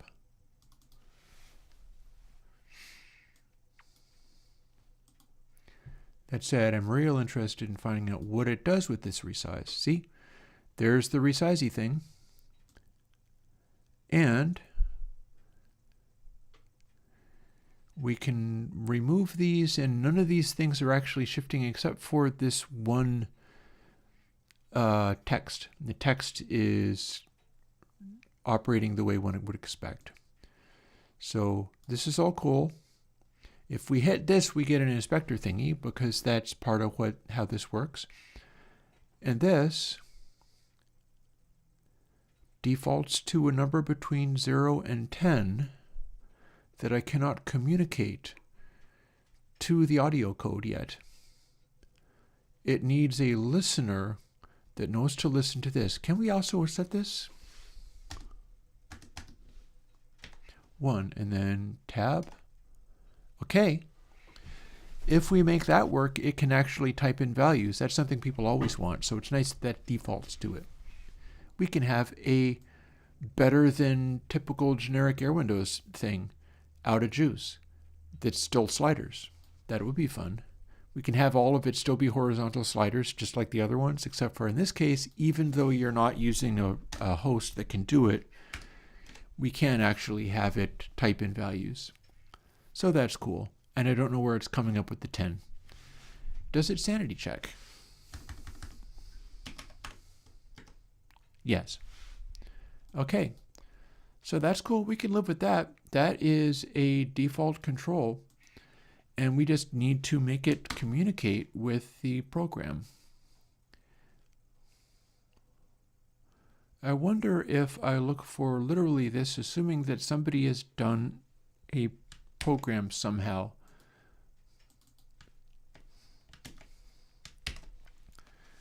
Like, has anybody ever used that combination of things before?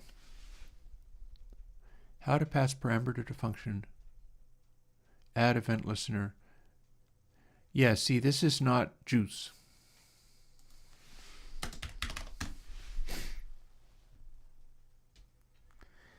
Here's the guy struggling with this. Very few people,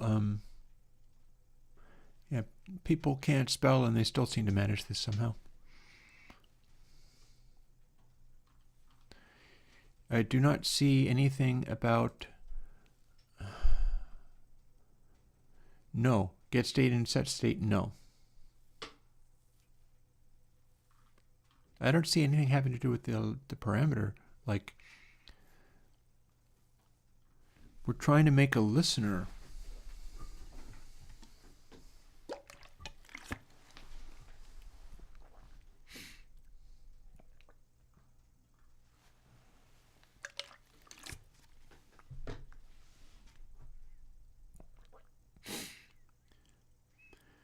You have the original feature to register the processor as listener of a parameter. Implement a callback. So here's a link, but it probably doesn't lead to anywhere useful. But this person usually does a thing. So what happens, in this person's opinion, when they do this thing? I'll go to here, but I bet you anything. Oh, it's missing page. Juice is so very helpful. Failing that, here's something where somebody's talking to the thing. So get state info. No. We're not dealing with get or set state information. That's back in 2016. I think we're doing things in a completely different way now.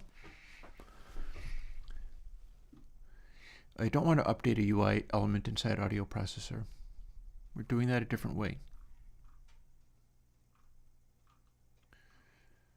There's a right way to do all this stuff. I see nothing that hints at the right way.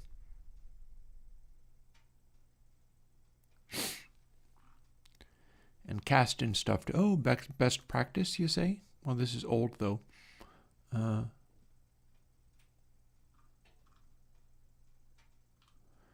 They're removing, I'm sure they have already removed the thing, and so something else exists now.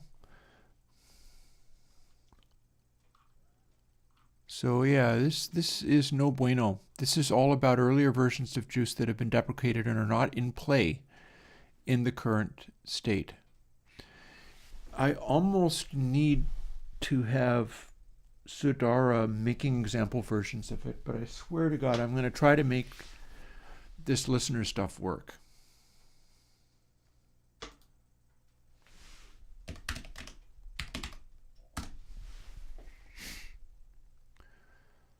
Scoped listener. Can't add. Oh, hi. Can't add a slider listener. Gee, neither can I.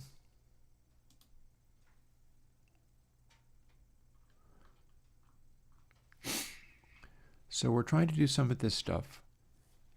Slider listener class? What's that about? Why would it be part of slider? We've got slider, sure enough. But why would the listener be part of slider? Wouldn't it be part of the parameter object? Such as it would say something like params gain add listener, but it would refer to the slider. How do I refer to the slider from add listener?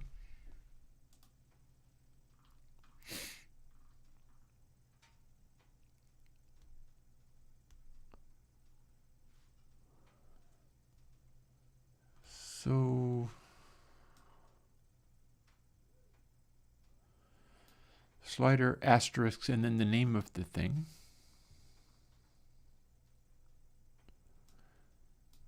Slider value change. So that's making a whole other, we don't want that. We don't want that. That's a whole other thing that it's overriding, and we don't need to override the thing.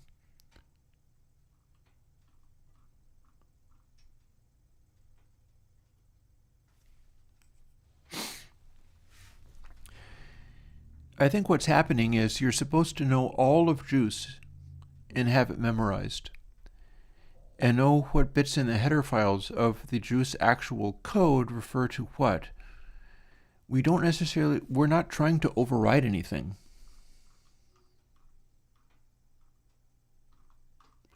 Somebody has a video. I don't want to get this information from a video. Hey, what's up? Hey, what's up, everybody? Let's skip around and see. Maybe I'll make a note of this guy too. Oh, here's a problem. This is 6 years ago. This is probably dead. This is probably already dead. And I don't like that. Sad.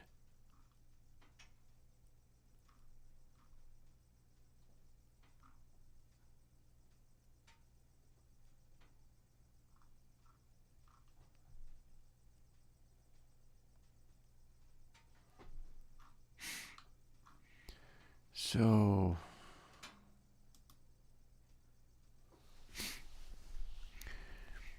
do we have anything that relates to this problem?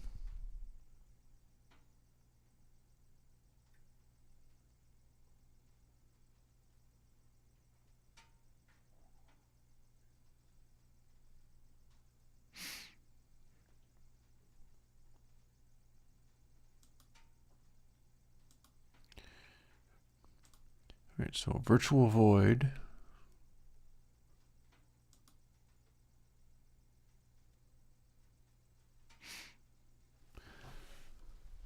Here's resized. That's actually legit. Here's add and make visible.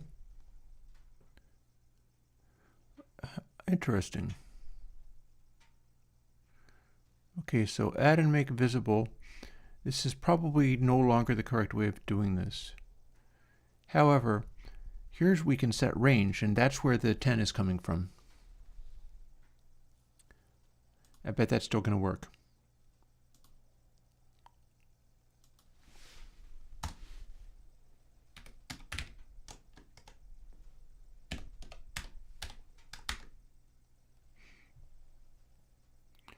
Double new minimum, double new maximum.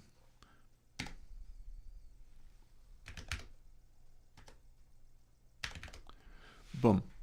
Now it's going to be 0 to 1. That's fine. What else can we do? Can we do the thing where we attach it to a value?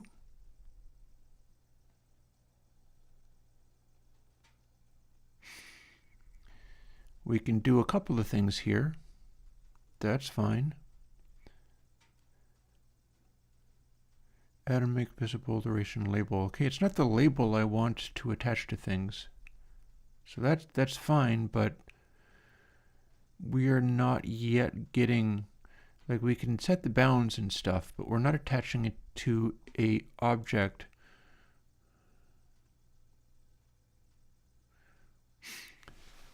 So that is making a void that's presumably overriding, or it's just something within Juice. So we're programming something directly from that, and it's asking whether it's the right slider, and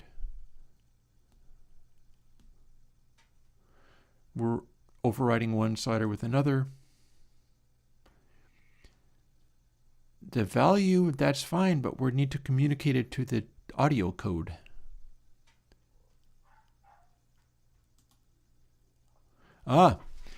Add listener this.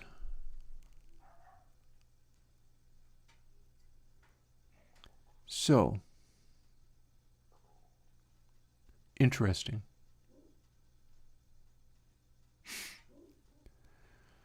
So in theory, duration slider, add listener to itself. But if I try to do it,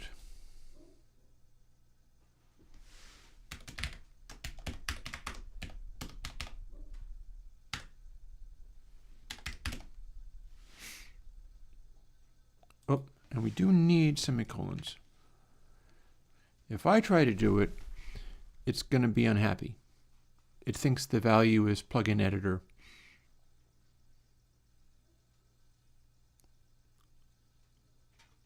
And that's a problem. Well, if we're a gain slider, and the type is slider listener,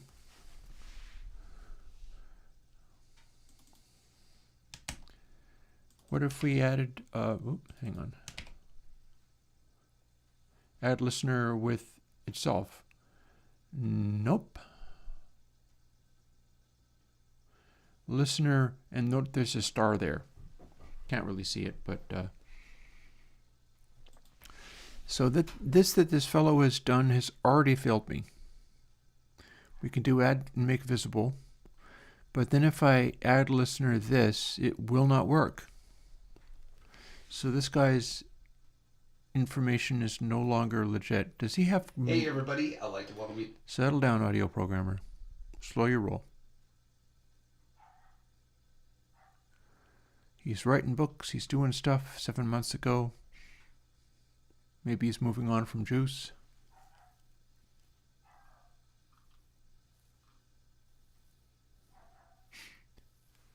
He's trying to do a whole mess of stuff, but I don't see that much Juice-oriented stuff. Like, what's the deal with the listener and broadcaster system? We've got a demo. We've got a tutorial. Usually with Juice, if you click on the thing, it's either a dead link or it leads to some kind of auto-generated stuff, and it is super useful. So, button, don't want that. Sliders may need to inform other objects. Yup. So the sliders are broadcaster. Other classes need to be a listener. Okay. I would think that I need to register the parameter value as a listener.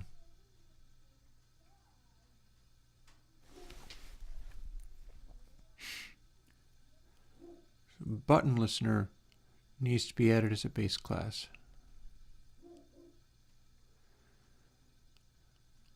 It's all very puzzling, but and also main content component, I don't have that. I don't have that there. So listener class having a virtual function. Virtual function being overriding what was already there in a sort of template form in the juice classes, and you're making a personal version of it for whatever control you've got.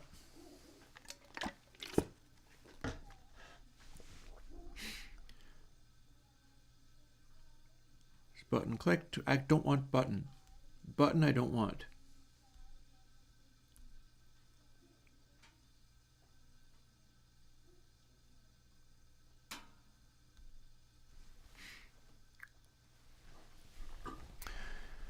They are, as usual, doing something super arbitrary, which is unhelpful. I'm really dissatisfied with juice in this line. I don't know what they mean by simplifying. I bet it's not really very simple at all. Oh, they're simplifying it with lambda functions, of course. That's a C++ism, which is on the fancier side. So we've learned, no, we haven't learned any of these damn things. Slider class. Okay, well, if we've got a tutorial and this is, slider listener, maybe we have code that does something. I'm basically trying to do what the default juice way of doing these things is, but they churn and change the stuff around wildly. But we're closer because this is something I'm able to do. I'm able to make the slider work. I'm not able to communicate it to the audio class because the audio stuff needs to use a param. And this is not giving me a param, nor am I able to directly read the slider. I mean, I'd be willing to, but I'd feel that maybe that would be a little too messy. Relatable, keep it up and good luck. Why, thank you. This kind of stuff I can do. Ooh, but here we go. Again. They assume I can do this.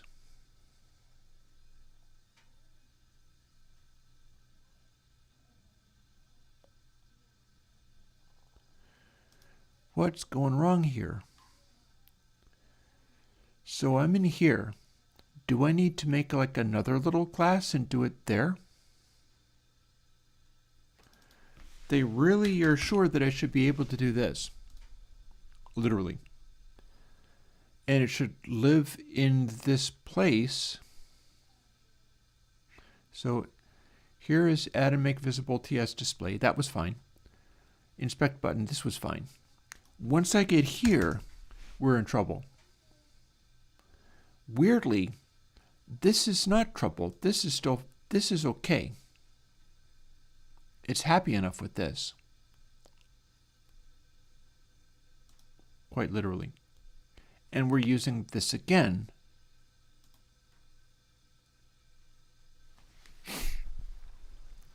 However,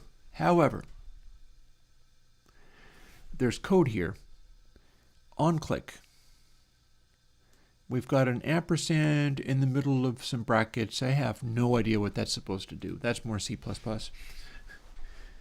And then if the inspector is not present, if not inspector,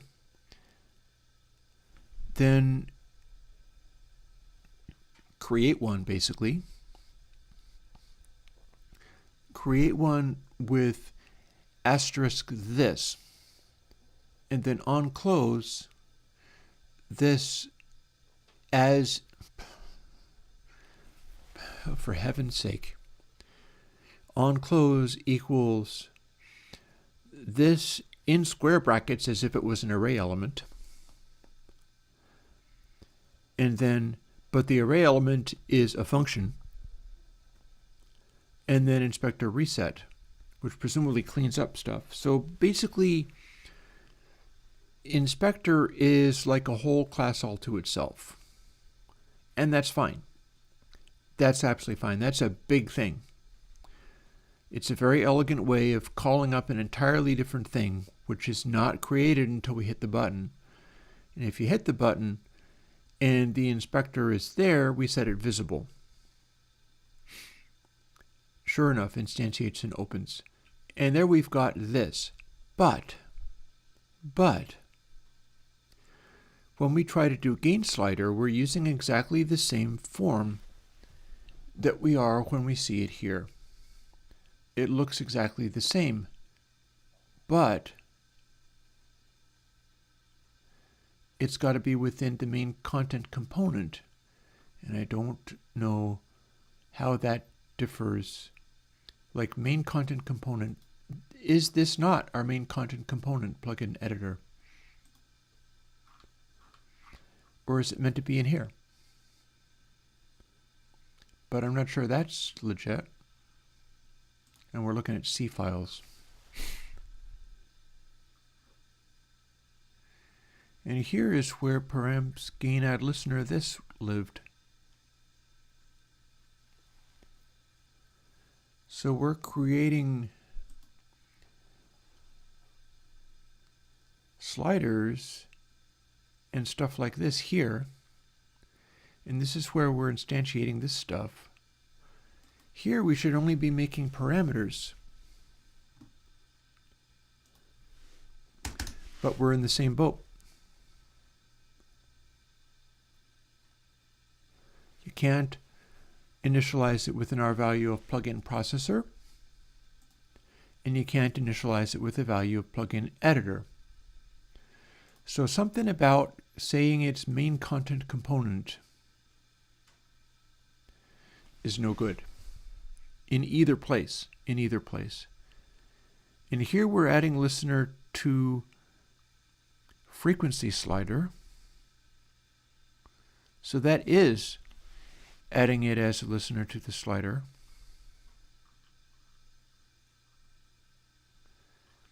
But I don't know whether this is also talking about making a parameter.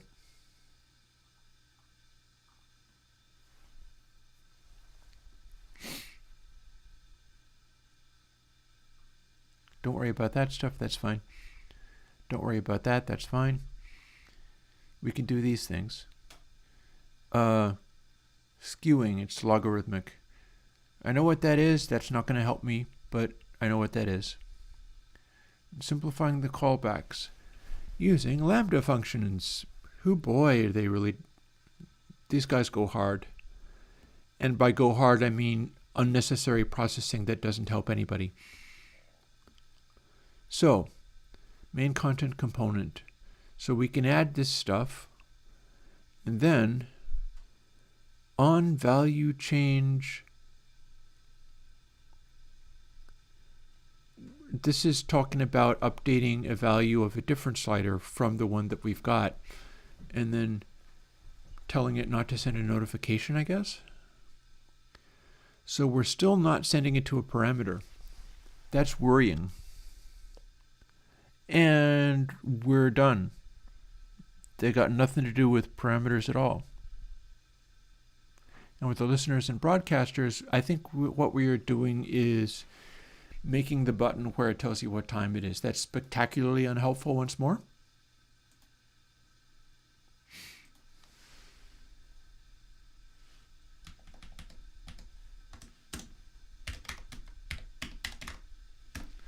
Listener and parameter, how about? Wait, we don't want to change, we don't want to listen to the parameter, we want to listen to the control. The parameter should listen to the control.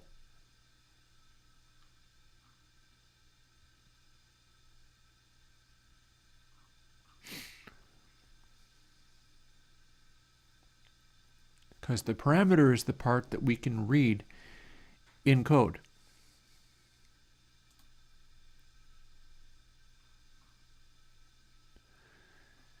So I'm not interested in this part.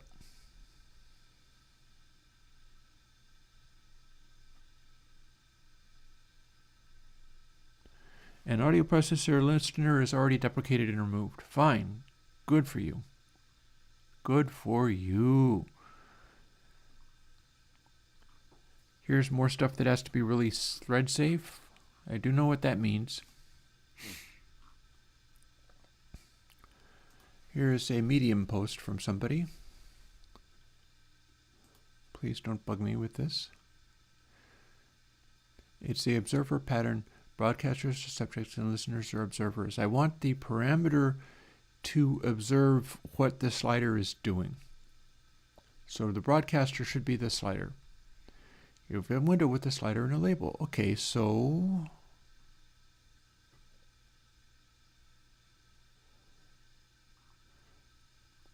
very nice so far.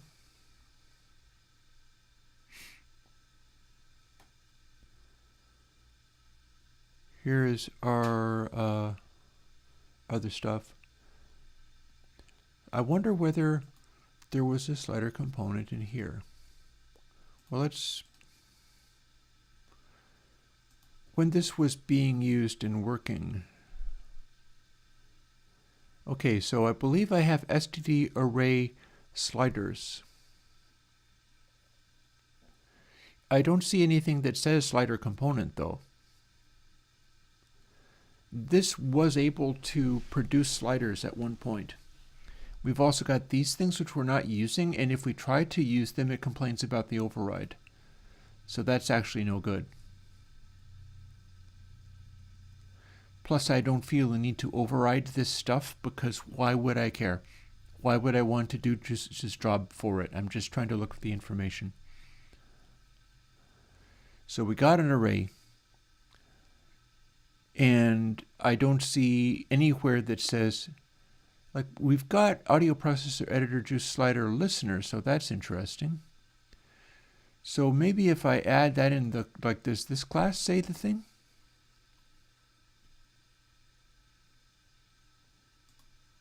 That was in plugin editor H. So this would be plugin editor H. So where are these different?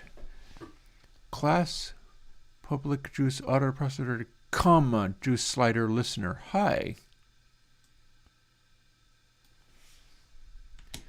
Is this why it became upset with me? So Airwindows plugin editor public juice blah blah blah comma new thing. We didn't have this before.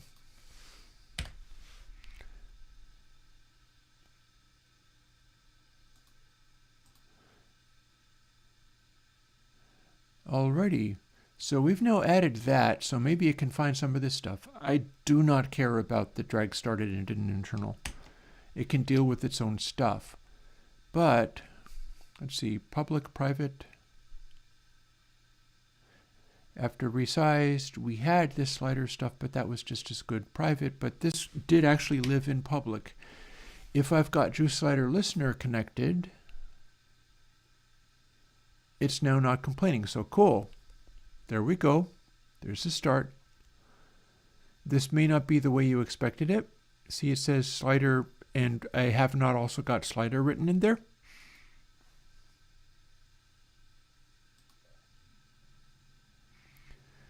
But we are in there with a start. Now value changed. If I change that in H, that means that there is a C++ file in plugin editor that should also be put in. And let's see, where would that be? So there's drag started, drag ended, drag internal. And there's the void value changed. So let's see now. So plugin editor is C part. And then where did it sit? I had that just after resized, so we're going to go and find a resized. And then we're going to put this in, but we got to change that bit, so we can do that. There we go. That's pretty straightforward.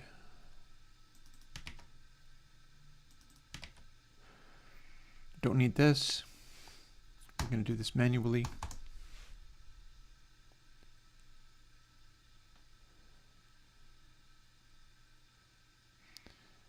Yeah, we don't need that. We don't need this. A bunch of this is messy and wrong.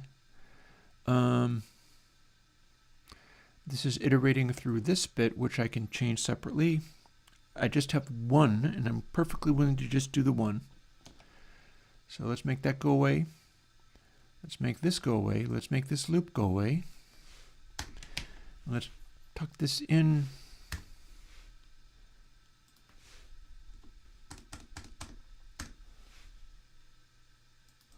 Instead of using P, we're just going to punch in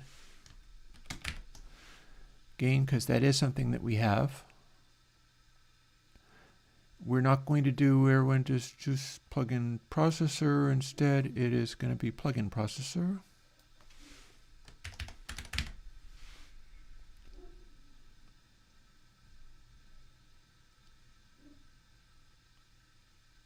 Huh.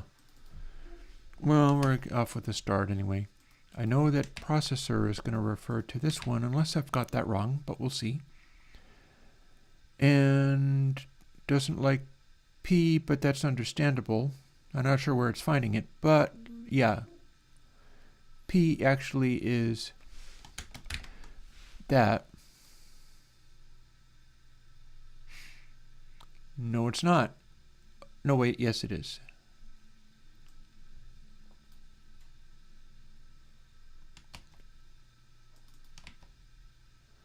We're going to try for that. Nope, that's an array. So that's still broken, but we're going to try to do something somewhere. So what about if we just punch in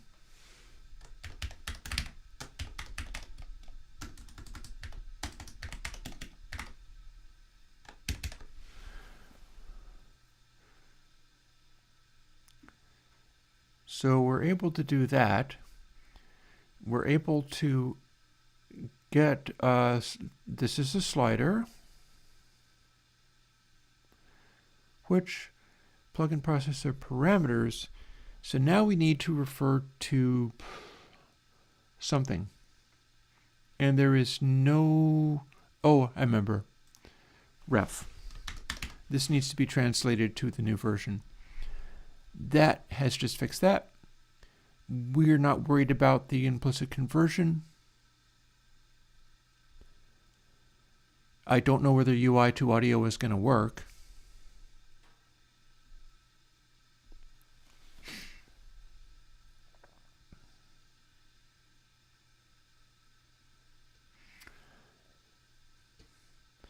So we are instantiating a message. This is now a variable.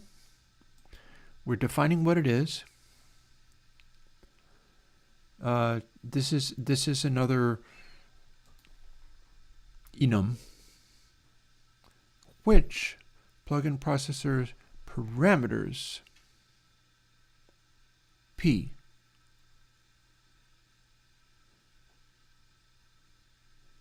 So the former code did this. Int P was gain. It started with processor gain. So this is an int. This is just an int.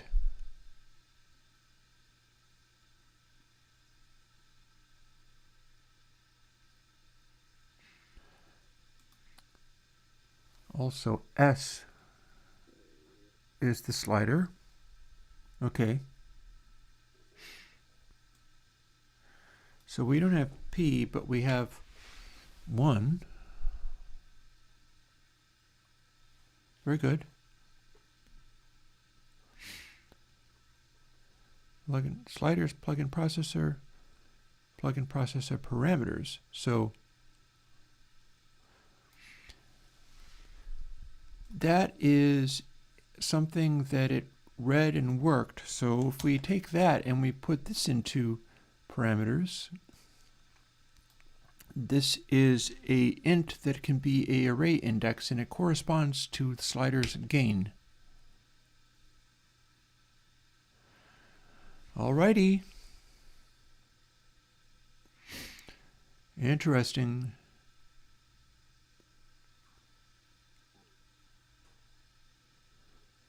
And at this point, we're not complaining about gain slider add listener this. Interesting.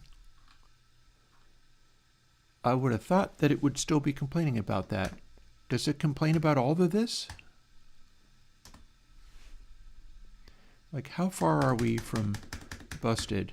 This stuff is always busted until it's instantly fixed and works. It's very daunting that way. But this we can't do. So we can't add params gain add listener, but the other ones seem to be able to.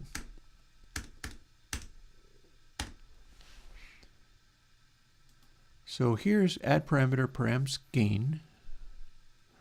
Let's see what we've got. if we've taken away the errors in things, this may actually build. It has actually built. Let's put this away for the time being. And this, because it was spectacularly unhelpful, throw it in and let's see whether we have it talking to... We've simplified things nicely thanks to Ingle.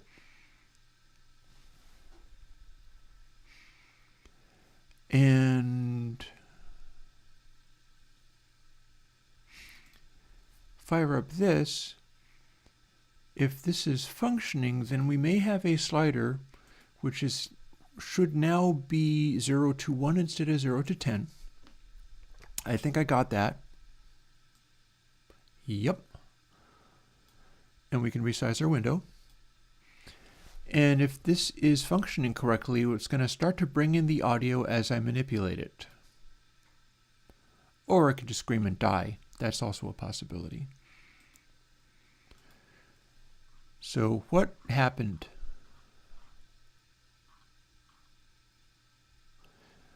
Oh, unused variables, and it's asking for params that don't exist. I'm going to say that's an automatic problem. It may not have spotted it, but I know we don't want that. We don't want to be referring to these things. It became upset. Let's have only gain. We totes don't want those. It's referring to params that shouldn't be there. Okay, so that might have been the only thing. Or there might be more. But I'm thinking we may actually have this... Well, let's find out. So, also I'm curious if... This isn't going to change the label, is it? I shouldn't think so. How you show it to the dot? Because it didn't change the it didn't change this one. Let's find out what happens. It built before, so it should build again. Yep. So let's see if it screams and dies twice. Because that last one, it was trying to refer to stuff that didn't exist. And I think that might have been what made it upset and sad.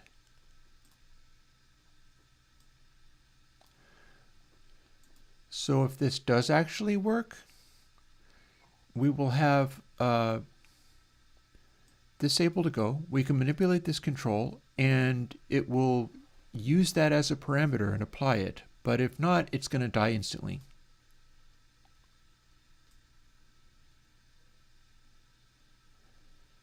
It doesn't die instantly, but it doesn't apply the parameter.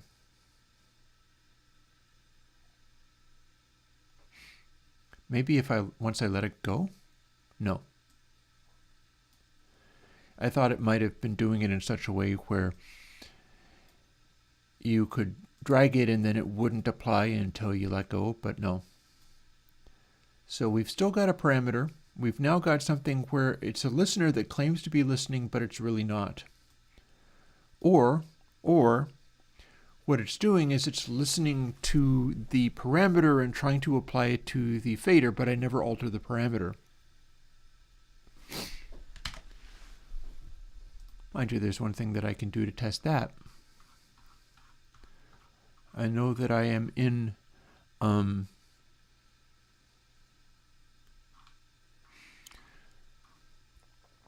the float when I'm running on Twisted Wave.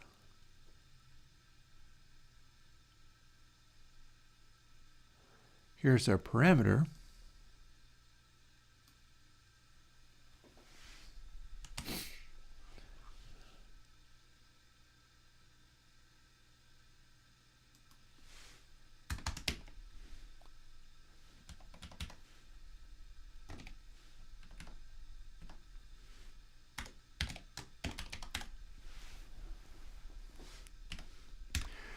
So if it's backwards and it's actually listening to the parameter, rather, nope, okay.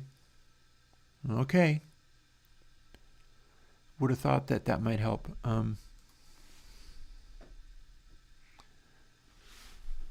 Alrighty.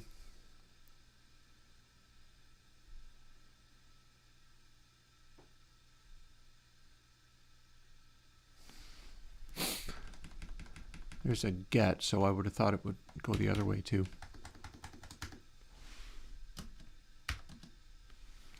What about this? Nope.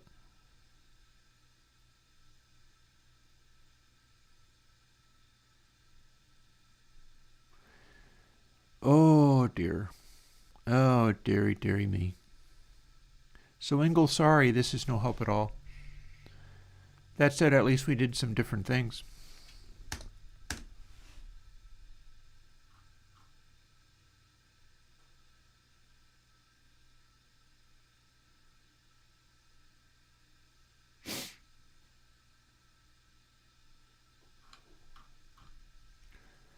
Editor code.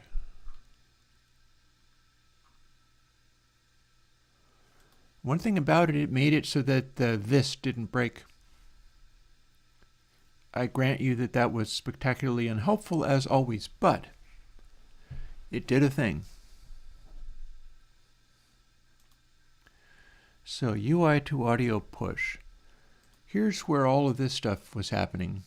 So maybe there's something in here. I think it, well, yeah, it's editor. It's the C version of editor. I really, really, really, really want to actually do the stuff I wanted to do. I need to make another cup of coffee rather than just get stuck. Open with BB Edit. Because there was other stuff that I could do that's much more entertaining than this, and this has become another day of uselessness and fail. So, add listener, this, more of the add listener, this nonsense.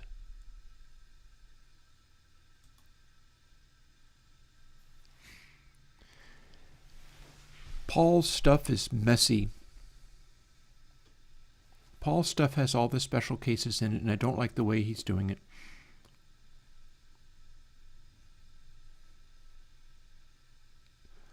Processor refers to plugin processor.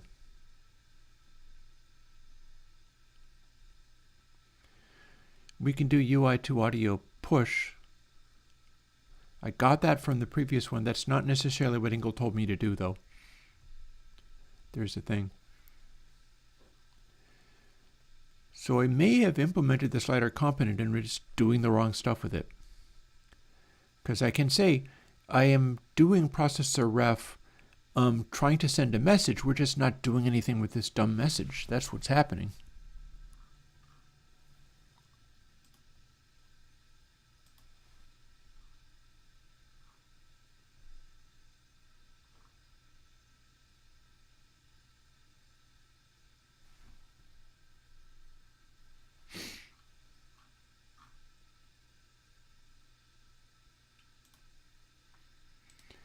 And I keep cross-referencing with what Paul used to do in here, which is maybe not the smartest idea.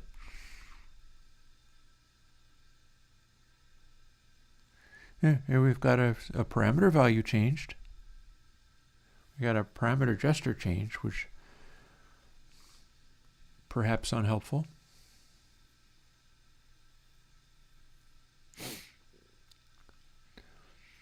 Give me a sec. I'm going to throw on Zoxin.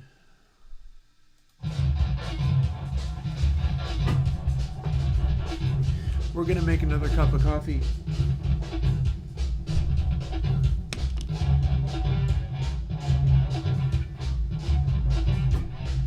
Fire seems okay.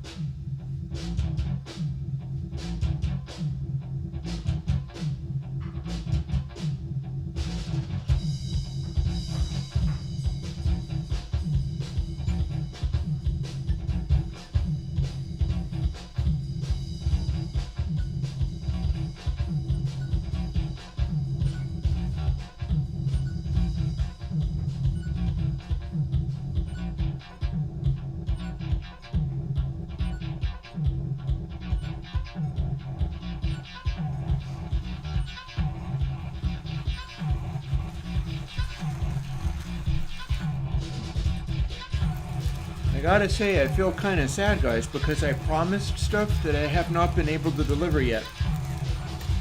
And there's nothing really stopping me either. I want to make some new meters, and there's nothing really stopping me from doing that. I should be able to, but I've been stopped this entire time by trying to get a simple slider working. And that proves too difficult. So what I need to do is abandon the slider and move on. And if that means every little change I make means recompiling everything, so be it.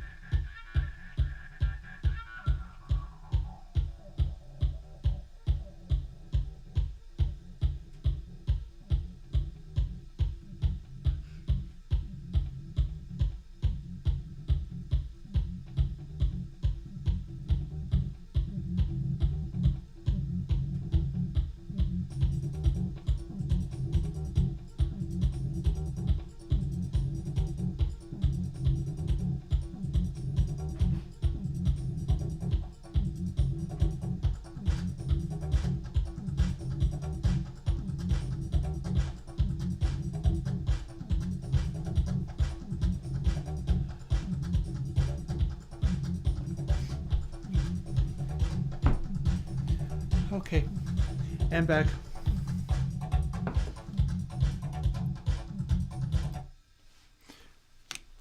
Got my coffee. Man, I could just about cry over some of this stuff. Listening to that from the other room reminded me that I could be making music. There's things that I was wanting to do, and I'm still stuck doing this. It is wretched. And yet at the same time, wretched though it is necessary.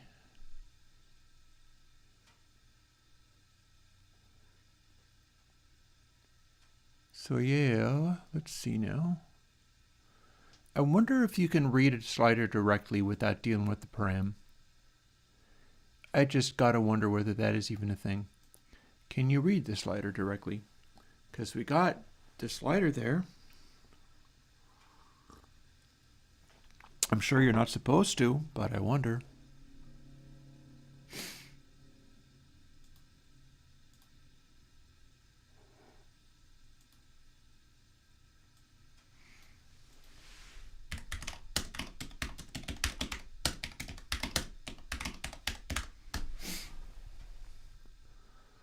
Slider class reference.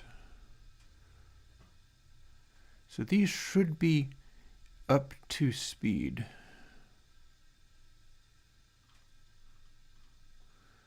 I do not care whether it's done well. I'm just interested in whether it can be done at all.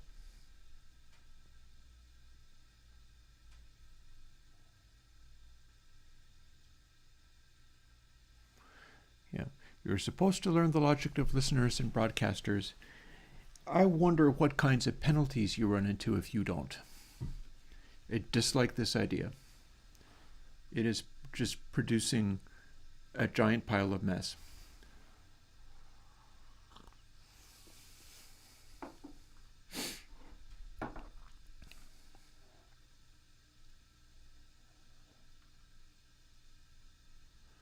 Oh, hello.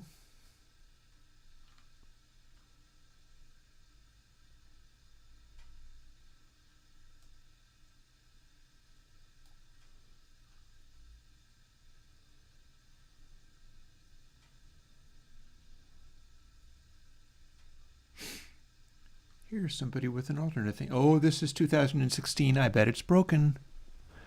This is from 2016, so I bet it is broken and does not work. Because it's too simple.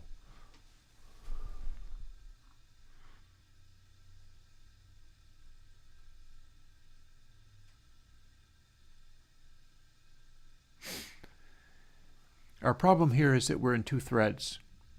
We're trying to read something that lives in the message/UI thread, whereas the audio thread is what's checking the thing. And then they're still having enormous problems. Hey, before. Yeah, I really...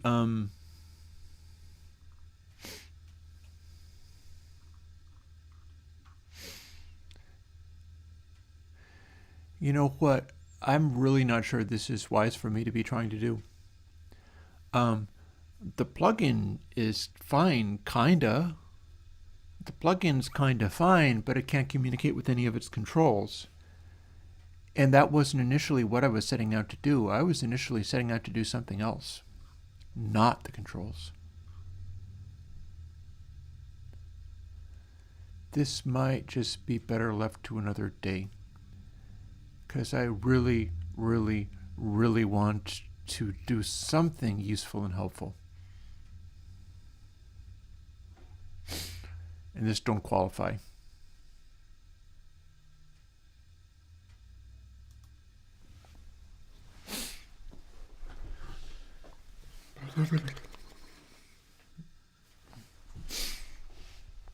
Not even slightly. This is a giant train wreck. So let's find where our windows and controls are made. And it ain't here. I think it's going to be in Plugin Editor. Yeah, there we go. So we don't have any controls or settings or things in here. This we do have. But this is just the value. This is not the picture. This is the value.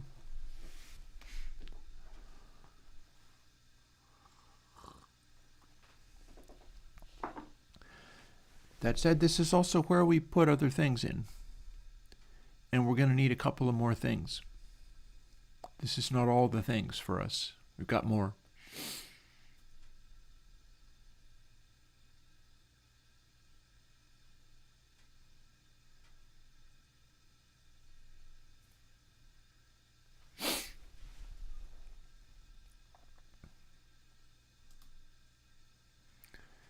But first we need to make the canvas that we are drawing on be appropriately sized. So 1204 is still basically legit. Here's our display. So if we had a 1204 and 204, we had exactly the right size, except that we can also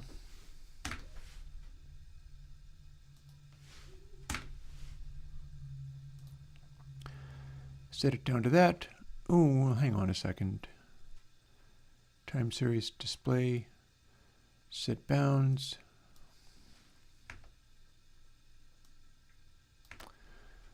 Let's see whether this actually works. We should have been setting it like right exactly in the zone.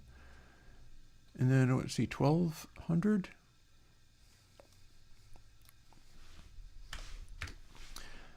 And these controls are to be put off of the screen so I can't see them. We can scroll off to do them.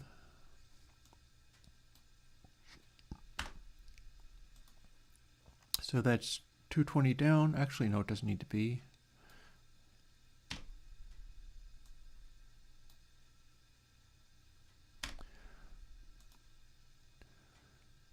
This doesn't need to be 400 wide.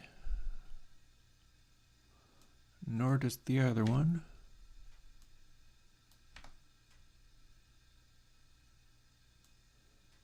Nor does it need to be that tall. And let's just quick see if that still builds and works. We are now all into the trying to make the new control do the stuff I was able to talk about so happily before, and we're not even going to try to make controls anymore. We'll just recompile every time we need to change something. It's actually easier. Hey, thank you, Lucas. I mean, it's work. This constitutes work too. So let's see. Here we are. It's resizable and it contains exactly the size of this. And then if I go over to the side, we can resize it and we can get the UI and we can get this slider that doesn't do anything.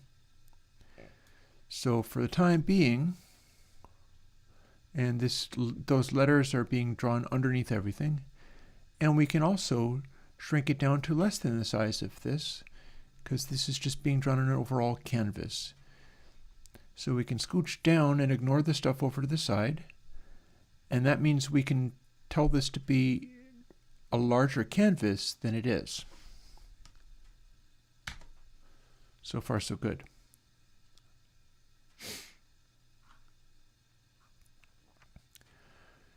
TS display, set bounds. So we have got so here's the question. Here's our plugin editor set size. We can make it be 400 for twice the size, or 600 for 6 times the size. If we tell time series to be 600, now what? Because we're going to want to make a bigger display. The question is whether that's making the bigger display yet, and if so, what it's drawing and where.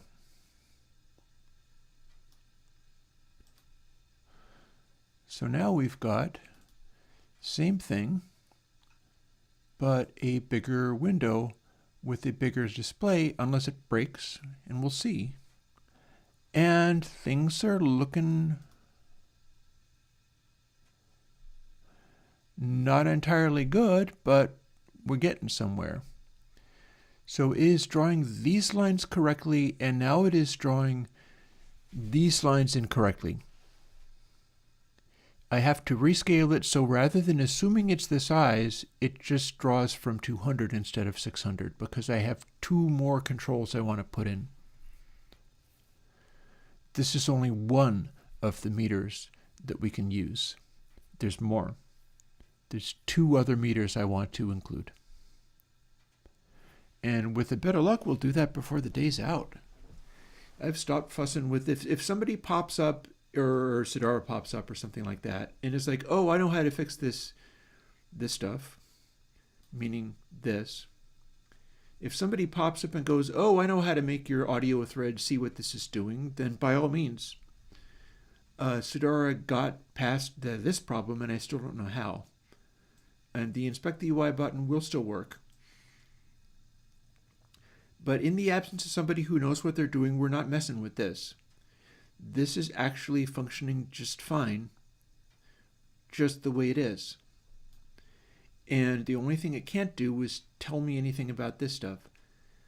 Where it's drawing these lines, I can control this part.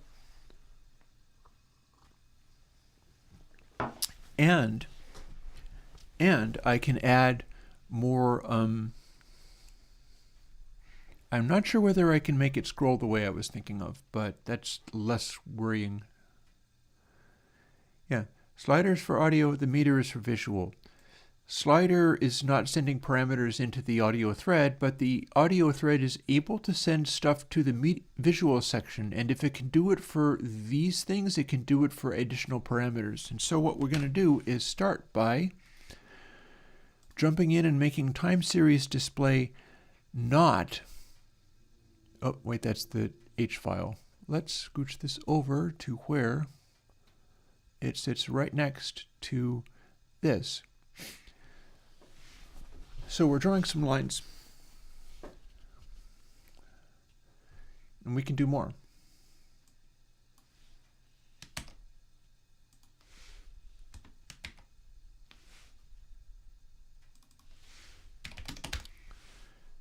We'll draw some more lines.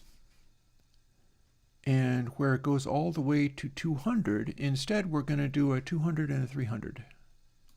Or 200 and a 400, rather.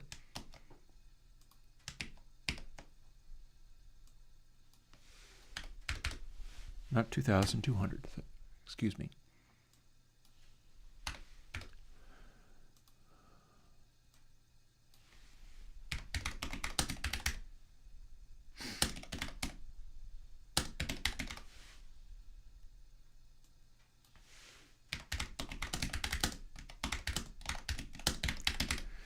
This is where it just gets funny. This is where it just kind of gets funny. Okay, so get width, that's fine. Count through all the points, that's fine. We're not going to use this. This is commented out, it doesn't belong. We're going to cut some of this back a little bit. We're going to leave these unused variables though, just because why not? But we don't need these things, but that's just information, right? And here's the stuff that we're doing, but what we are doing is a full rect based on, what is it, dx? Surely we want height, not width. No, dx is width. So we need to get something that is a, okay, H position, oh, here we go, here we go, here we go, here we go. H position is not get height plus 1. H position is 200.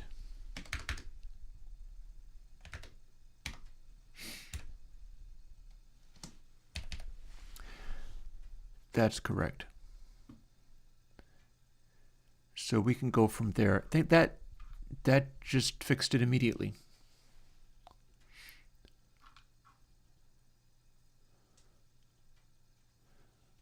Let's quick make sure that we're correct about that. I'd be willing to bet cash money that we are, though. Because see, it was getting get height, but we're not interested in get height at this time. We're hard coding some of this stuff. It's a fixed size thing at the moment. There are ways to amend that. It doesn't have to be, but for now, we're going to use the same code that could be flexible, but then we're going to make it inflexible.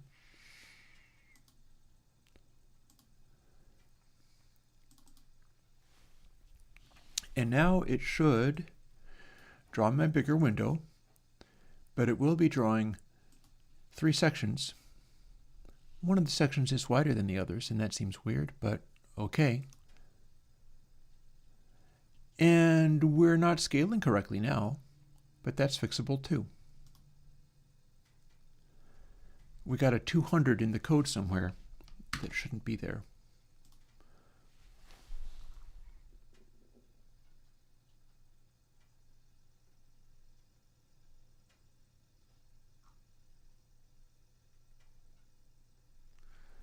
Data peak L. Oh, there we go. Where's that again? So we don't want this.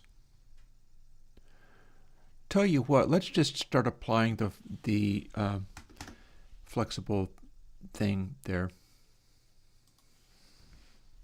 I know what to do about this.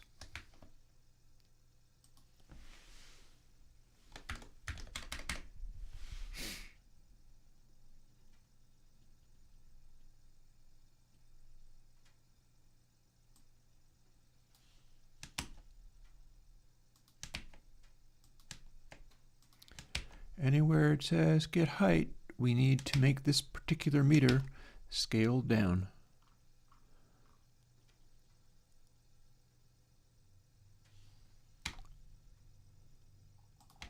And our resolution, this is not audio code. I don't think we need double precision so much. We can just tell it to be floats.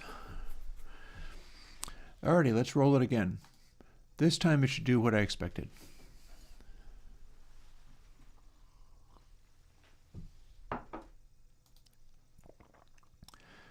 We'll see whether that's true or not. If it's not true, we've unearthed another thing that needs to be trimmed. So we probably are going to have our RMS. I don't know yet whether we're going to have peaks working properly. And we have an even darker line here. That's weird, but okay.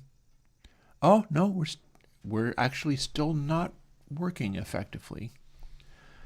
That's still busted. And I did drag it in.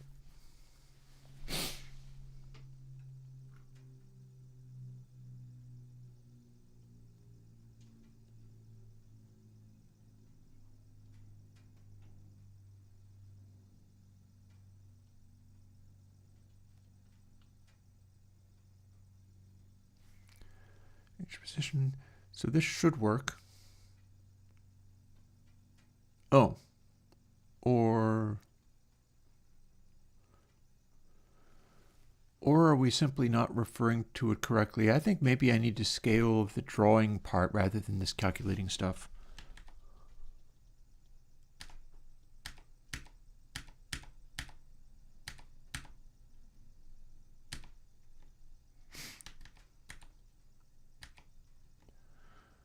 Okay, back to this. Maybe we're just going to try to do it differently. Also, this border with fill meter is not actually correct. That's like already there. I don't know why, but it's already there.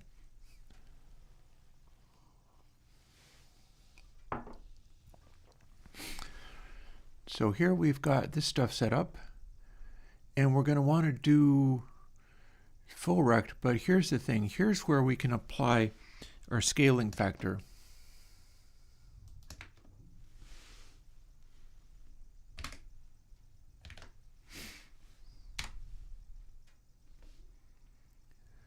We can do that there.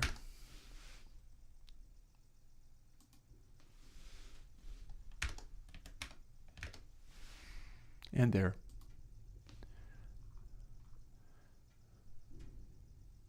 Oh, it's throwing an error. There we go. So done with peak chunk and peak energy color spectrum. Oh, hello. Here's where we have another thing going on. So what this is, we were actually only touching the peak stuff. This is fine. It's fine. It's all good. But that explains a lot. So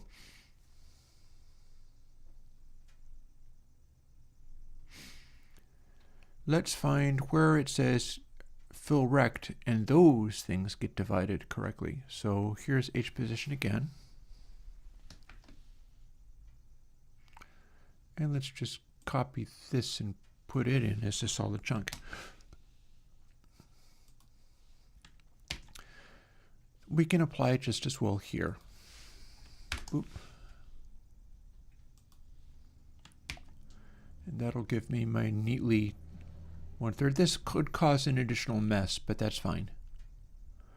Not worried about that. We can clean up other messes later.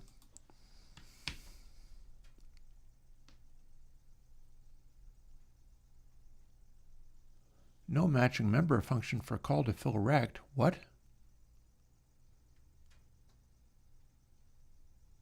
What's your little problem?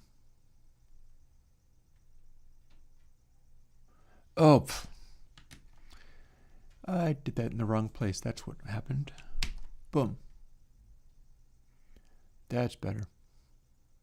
It's happy again. And H position minus H.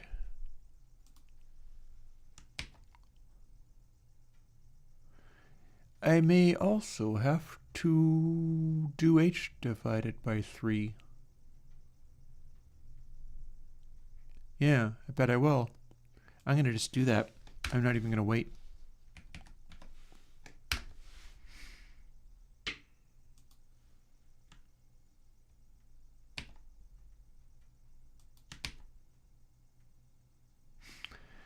And we're going to leave this stuff alone.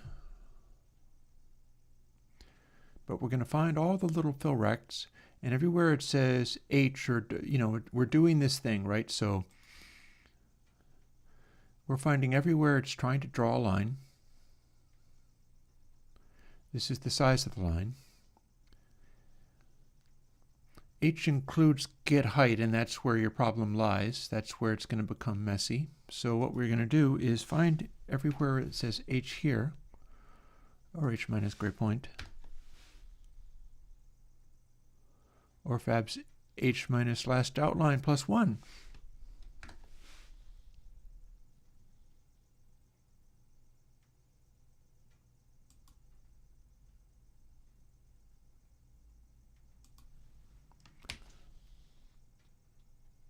Well, that's no good.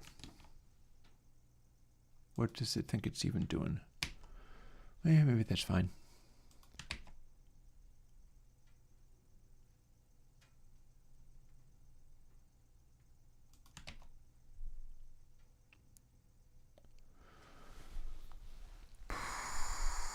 The question is this going to work? I see another H.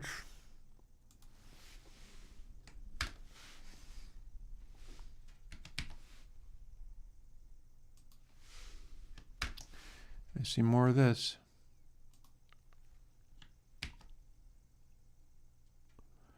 I don't think this 1.5 is going to be useful.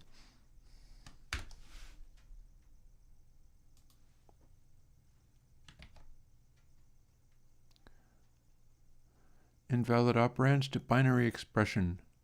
What? Oh, I see what happened.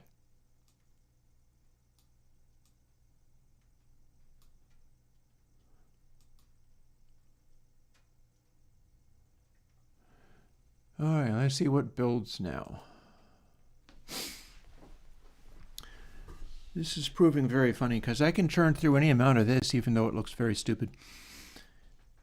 But the thing is, if I can churn through this, I could fairly quickly start making my other meters happen, even if the actual code of it looks like a really big mess.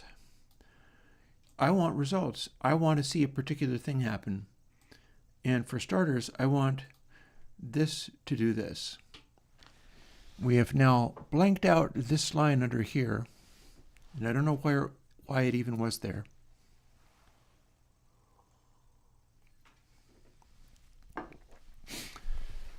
So we don't need that to be there. Why is that dark line there? What's making that dark line be there? It won't stay there. I'm blanking it out, but all the same. Why is it there?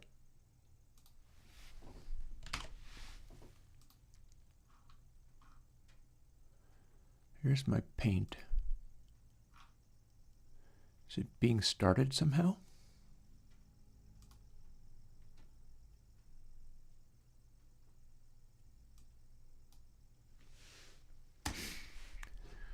Border with slew meter.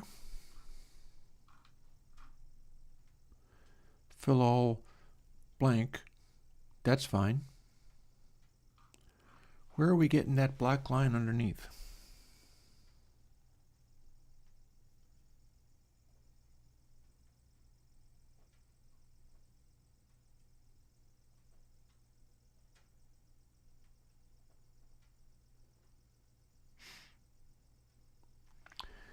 Okay, if we don't do the black outline, what does it do? Because we got a black outline thing going on here. That should be just in the top. And we've definitely got a black line in here somewhere. Peak seems fine. Full rect, that's going across. What's going on? Show me your secrets.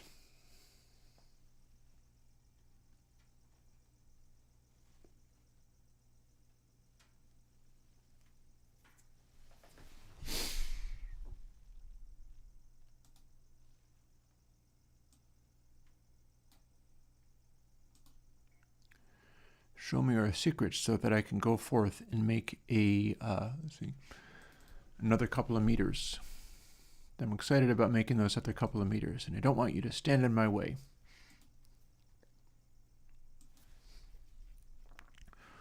Where's that line coming from? See this? This is a double width black line, and I don't understand where it's coming from. I bet you when I hit play, we end up with a nice, neat little line that's exactly where it's supposed to be and delineates. Mind you, if I do that, I no longer have the nice looking little border on the top, because this is supposed to draw that border in such a way where it really highlights those spikes. I don't want it to just be blank.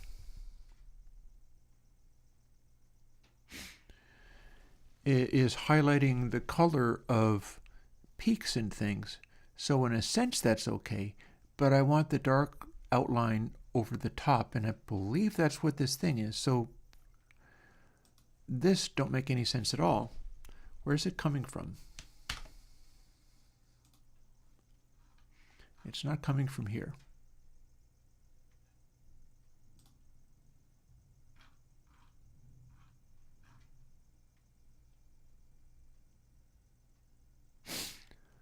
Paint override. Do we have something for painting that where I don't know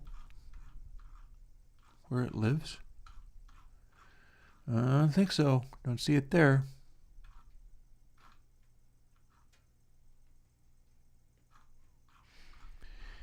I'm looking for other places we could be painting that canvas.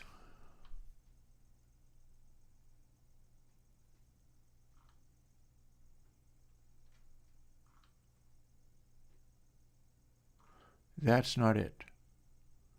We're not painting the canvas here.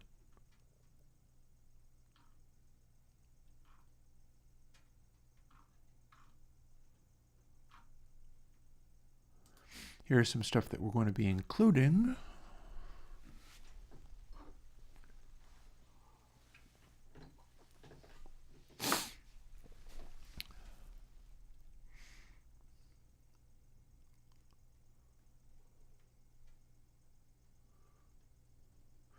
Here's some of the stuff that now works. It doesn't do anything, but it works.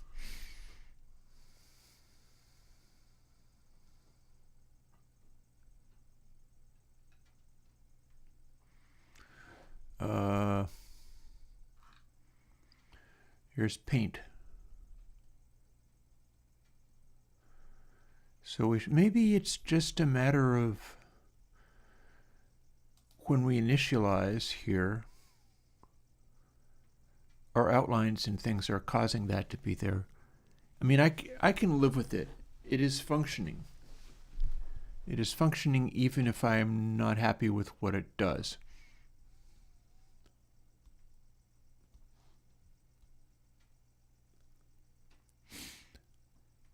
Got a few more things to do.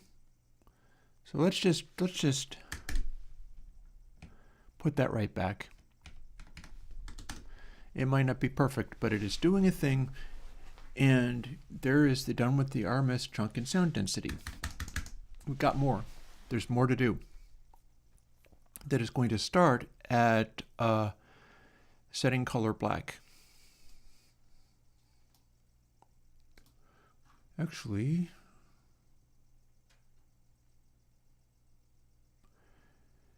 we still want to be within the counting through all the points in the array.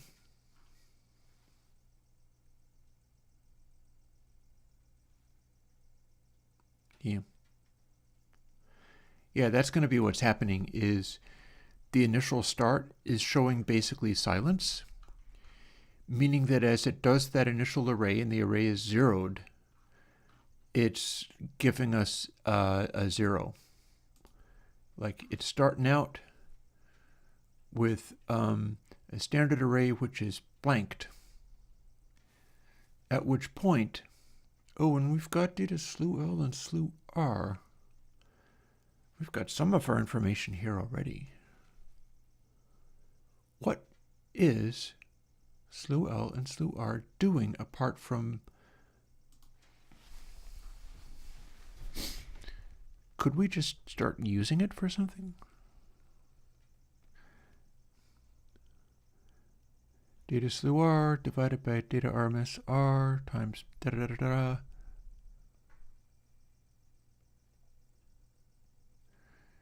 I mean, we could just be punching that in there.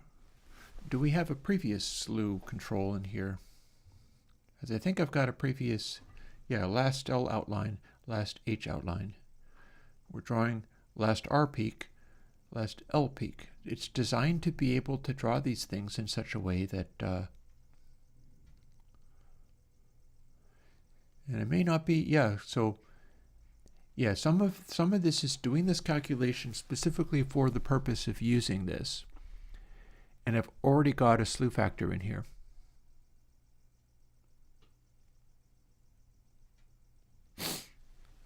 As such, let's start uncommenting stuff out and seeing if we can draw something on the screen elsewhere that's doing what I want done.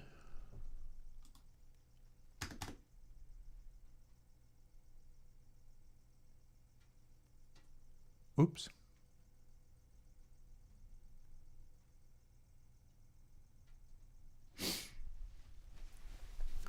Not so fast. Not so fast. Don't want that at all.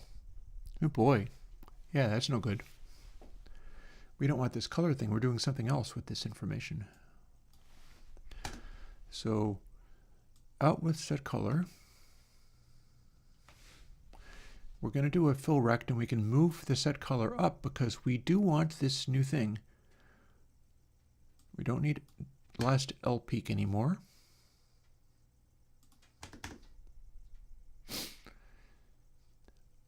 And we are moving the set color up here. We can't, can we? I'm stumbling all over the place. I'm falling down and hurting myself. Cut. Paste. Yeah, we want the color black. We are drawing the peaks.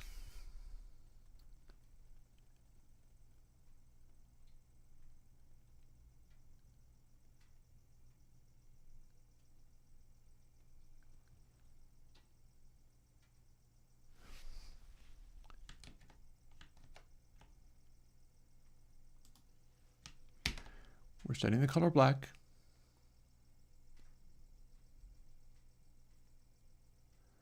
We're drawing the peak.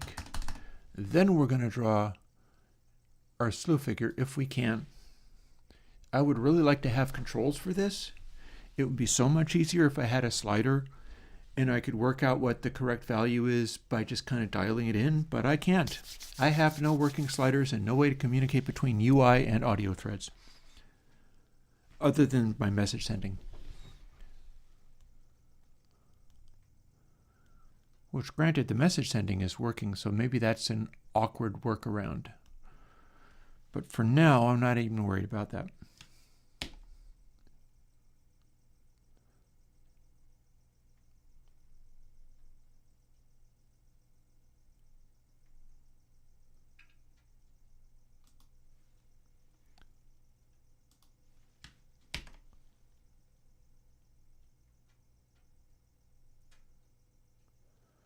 Wait, what am I even looking at?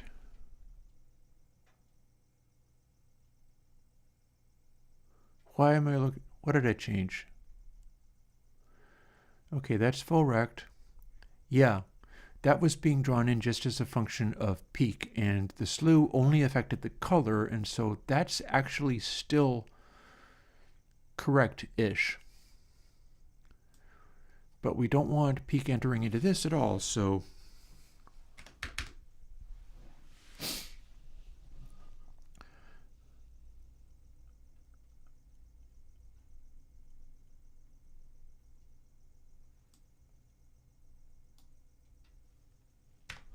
and how many of these do we have or need? Okay, is it still ambiguous? Why would this still be ambiguous? Because it's an integer number?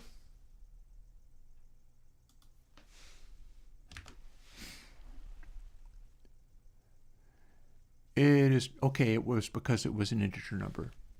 It considered it ambiguous if it was an integer number.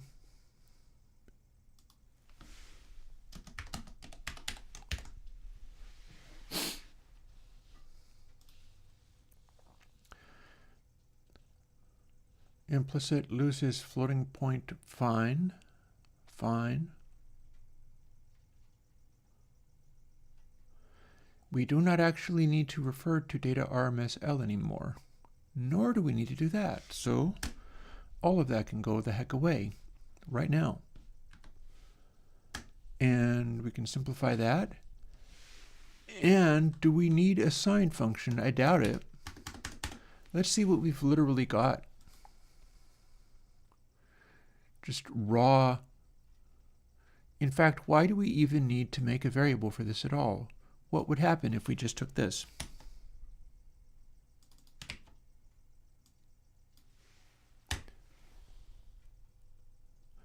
And we can set color, and then what we can do is we can move this down to under the peak, because that was the peak was the first thing that we draw, and it's also the top thing. And then we can make some comments illustrating what we're actually doing with this stuff.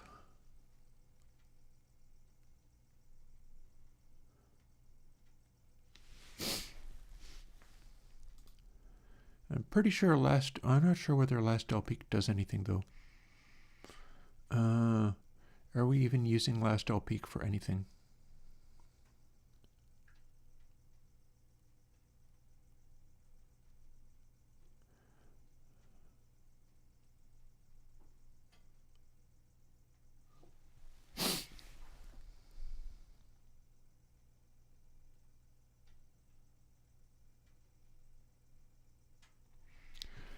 Maybe we're simply updating things in some kind of way. I guess we're looking for the highest peak and using that one. But here's the bit that we just added.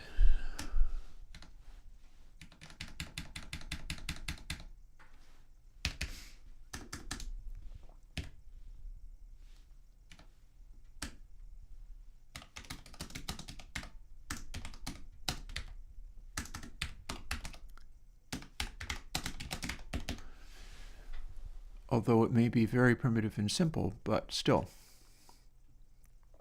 And then we're doing data slew R. And here's that stuff that's being cut out. So we're going to ignore these things. And we're going to draw the set color up top.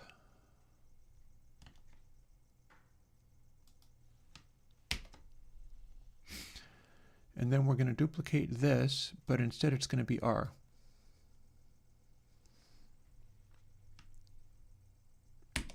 That's going to be a copy.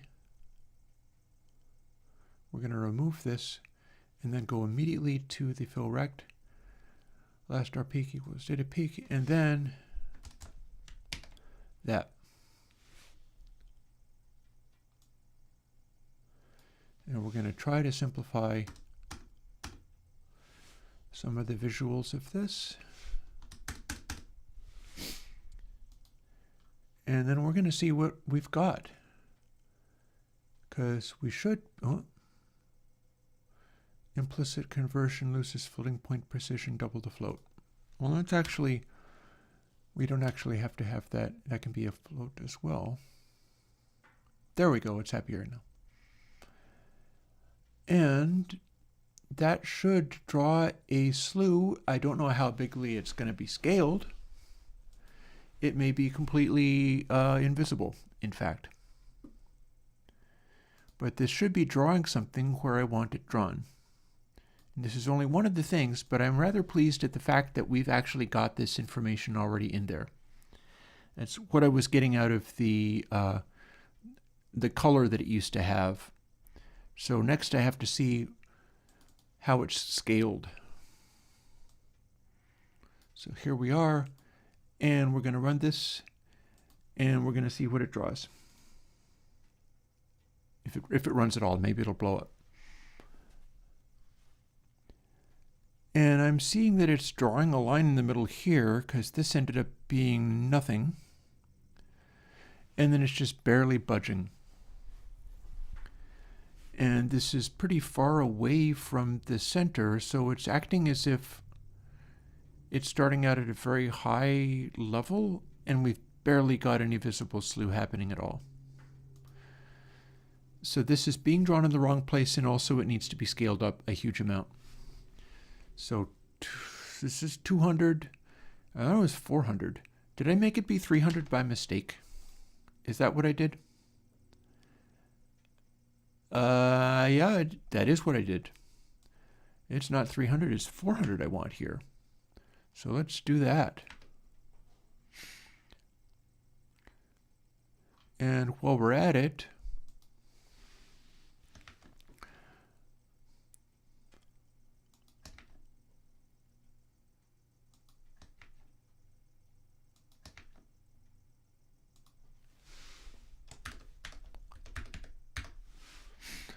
we're going to crank it way up so we can see what we're getting. This is not necessarily what we want, but it's what we deserve. And yeah, it needs to be 400. Oh, and I got a problem. What happened? What happened here? Well, for one, we can put F's in here. Oh, I see what happened. I didn't hit the...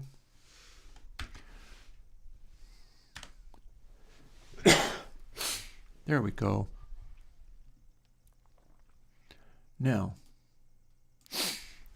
let's fire that up again. It's not 300 we wanted, 200, 300, 400.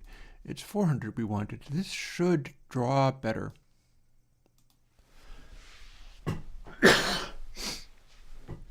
And it should also be visible.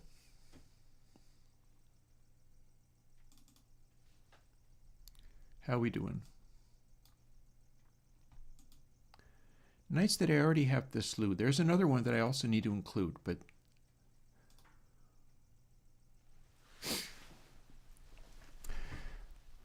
so here's where my slews live in this, and it seems to be drawing it pretty darn well, honestly. Here's my slew cloud.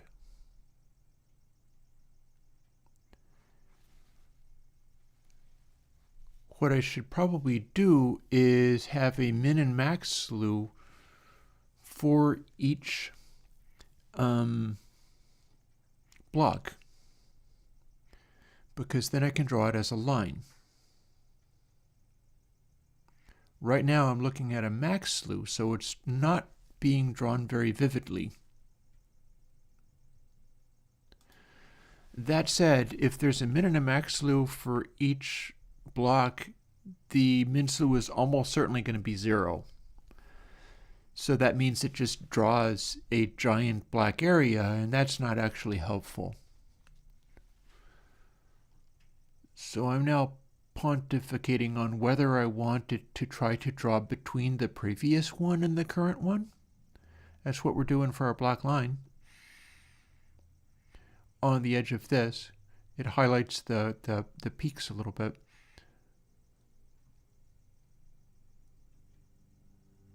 Possible.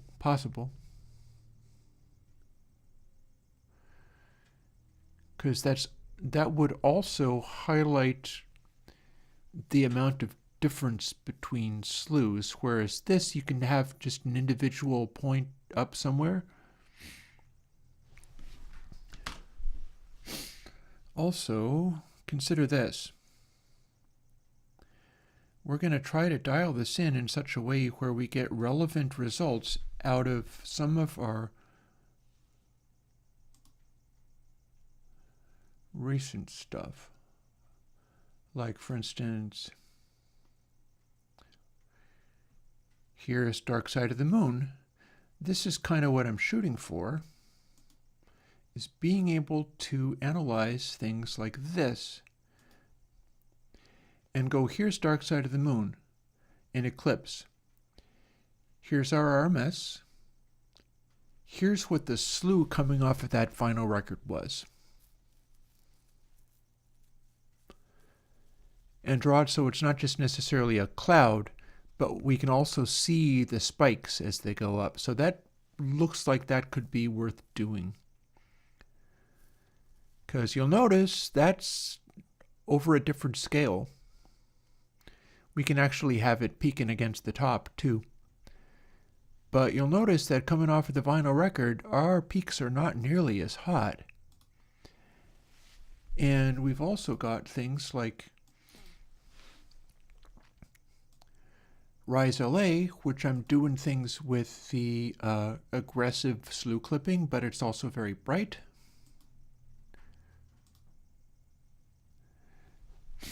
And again, here's what we're trying to learn about.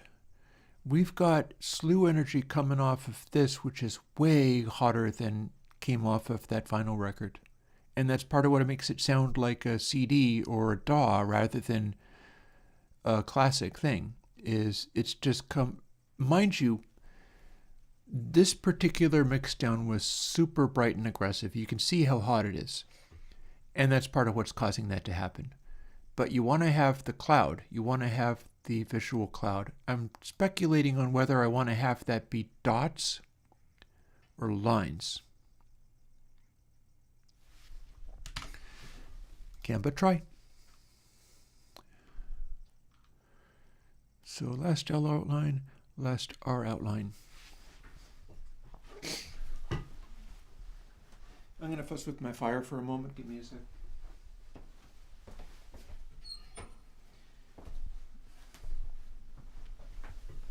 Opening the damper. And it's 3. I don't think I need to be making myself any more coffee.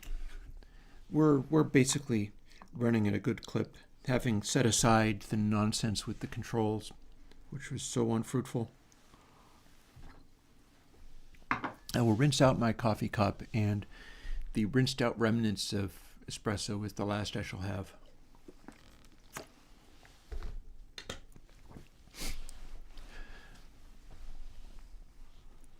And now we are going to start trying to calibrate things and figure out what we get. There's our RMS stuff. Here's our peak stuff. Peak energy color spectrums is no longer a thing. That's what I took out. We have better ways of doing this.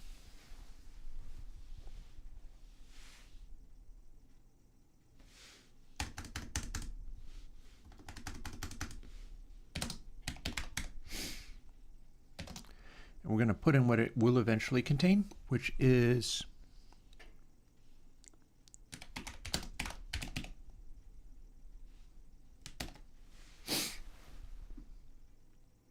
a zero cross indicator. So we got RMS, we got peak, we got slew. We're going to throw in a little more. We're going to throw in zero cross.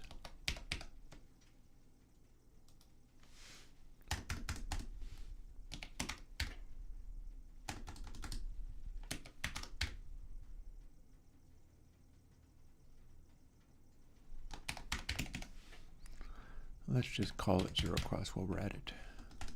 I'm so pleased that I already had slew there. I was using it for something, granted, but still. Oh, we should make multiple. I should make multiple slew points. I really should. I can draw both. I don't have to pick only the hottest. Peak L and R. Why am I choosing only one or the other? I should be drawing both. It'll make a denser cloud.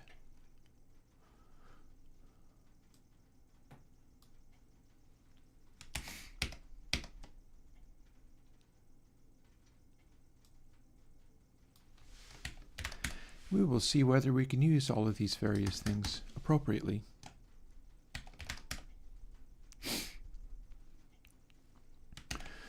So let's get into that. Maybe I can make that work. If the peak of L is larger than R, I'm sort of choosing only the one or the other. And there's an else. Let's scooch this down to where it's underneath all of this. Then, and yeah, man, each position's not a useful value anymore. That's fine. We'll sort this out eventually.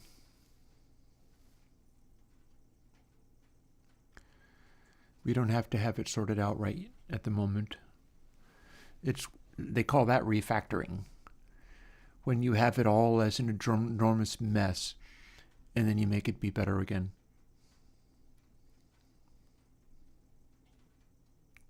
I do wonder, however, whether I can just take the text get height within this area and replace it all with 200 and have it work.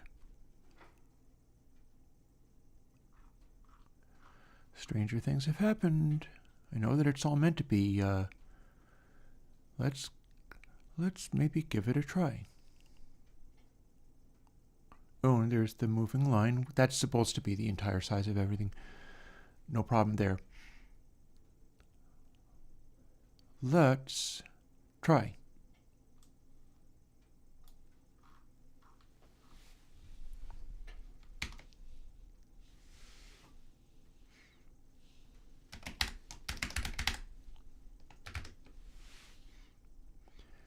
So this should, let me see, find and also replace, please,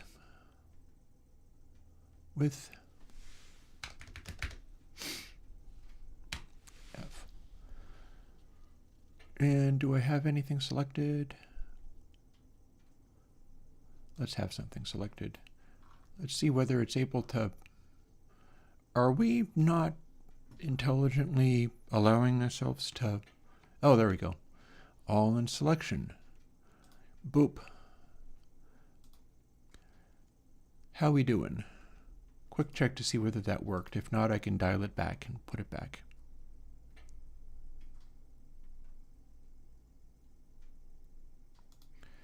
The build says it succeeded.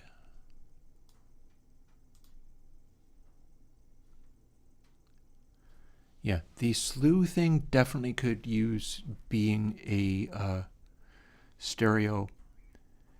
And I do really wonder whether the left and right peaks should both be drawn. It's drawing only the strongest one. I feel like I could have a better point cloud. Let's see. So when I get this information actually being drawn properly, what I do then is, oh, no, it's actually not happy doing that. We made it tiny. It's drawing, but it's scaling horribly wrong. So we missed a trick somewhere. Something's not right. And I bet I know what it is. I was already compensating for that. So instead of having done that terribly wrong,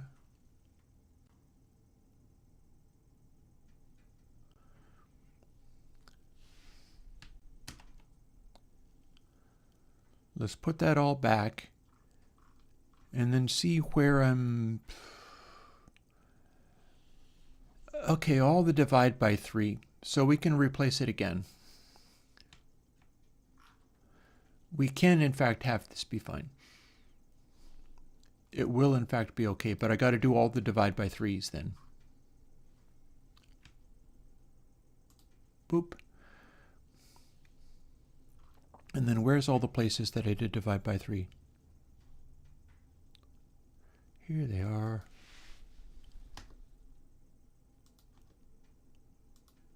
Three.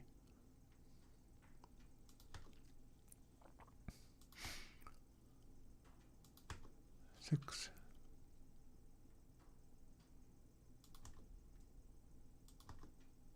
Eight. And then this will highlight all the bits that I have to follow up with, like this.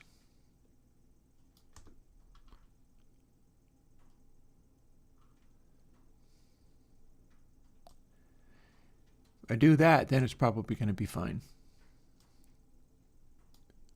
Nothing wrong with what I did. I had just compensated for it unreasonably.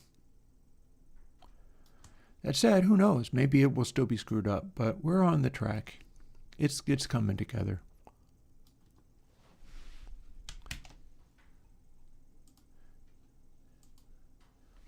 And if I want it to be scalable, we can do that any number of other ways, including time series display as like a canvas kind of thing. I could maybe draw the canvas and stretch the canvas around rather than trying to do it this way. So let's see. How are we doing? Did we get there? Did we get there or did we not get there?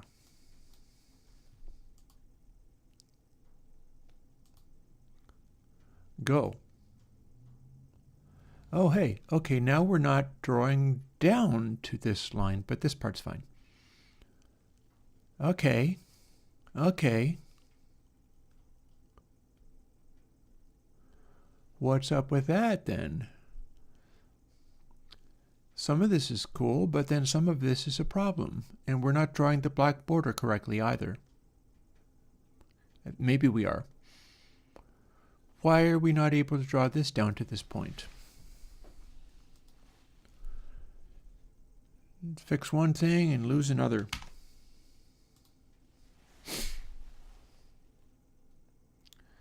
Oh, because I missed a couple of divided by 3s.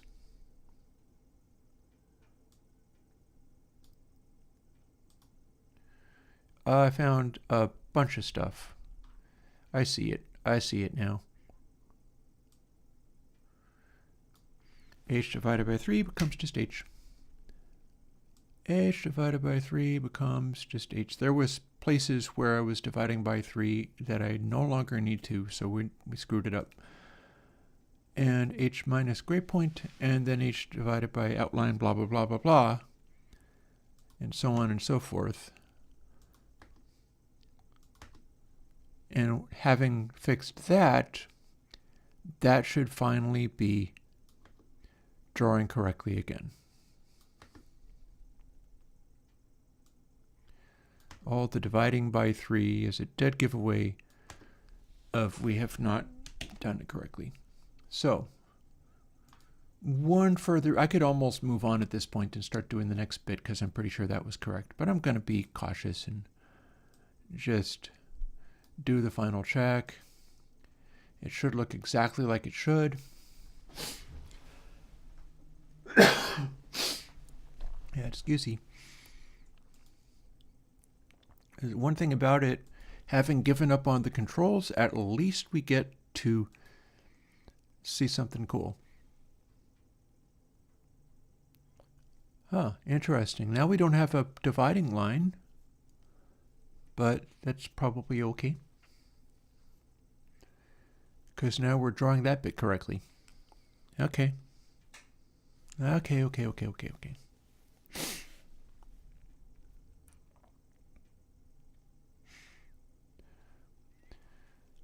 So there's our peaks. So I definitely need to include both left and right peaks because it can make the cloud twice as dense, and that will speak volumes and explain a great deal about everything. We have actually gotten in the way of some of this, but that's fine. Last L outline. Draw this stuff. Draw the border with slew meter. So yeah, how about if we put this at 201, then will I be able to see it once I'm done?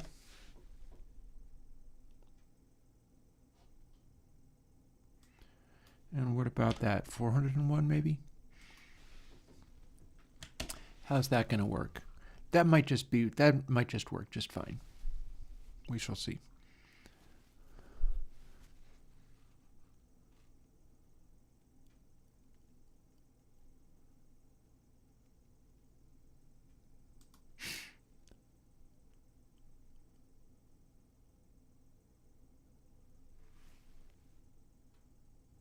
Ooh, and we are drawing our peaks at 2 pixels a peak. If instead we dialed that back to 1 pixel a peak, but then we drew 2 of them, that might just be useful enough to use.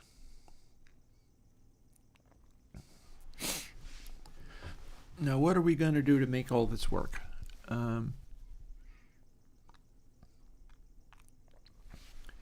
Well, for one, we want to calculate this out so that we're no longer ignoring stuff, and we need to not do this bit.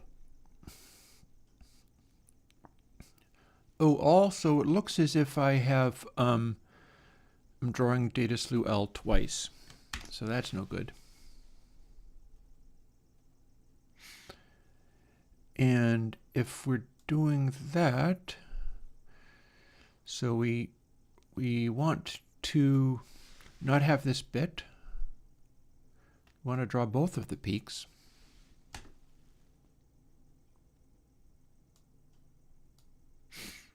These things are being repeated.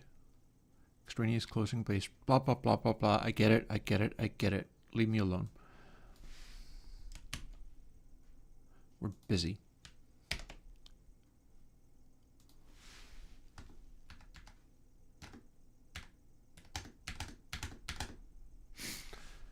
So if we're doing this and we're drawing all of the peaks ever, that's cool, that's cool. We're setting our color.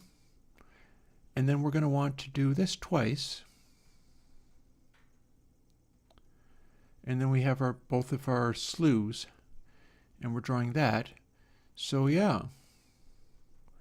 And I think that covers that. So we want to just set our color and then duplicate this and do the right side of it. We're going to draw all of the peaks rather than only the ones that were the loudest, because they're all going to be pretty loud. Here's our R, peak R, and last R peak equals data peak R.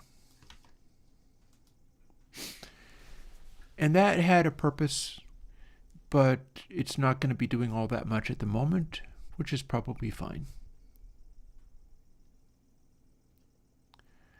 Here's our fill rect, I times dx,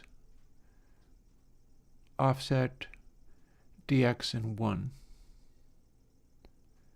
I'm not entirely sure why I'm using dx for that. Width of individual slice. Okay, that's why. Because it scales, and that makes that part of it be stretchable. But you know what? We're probably fine. But I'm okay with leaving that the way it is. I'm okay with leaving it. And here we have unused variable. Why do we have unused variable? Oh. Do we even have that, or is that just left over? That's just left over. Alrighty, build succeeded. If this works, we're saving some last stuff, and we're drawing all of our peaks, and we should have twice as dense of a cloud, but the peak cloud is going to be not as dark because it's less. Let's see what we got. Let's see what we got. It should still work. It should still draw stuff, but very nice. Very nice. I feel guardedly optimistic about this. that does indeed look like twice as dense of a peak cloud as before, which is what it's supposed to be doing. And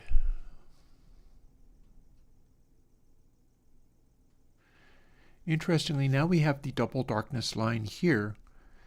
This is because the default value is coming to like 201, so it's drawing over itself. And in this case, the default value went to exactly 400, and I've drawn 401, meaning that it's overlapping.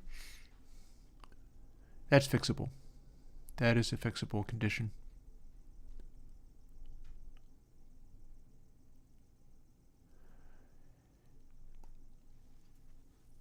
So here's the question.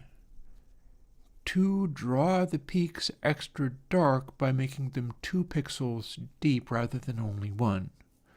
That'll really highlight the intensity of it, and it might remove the need for drawing a line between the peaks and where it ends up. If you see what I mean. Let's do it and then you'll see what I mean. See where it says DX 1.0? It can be DX 2.0.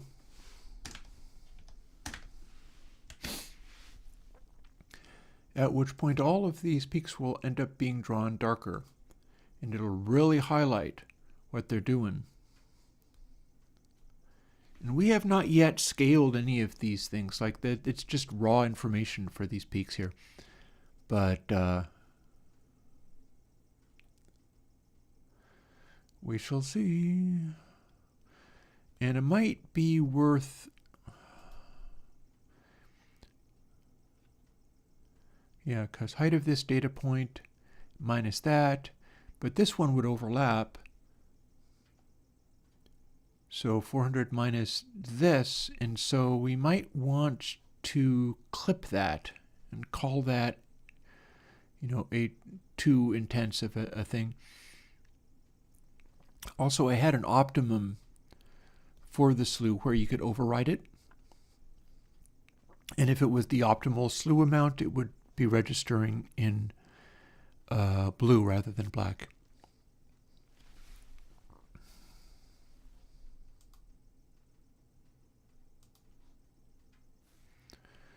But for starters, let's just see what that looks like, because we're starting to get into the zone.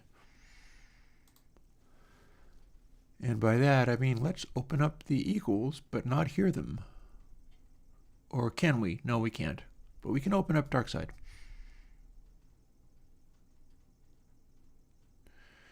Here's Great Rig in the Sky. And here's our meter.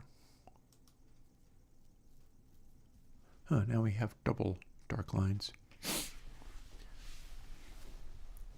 So we're making a big fuss of our peak energy because we're drawing all of the peaks, including the left and the right, and I think that's the correct answer.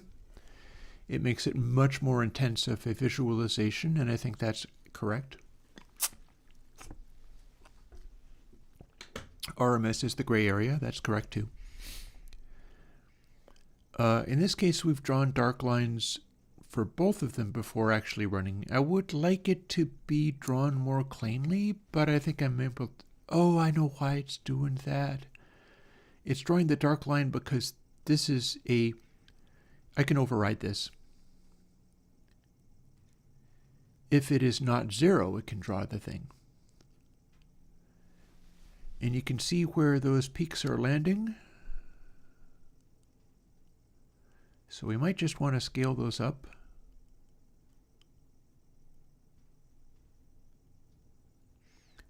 And you can see as it gets quieter and Great Gig tapers off to silence, the slew energy is also tapering off to silence. Mind you, we've still got some spikes, but those might be crackle.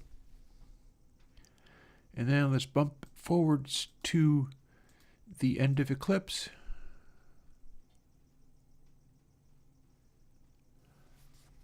And again, here is a giant outburst of audio. I wonder what would happen if we tried to scale this in such a way that it would sit more naturally. Because what we're looking at is peak is like almost a logarithmic behavior, but that ain't necessarily what we want. As it gets quieter, it just drops away to nothing, but that's not our experience of how bright it sounds. We could be multiplying it, we could be multiplying the slew by the RMS. I think we did that before, in fact.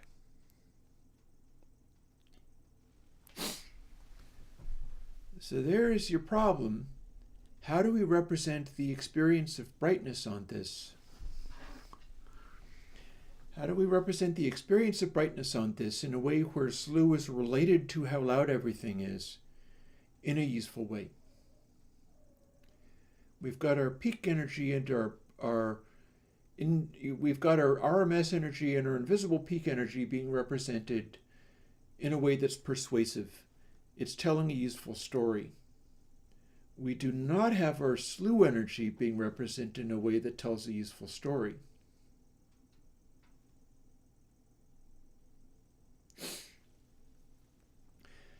It's being rendered as an accurate depiction, but not helpfully.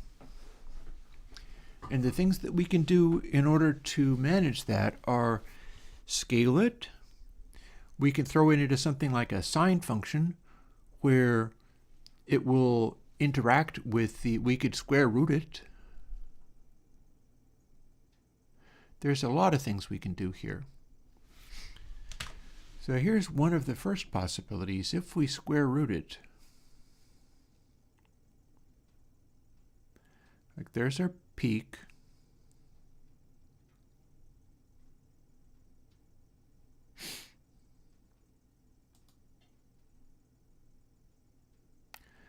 I don't know if we're even using last L peak for anything. Are we? No, we're using last RMS, I bet. Last R outline. Last L outline. This part's fine. I don't think we're using last L peak for a damn thing.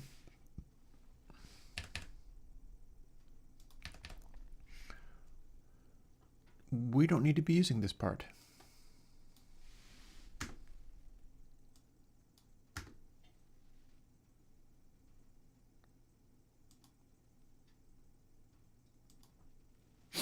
Also, 200 plus 1, eh? Don't think we need that. Let's see how we do now. Let's see what it thinks of this. We've just done a couple of little tweaks, but we're also ignoring one of the variables that we may not in fact need at all. We may not be using whatsoever. And boop, off we go.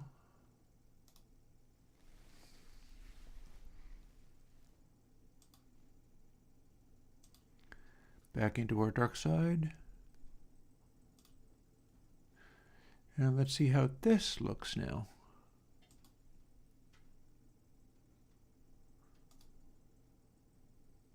Huh, interesting.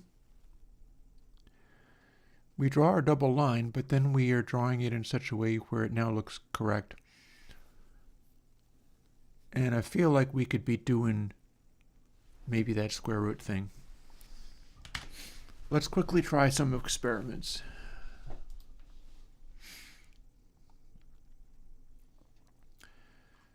So data RMS L slew.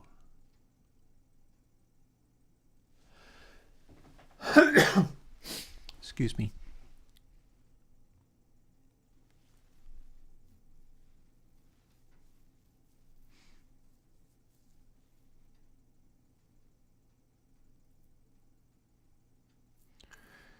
We could keep the previous peak record just to check whether it's varying a great deal, knowing that we want the maximum departure between lines. Like the more difference it does between the previous one, the more it suggests that we've got a very striking variation in the peak energy. If that is so, then we can draw the color of these peaks based on how intensely they vary and have them maybe not draw so intensely if they're not providing enough interest. That said, we need to make another couple of floats here. Let's fuss with this a little bit more, knowing that we might actually end up doing this separately.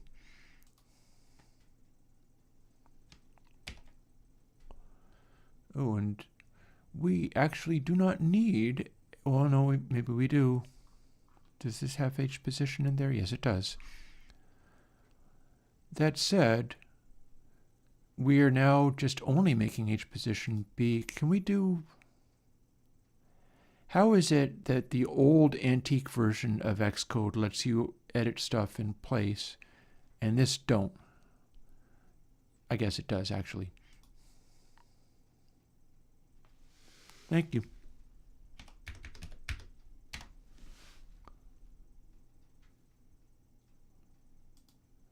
Yes, we do.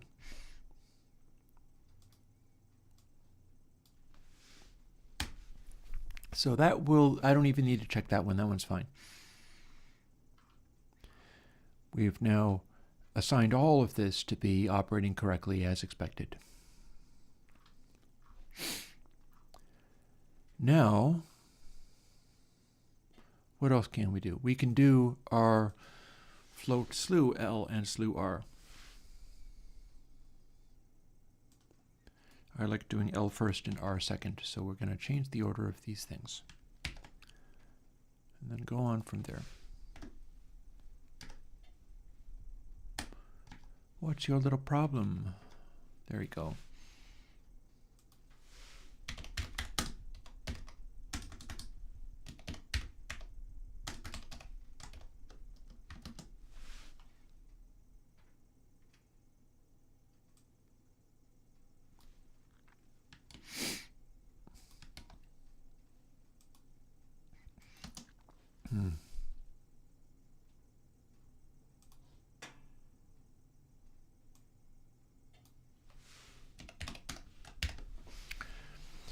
And doing it this way, I can also add some logic to make it not go over the limit. So let's see how we do. I'm coding a little sloppy at this point, but that's just how that's going to be. Oh, more than a little sloppy, like mega sloppy.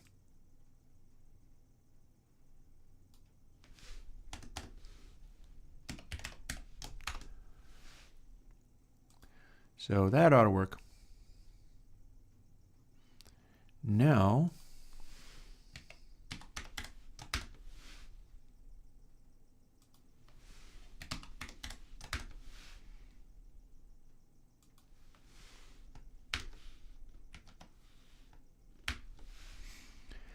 and we can put in a bailout for if there is 0.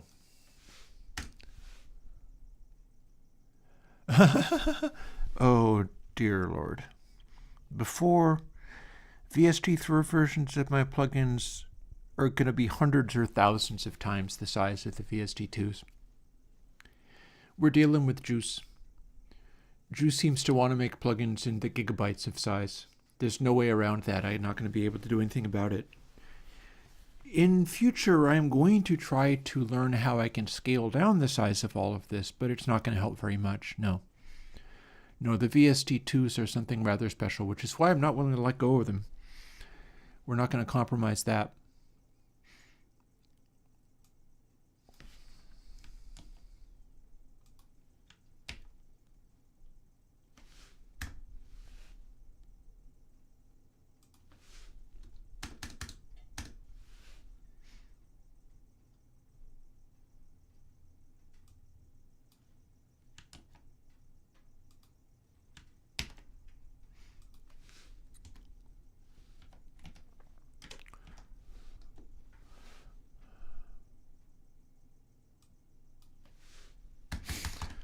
Here we are. So with this we can check and see whether, like, I can show you how this is going to roll. Firstly, let's see, we've got our square root thing going. I don't know what happens if you do a square root of 0, but I guess we're about to find out. And this should build. Pretty sure that'll just work. And we're going to see what the square root thing is without actually adjusting it or testing it for levels or anything. And also, let's do that again. Yeah, this one metering plugin is now almost 50 megs. There may be a way of being able to make it smaller. I don't know what that's going to be yet. So working on it. I believe it's including a bunch of stuff I don't need. But for now, wait, let's get this out of the way. And this, well, I can leave that there. We'll get this out of the way because we're not doing anything with it. And go in search of my sound folder so that I can get access to what I thought was already there, but apparently is not. And have this open. Because if I have this open, I can start doing other bits of audio rather than just the ones I had. This is a fine place to start.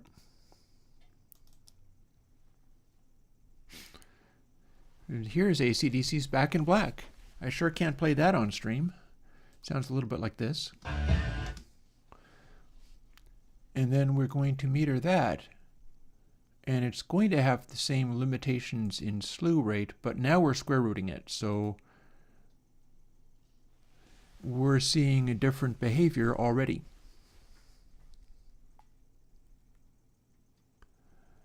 And that's quite interesting, really.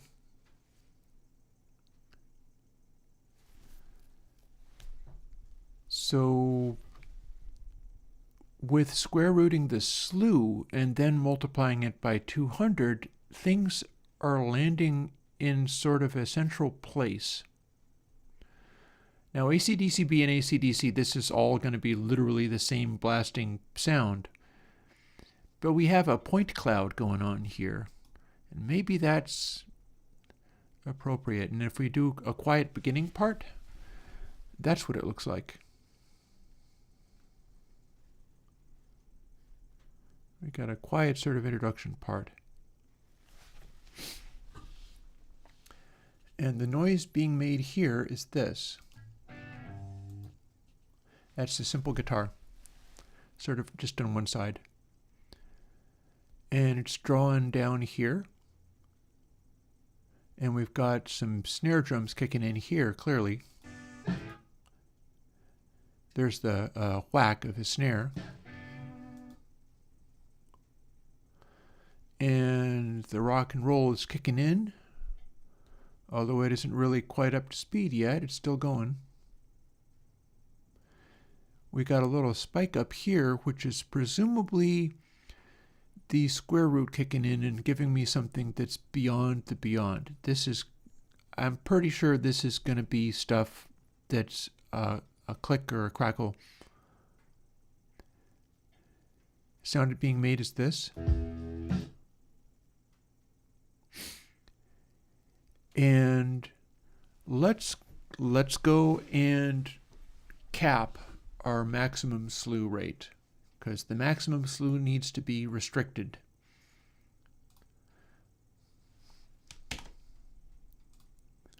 Let's do that thing.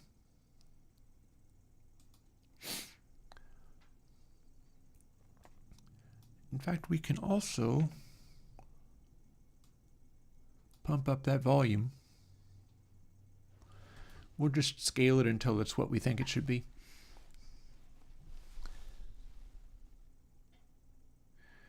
I don't know whether it needs to be scaled relative to how loud everything is. I feel like the square root is already doing a pretty good job at that. It's bringing it up nicely.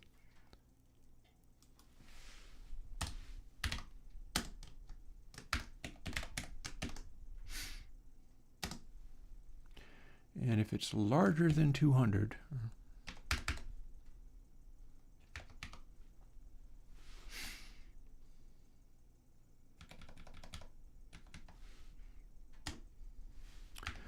let's make it go to a line that's clearly not part of the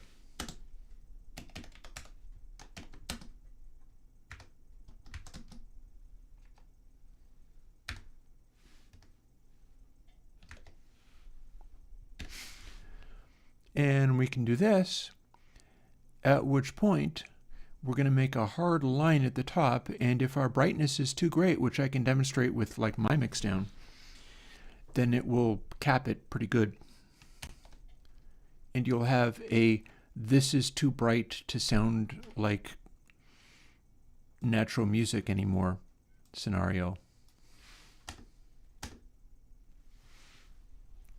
So let's see.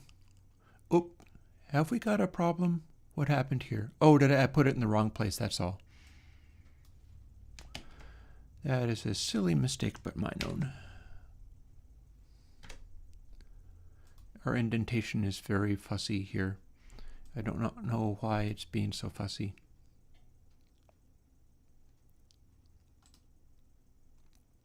Extract a function, extract a method. No reindent? Really? Can we not reindent?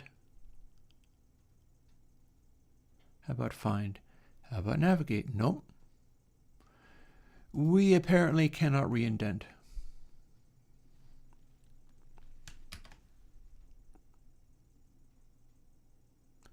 Not only that, I needed to update a thing. So this is the thing I needed to do.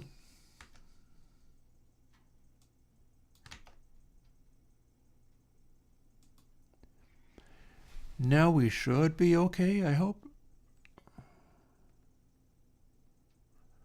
What's happening here? What went wrong? Something went horribly wrong and I can't tell what went wrong. Why are we fussing over this? Oh, do I have a... Is that a thing that's not white space? That's a thing that's not white space. That's what made it so upset. It was looking at a thing that wasn't white space. We're still looking at what's going on. What mad nonsense are you up to now, sir? Can we straighten our butts out, please?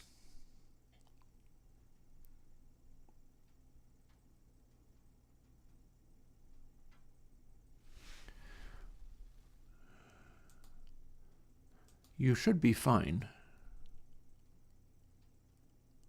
Yeah. It was just hanging on to some of its previous complaints. Now let's fire up Rise LA, which is a track of mine, and I know that that is too loud and way too bright. And so we're going to see what the slew looks like off of this.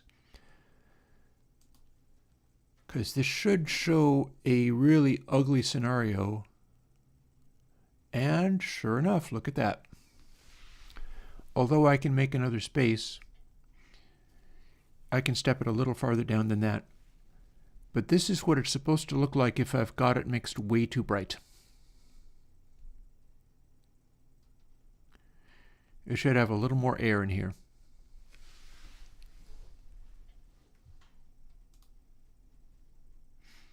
Too loud, too bright, no bueno. So let's do the 197, 196. 197.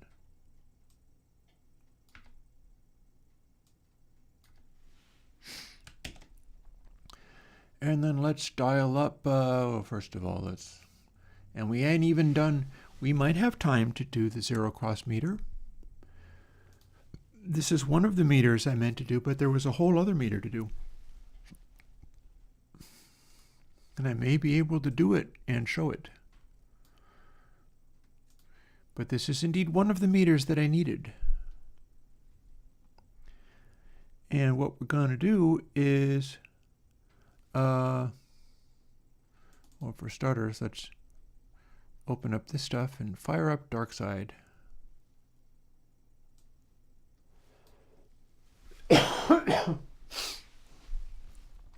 Excuse me. I'm hanging in there as well as I can.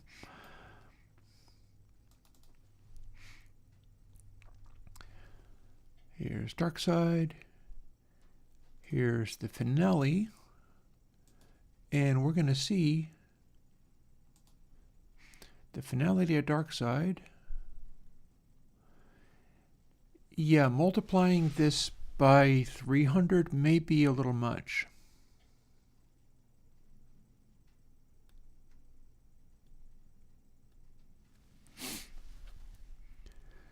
We may not need to boost it as much as this.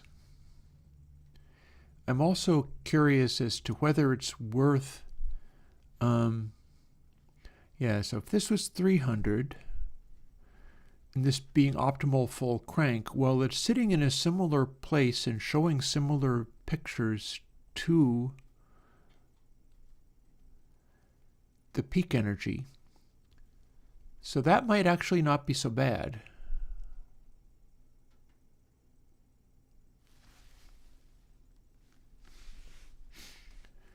And then here's the quietest parts where it's settling down. And again, we're hovering around the same place.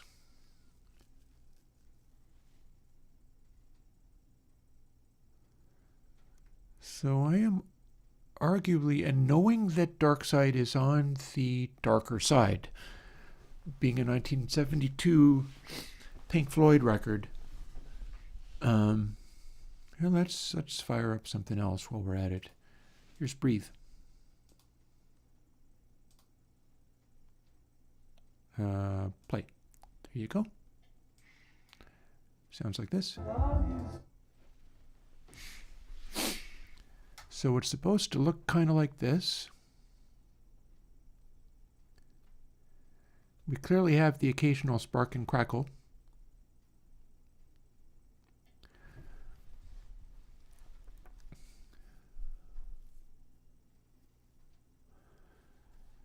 But it's representing its brightness in a relatively appropriate way. Now, calibrating all this might be a good idea. Might be well worth calibrating everything.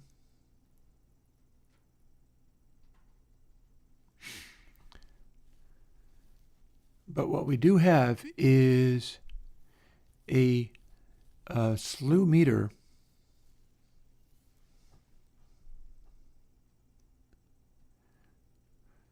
that appears to be,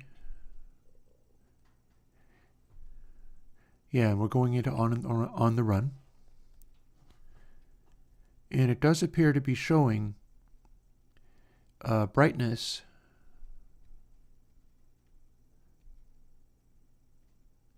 in a relatively appropriate way. Ooh, time.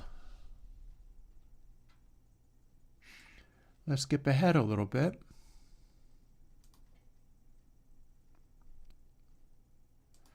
To this bit.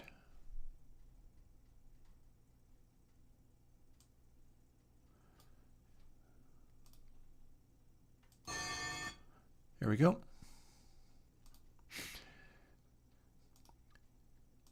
So if we got on the run, dying out, here's the big crash.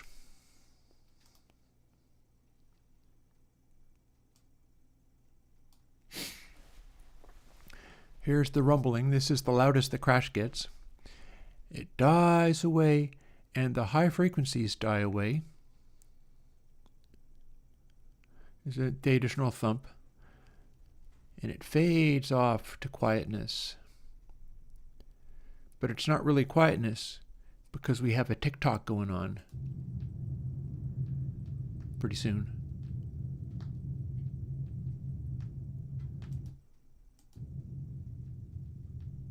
Here's our tick-tocking.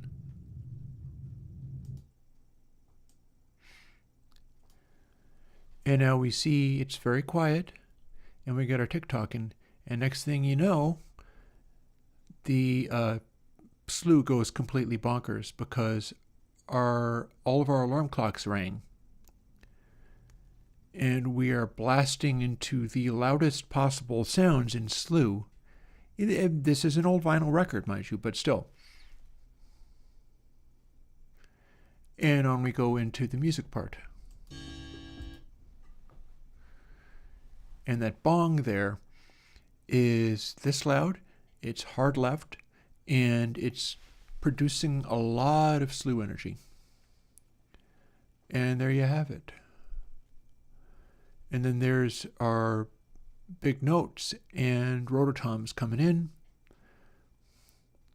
Rototoms should be making loud spikes in the slew, and sure enough. So I'm thinking this is looking okay as far as the slew meter is concerned.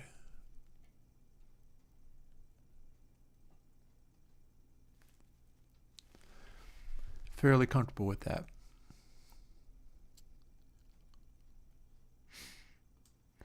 And then here's the guts of the song. And as we're cranking away, guitar solo. And our guitar solo, our energy is sitting up here. Our density is sitting up there. And our slew energy is sitting at about the same level. The right level. It's sitting at about the same level. I do not know whether it's worth repeating these lines 200 down, because they won't mean the same thing, but our energy levels are showing up very similarly, and that makes me wonder whether maybe this corresponds. Maybe I'm looking at slew energy that is represented because of the square root. Maybe it's being represented at the same dynamic levels. I wonder. We could also be funny and draw this in black and draw the slew in white, at which point it would be splattering as a bright white looking color. That could be amusing. So let's get out of there and fuss with some of this just a little bit more. We'll put that back so that it goes to the edge of the bottom one there. That doesn't actually matter. And let's draw some more markings.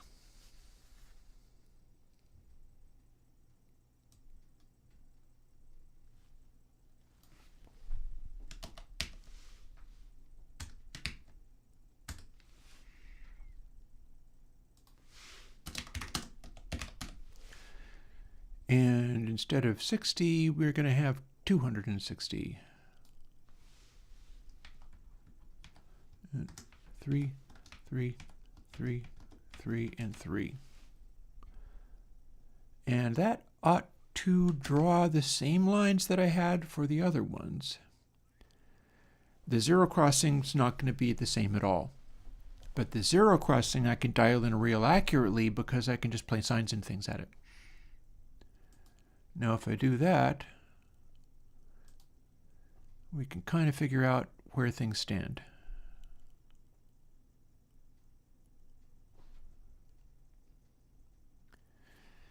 Because again, we're kind of going off of classic, great, wonderful hit records as optimal, and they want to come to about the same places. Whether or not this is really, because there's no real measurement for making this be a real live thing. It's more along the lines of, is this telling us what's useful to have? Here's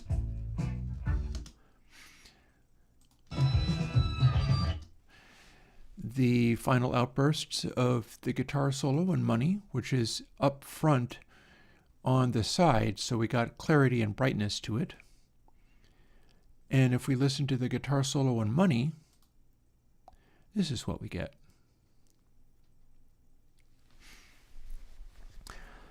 And our point cloud of slews and peaks is sitting,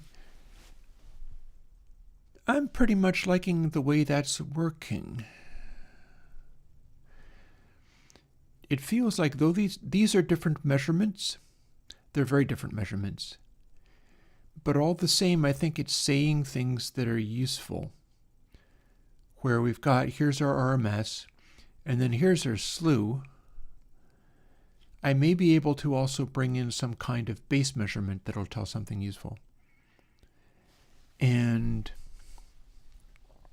as it drops, you will see where you could have bass come in, at which point this would become louder and this would become quieter. Or you could have like a cymbal solo in which this would start peaking out like crazy and this would drop down to be very quiet. But all in all, this kind of tells a story. Like it just got a little bit darker there.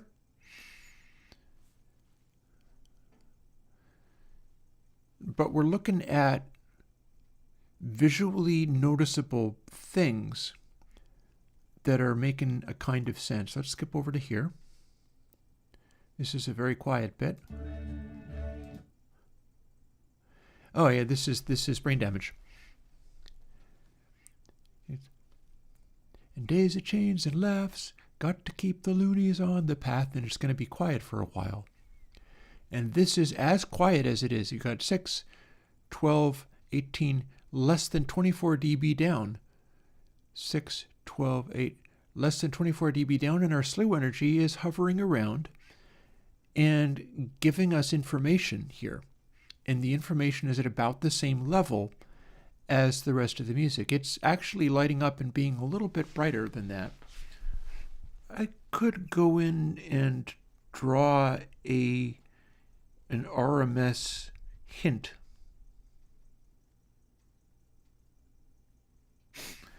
Here's a thought. Do you figure it's worth drawing the outline here for the RMS so that we can see where it registers on the slew meter? Because we're drawing the slew meter, and we could also be drawing a duplicate of this black outline here. And then just not filling it in, because we don't need to fill it in with the gray, because this is the slew version of it.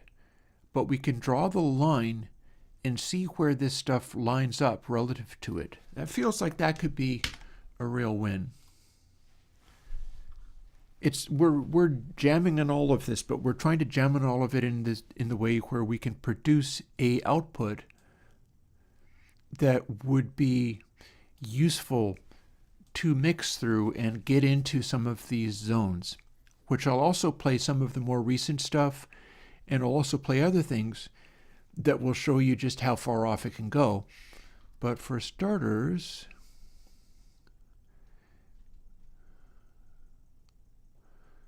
like we could draw, we're outlining in black. So here we go. This could be a thing.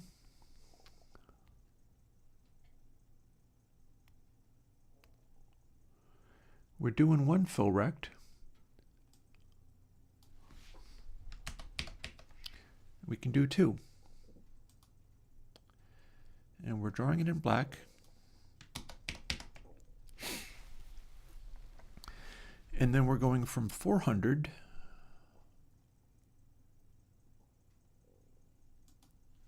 instead of 200.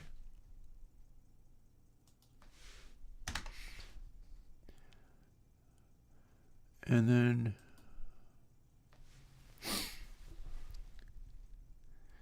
Fabs H minus last outline. That should actually be the thickness of it, so it would still be the same. That doesn't actually change, nor do I need to. It's only the vertical offset that I need to offline. So we might be done here. Let's see what we got. That might have just immediately done the thing that I asked with no further fussing, and that would be very cool.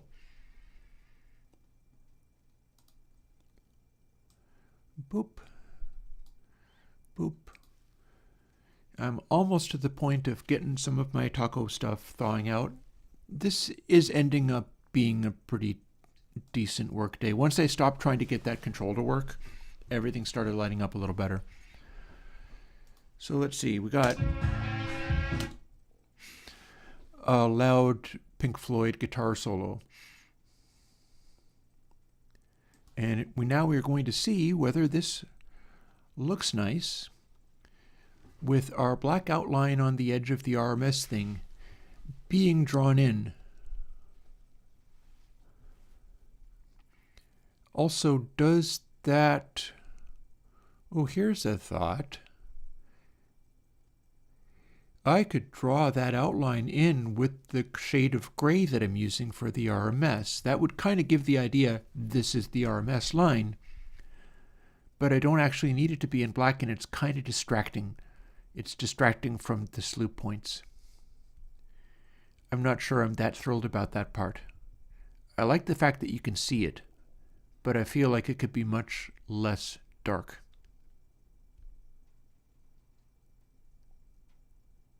You think? What does it do when it's very quiet? Let's skip over to brain damage again.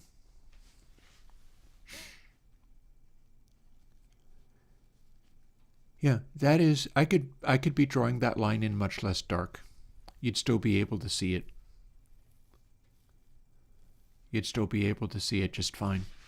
Let's see whether we can't do just that. Quick little change. Boop. And boop. Here we're setting color to black. And so next we want to set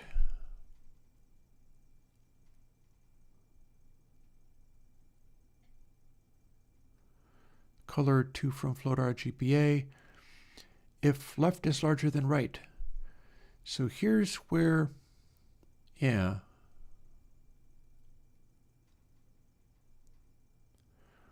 These are all being made to be exactly the same. I'm not really quite sure why I did it this way. I bet it's just a fuss with the colors appropriately. Let's see what we got. So we probably don't need to do it like that, but if we did, there we go. There is the overriding it with pure green. There's black again. And there we set the color back to what we initially said. So that's the shade. And it's going to be largely the same in either channel. It's not channel dependent. So boom. We really don't need it to be distinct values because they're just being made out of the same value again. I'll worry about that later. Not so concerned about that at the moment. It's just slightly wasteful, and I'm not worried. I'm not worried, I tell you, as I shrink and turn into a corn cob. Almost time to get my thawing going. Let's roll it with money.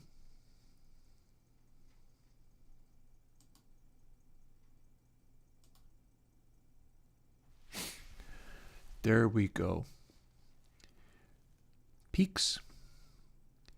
And that light colored line is a representation of how loud the RMS is.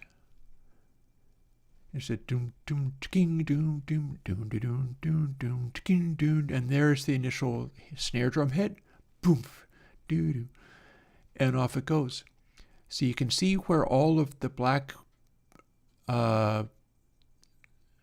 peak lines are sitting. You can see where the brightness lies, and you can see how, oh look, it's going, it's dropping right down below this line. Maybe I need to clamp that. Look at that. That is definitely, it's that line that is going beyond the bounds. But yeah, so this is money. I'm going to leave this sort of quietly going, and I'll come back and see what it looked like. But here we have, on the top, RMS measurements and peak measurements, according to a very accurately displayed standard. Middle is slew measurements made to kind of go along with what that's doing, but it doesn't necessarily mean it's providing a real, like the RMS is being drawn against the same lines, but the slew measurements may not actually correspond to reality. I'm just laying them out in such a way where I would like to have them on good sounding stuff, it should be drawn at about the right place. And then we can also try some other things and compare them. In particular, some more recent stuff. And let me go and do my food thing again.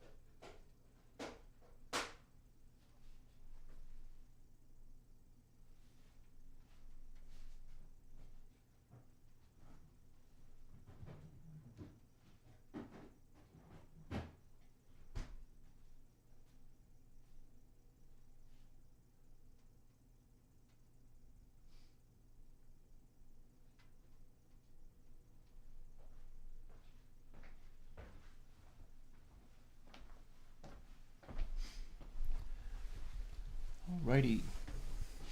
And back. Yeah, so here we have the guitar solo in Money into the zip, and then it goes all dry. And that's why it looks so less sputtery. This is the much drier section. You'll notice that it's still kind of bright, that the density of the peaks are still kind of up there.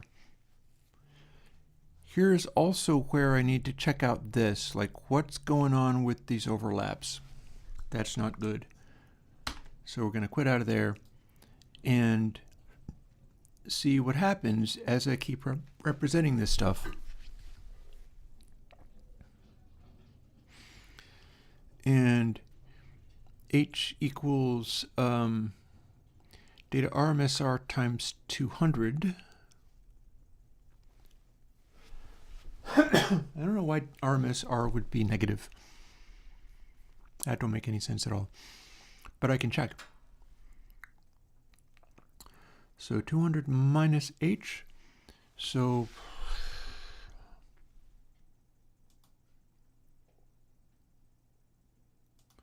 I suppose I could make it an absolute value.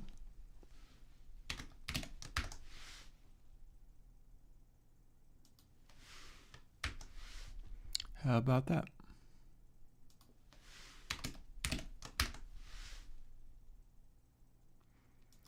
Because it should really only be positive, and I don't honestly get why that would be doing that thing. But yeah, all of our numbers for fill rect here are okay, I guess I see what might be happening. So we're doing gray point, and I don't think we're doing gray point twice. No, wait, we are.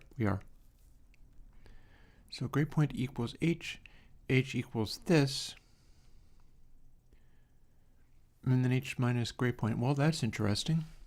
Why are we doing that? Oh, because it was the previous, wasn't it? Yeah.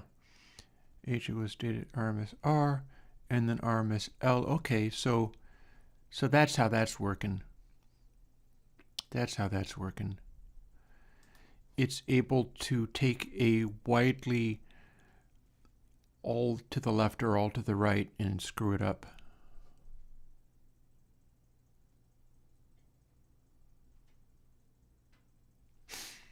So what must we do in order to fix that then?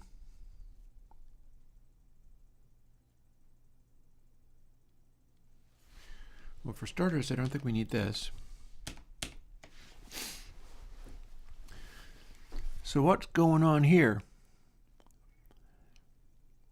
If we keep drawing past the bounds, it's because there are some circumstances where one side is larger than the other and our RMS level is overshooting because RMS minus last outline or whatever. There's our black outline. I believe that's what's overshooting. I think. Yeah. So, and it happens in both places at the same time. So what we got to do is scoot past here in both cases. And we need to do this fabs H, well, no, wait, hang on a second.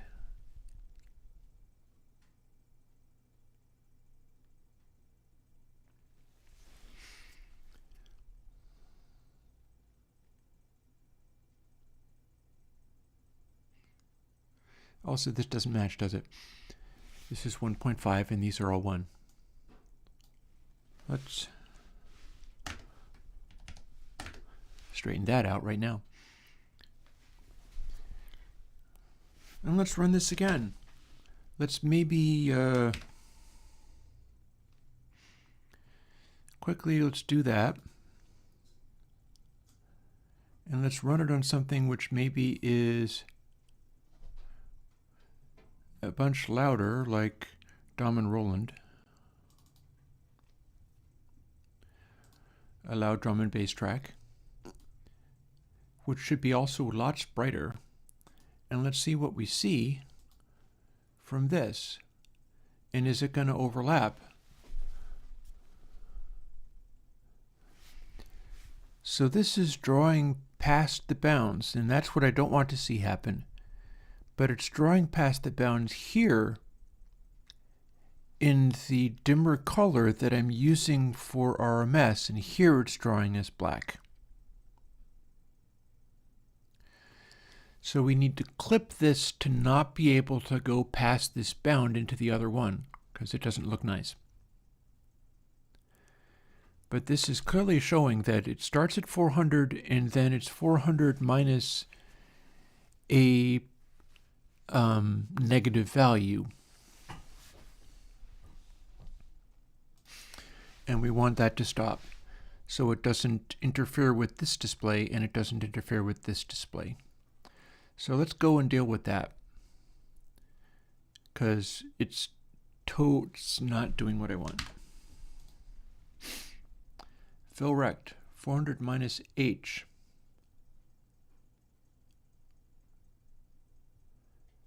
And fabs H minus last outline is also a possible concern.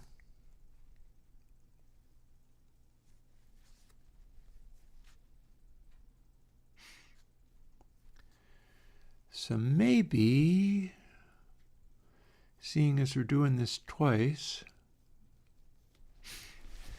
we bust this out into its own line and then clamp it and see whether that helps at all.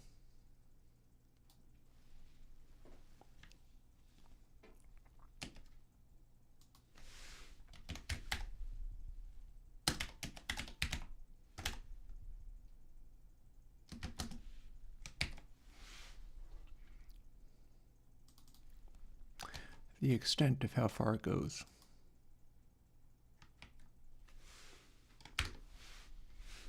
And we're not going to need that, and we're going to need a semicolon. Very good.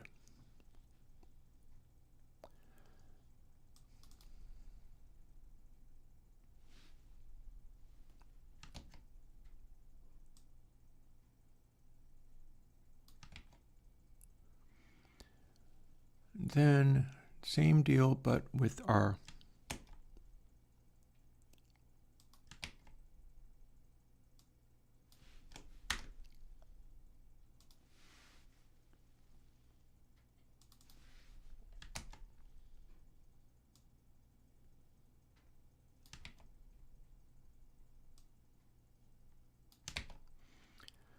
Let's tidy it up just the tiniest bit.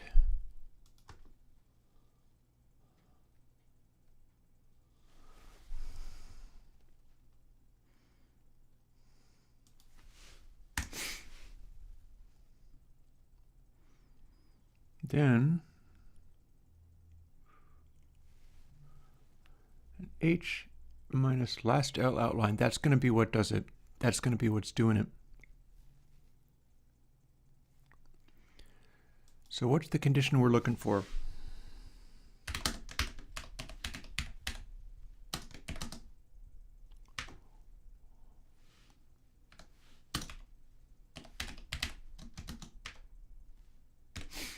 Probably not that. So for 400 minus H and extent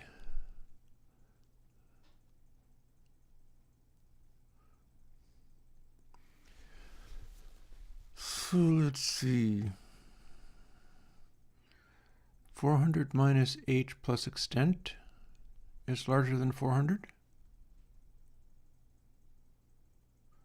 Is that what it needs to be?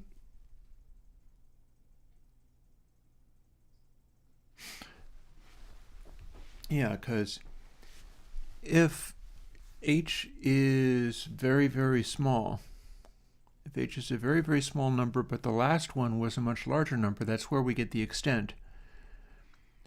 And that's where we get the difference.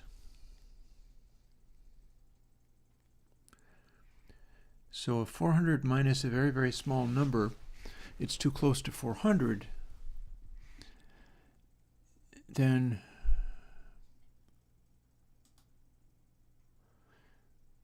if extent plus H is larger than 400,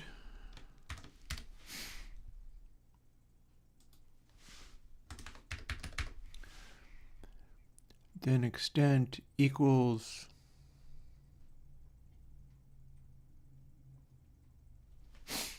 what?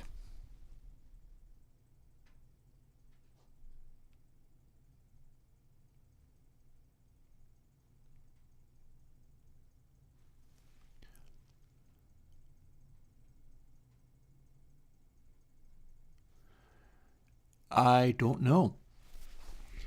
I'm telling you, I don't know. However, I'm pretty sure that extent plus H is larger than 400 is what's doing this. So then the question is, what?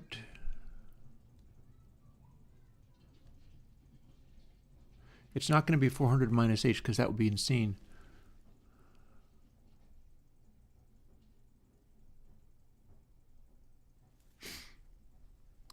(400 minus H). What would happen if it just becomes H? What is that going to just make it go right down to the bottom line rather than going beyond it? I guess we can find out. We did have a nice little example where it was absolutely failing to work right. So if we nailed it, and if extent H is larger than 400, let's see what it does. This is a bit of a wild guess.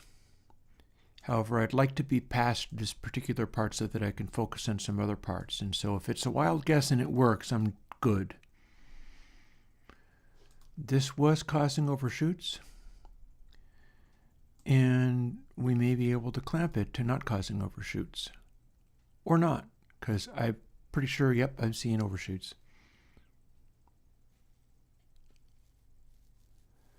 That is not working. We're poking right through the limit again. And the last thing we want is for that part to poke through here,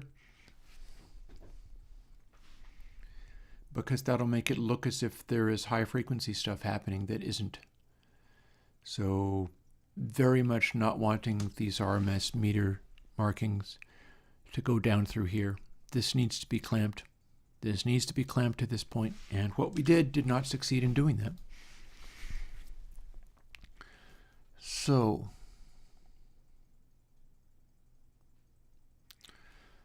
fill rect H Surely data RMS doesn't get to be inverse. Surely it is just the H minus last outline that's causing it to happen.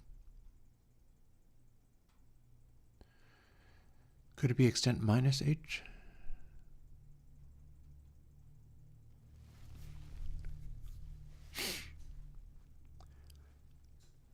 I mean, what would happen if instead if it was clipping that, let's just make it be 0 and see what it does.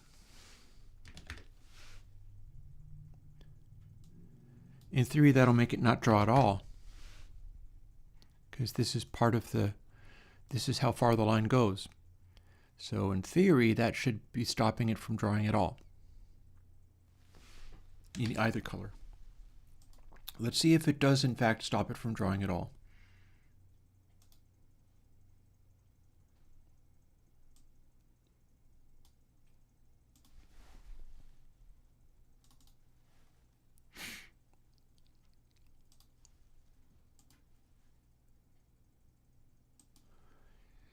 I would have preferred to make it do nicely, and I don't think that's working. That's absolutely not working.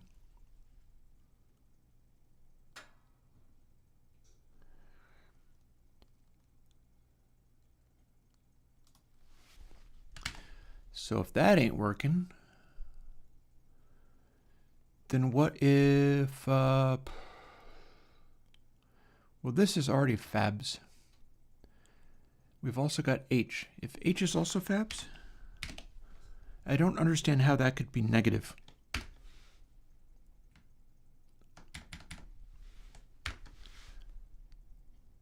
But maybe it could somehow.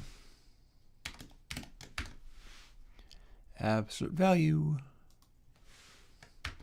Don't be negative, be positive.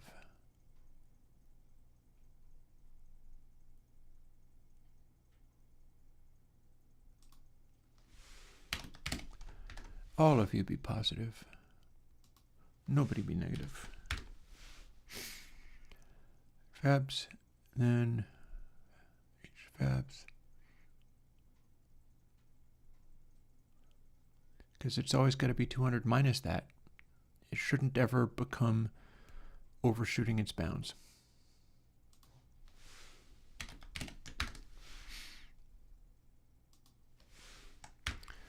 I really don't understand how it could possibly be doing that, but we'll see. And then extent, fabs H minus, and so on. So the if statement might not actually need to do a thing if we got it going on correctly. Let's see what we did. This is all very frustrating, especially since I still want to do that zero cross meter. I don't want to be just stuck on this. I'd like to drop it and move on to the other bit so that you can see it in the last moment. But I want it also not to overdraw, because it's interfering with other parts of the meter, and I don't like that one bit.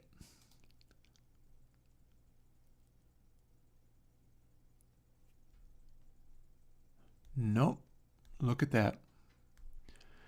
We are absolutely and totally overdrawing.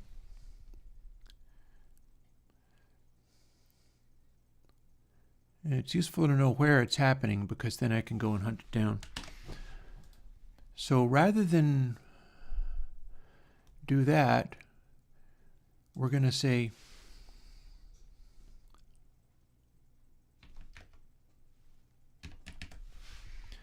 extent is always literally just 1.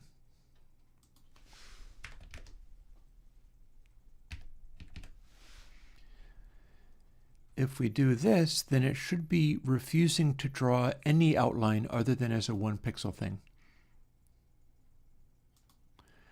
It's a quick hack to see what happens. Is that going to straighten out our behavior? Again, back to our DOM and Roland, which is showing our problem.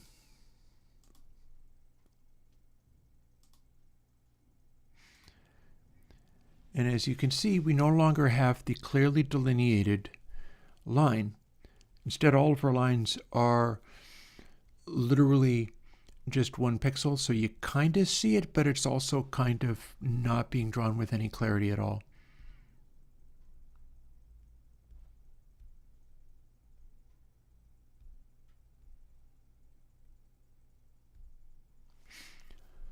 And if we do that, we're not getting any overshoot. So basically, there's your problem. And we've got a lot of peak energy all over the place, and we've got a lot of slew energy all over the place.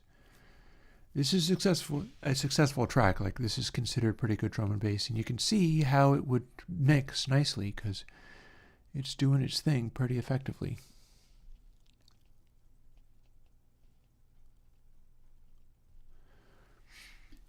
So yeah, we set that to always 1, and then we no longer get the issue. So we're clearly dealing with extent here.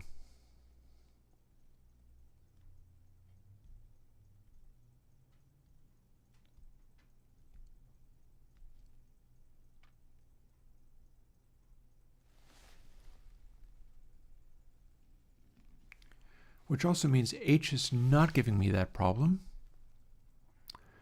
which probably means RMS honestly should not, I think it's already an absolute value. I shouldn't have to do this, and I'm not going to.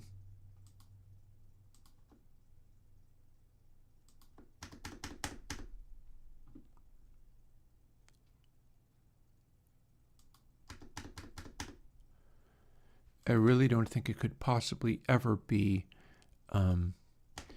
a negative value. I think I'm filling it with an absolute value already. So here's where my problem is happening, is in the last R outline is going too far.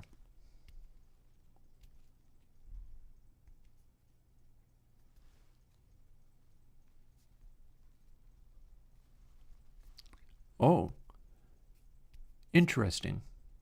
Do you notice something that I'm doing that's probably the mistake? Because I just noticed something.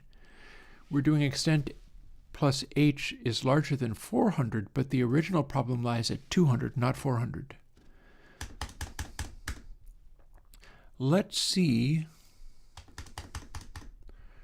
whether we can stop it by then doing it directly and then continuing it at the 400. Extent H is larger than 200. Well, we can make it be 0 to start with, and then see whether we can make it be H or something. That being an original data point. And we'll just see where we got, because we just did that. But that's a clear problem. It should never have been 400. It should have been 200. That's the initial overlap. We're just mirroring it in the other way.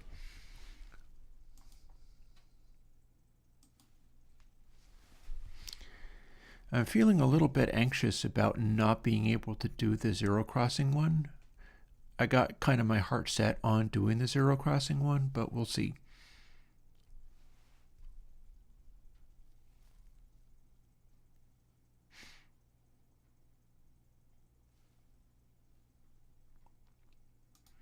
We need to copy it into the new place. There we go. Let's fire it up and see if we're doing the thing still or not. Having fixed that bit, I suspect that I probably got it. I just may not want... No, I spoke too soon. I obviously do not have it.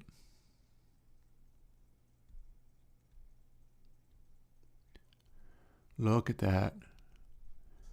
Yeah. That's going way farther than it should. That's not supposed to be doing this at all. So where are we at? Float extent is already absolute value.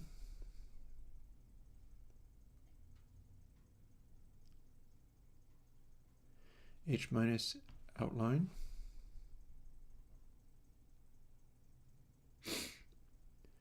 If it's larger than 200, we're already checking with that. So 200 minus h, that's our fill. And then extent is how big it gets to be.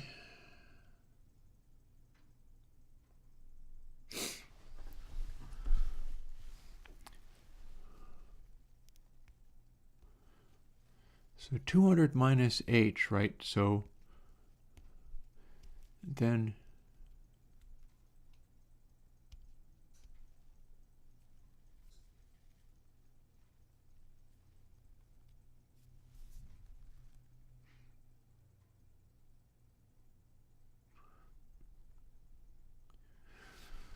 what if we just do a random hack out of nowhere?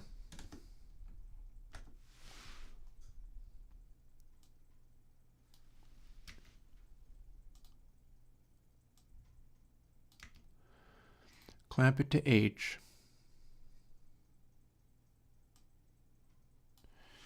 And see what that makes happen.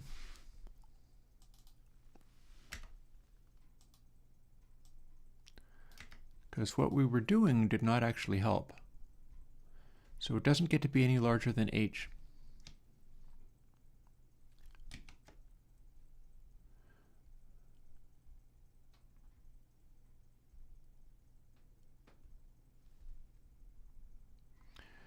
What happened? If this don't work, I'm going to give up on it and move on to the next thing. I'm really frustrated with not having accomplished all the stuff that I wanted to accomplish today. Only on these pathological things does it even do that thing. And the normal stuff, it doesn't do it. So I don't know what the deal is. Let's see what we get.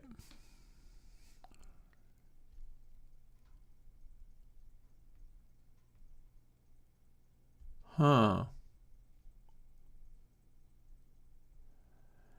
Okay.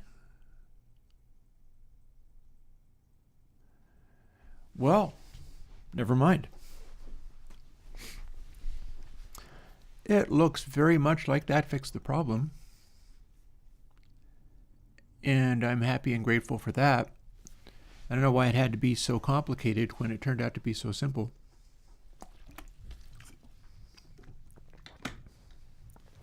That absolutely fixed the problem, and so therefore I can move on to the next bit. Good. I've got exactly half an hour to do it. As always, the good stuff happens in the last 5 minutes, and I go, and then I go off and eat my tacos and relax. And then the following day, I'm a nervous wreck. But maybe not, because this feels good. I like the way this is working out. And indeed, we have a aggressive drum and bass track being represented here. Sounds a little bit like this. It's showing the intensity of the percussion and how it's clipping out a lot. And the high frequencies are actually sitting in a way that makes sense to me. That it's occupying the same space, which is sort of the entire space between RMS and peak. It's just using it right up. And our peak energy is sitting in there being quiet occasionally, and we're able to see what's going on with the black border being drawn around it, and then it's not clipping. So all in all, I'm fairly satisfied with how that's working out. That's going to be a useful slew meter. Although what I should do is, let's fire up something.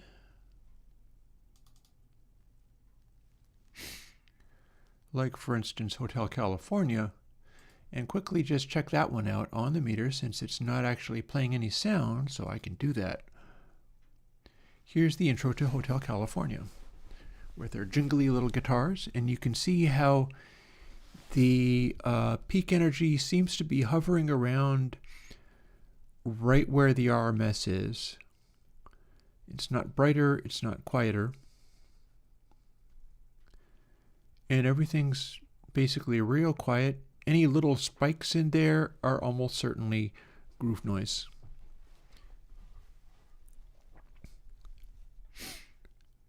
And then we're going to have our timbale or rototom or whatever it is. Bunk, bunk. And off we go into the regular song, which is still actually very quiet. But it's going to happen in a moment. To the point where you can't hardly even... No, there it is. And those are the initial sort of drum hits, and you can see them register. But interestingly, they're not a very loud slew. But now that they're underway, because this is the body of the song, with the singing and everything going on, we can see that it's still very quiet, but our peaks are filling up the entire range, and more relevantly, our slew is filling up the entire range without getting excessive. There's this little airy thing going on there. Hotel California is a very airy, spacious sound. And we can see that in the representation here. The RMS is very light. This depiction of everything is very light. And this particular album, it's off of vinyl, so it's not all grating and stuff. Very spacious. And one of the things about Hotel California is that even in the sections that are relatively quiet, it's not like it's dead. It's not like it's silent. And so we can see that the peak energy is constantly active. And also the slew energy, that's also constantly active. In fact, it's a little bit brighter than the peak energy. And we can skip forward to the, pretty sure this is the solo. Here's the solo. And as we get into the solo, it starts warming up a little bit. But you'll notice that as the solo kicks in, the high frequencies, the peak energy, that's lighting up a little bit more relative to the RMS. You'll see that the peaks are now coming in higher than the RMS level is being depicted. And that's because we've got these guitars going on.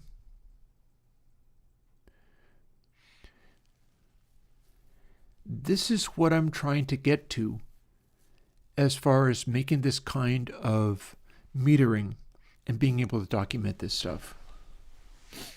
Just being able to show how this is, and I will also be putting out videos where I'm playing an entire album on my channel and allowing it to be monetized as if it was a React album, except for I'm going to have this playing the entire time.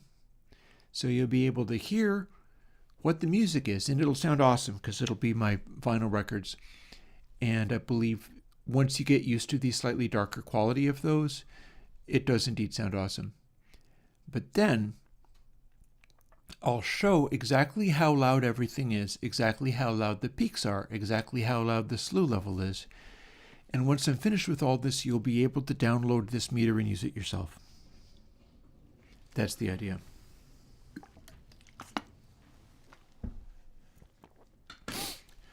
This is a very mellow track. This is New Kid in Town. You can see how mellow it is because the highs aren't blazing all over the place, even though it's relatively quiet, even though the peaks are there. It's just a warmer track.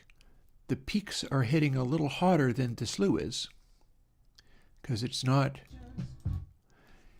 especially bright. It's being kind of chill. It's not very aggressive, bright-wise. And you can see that by how the slew energy is sitting below the RMS rather than above it as it was when you had the guitars going on. Skip ahead to something like Life in the Fast Lane. Life in the Fast Lane. And in Life in the Fast Lane, here we have this energy going on. But since we have the distorted guitars, we are also seeing all the peak energy sitting well above the RMS level. because it's brighter, it's more energetic. There's sort of more fire in it. And this is the picture you want.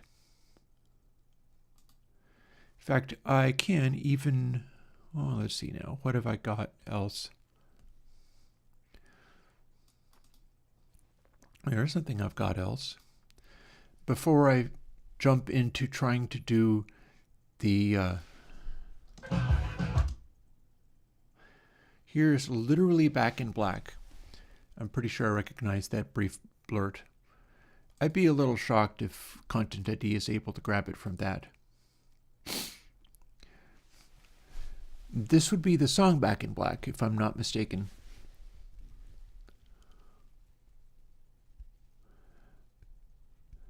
And as you can see, it's not filling up the entire range. Off of vinyl, this is not loudinated.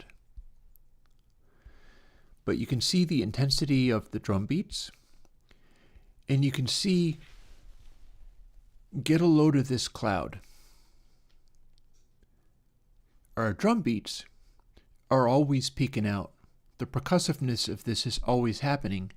But as far as the mix is concerned, with the guitars and the vocals and everything, this is producing a dense cloud of slew information that's always, there's always something happening, but it's never so much that it's exhausting. And this is the picture of a hit record. This is the picture of literally Back in Black.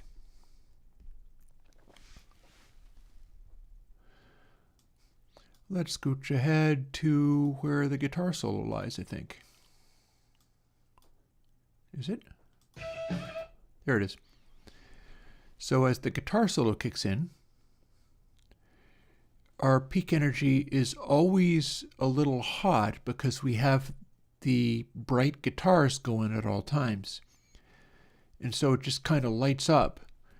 And still, we have a nicely defined little cloud of peak energy. And we have this is what it sounds like when you have distorted guitars going. So you have this little cloud of stuff that's pretty much just full crank, and then the drums are poking in above that. And yeah, it's this cloud stuff going on, and having it be in the right ranges is what gives you the sound of classic records, including records that are so popular that they don't want you to play them on YouTube. I've showed you a little Eagles. I have showed you AC/DC. I will now go and load up Abbey Road. And let's see, what's good there for being able to show.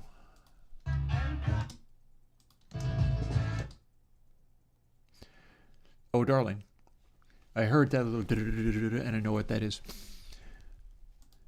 Here is The Beatles, Oh Darling, off of Abbey Road.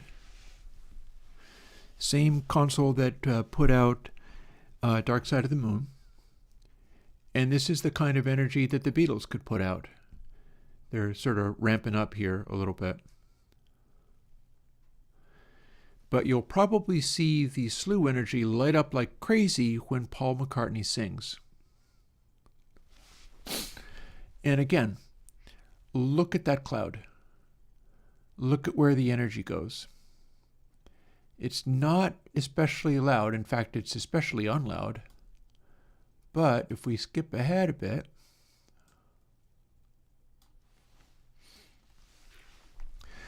we're seeing this sound picture where our RMS level is pretty much like this. We have a really clearly defined and evenly distributed cloud of peak energy. We have a really evenly distributed cloud of slew energy. And when the loud, wild singing is happening, it lights up and lifts over this RMS level monitor. And again, this really well-distributed cloud of energy going on. And we can go even more exaggerated if we clip to the end of I Want You, She's So Heavy, which gets completely replaced with white noise in the end.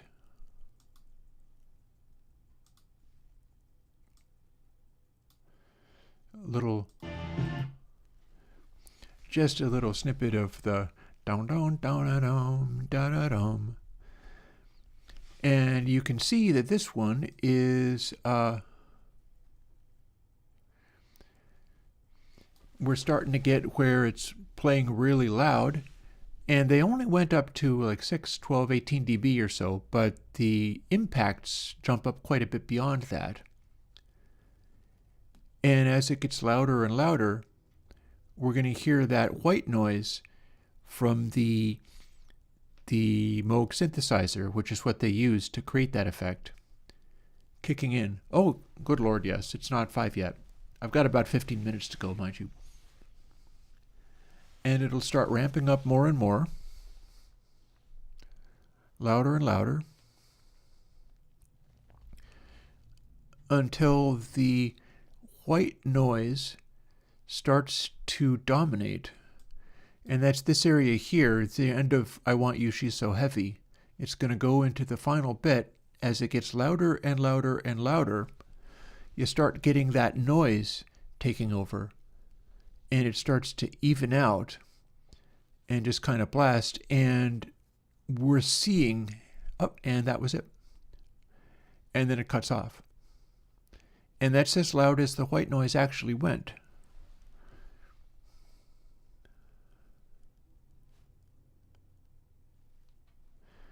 And I'm pretty sure we start off the next side with Here Comes the Sun. And this is Here Comes the Sun. It's a very mellow sounding song to start off with. And we can see that the treble energy is just about sitting below that line for RMS. It's really kind of hovering quite low, but it will pick up a little bit as it goes. And we skip into the middle a little bit. And as we skip into the middle, now the song has filled out and lit up a little bit. It's still not very loud, but we're seeing all of these slew energy coming in over this line of RMS because it's become brighter, although it's covering the full range. But there's enough warmth in it that the slew energy distribution still is able to go down to where the RMS line lives. Start wailing on cymbals and things, and it'll jump right up here. And yeah, this is all stuff that we can learn from studying these things. And I'd like to try to fit that last thing in there. I have defined 0 cross L and 0 cross R. Maybe I should define last, am I using last L slew and last R slew, or did I just define them and not use them?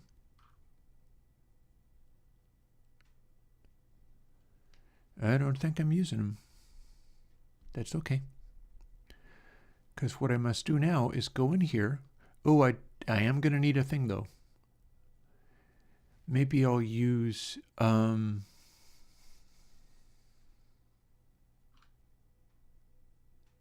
there's my data 0 cross L.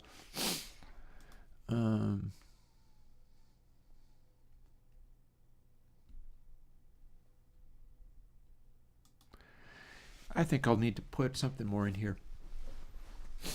Namely, I got to put a couple of more controls in. I don't know whether I have enough time to do this, but I can try.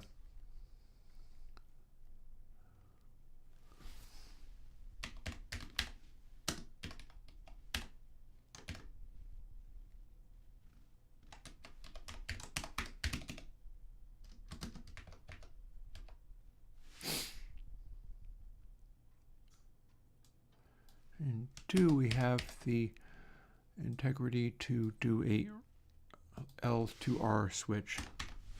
Signs point to yes. Alrighty, and now I got to make a couple of more of these.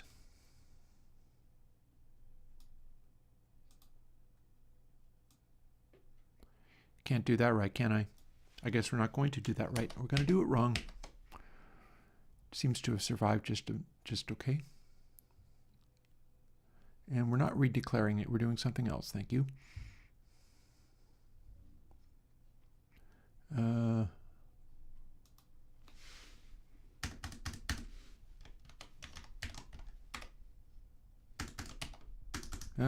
Type, damn you. Type, you beast.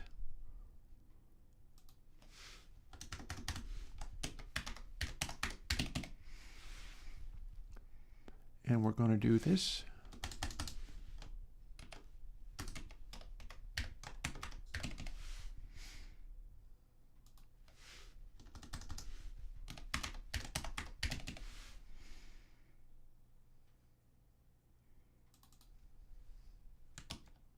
And we're going to do this. We're going to do that.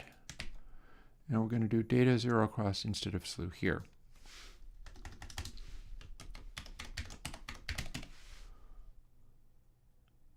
And we're going to do the 0 cross. You'll see what this is about later.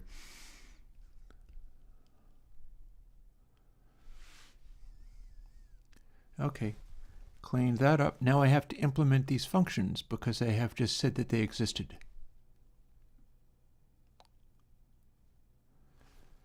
That seems to be legit, and I've got a last L0 and a last R0 cross, so we'll see what that means. And do we need to declare? No, but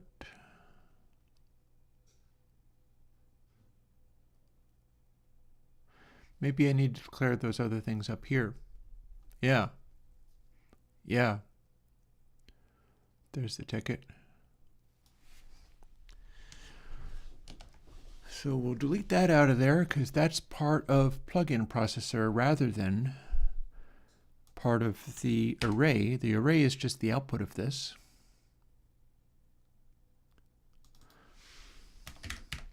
Just for funsies, we're going to do this way. Actually, that could just as easily be an int. And I'm going to need a was positive Boolean.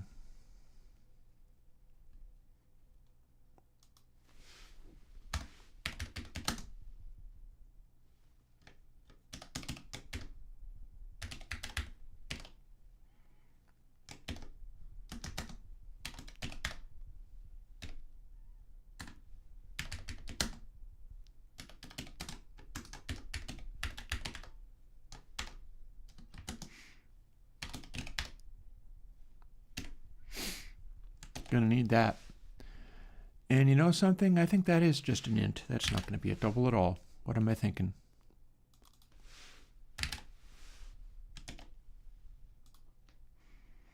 We'll just see how all this works out, won't we? We're just going to see how this rolls. Might be worth including code for handling multiple sample rates here, but I kind of would just like to see this start. I'd like to see any result out of what I just created.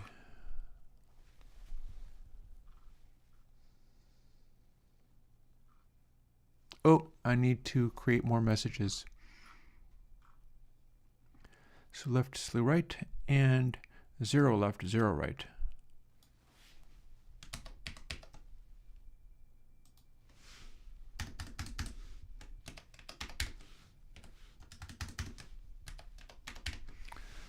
There we go. So we needed that. And,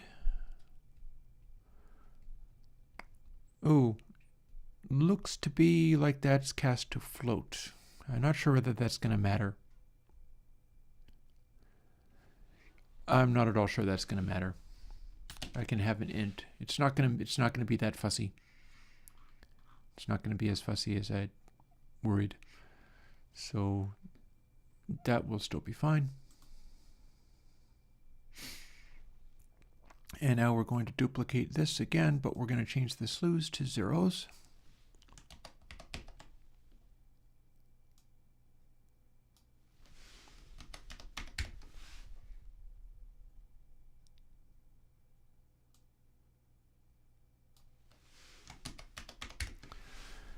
And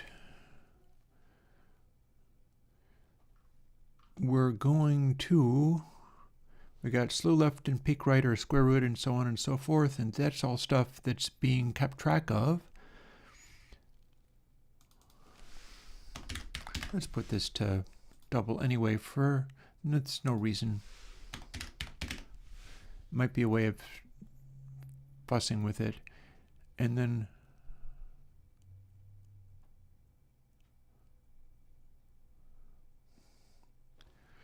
let's call it 0 left and 0 right. How about?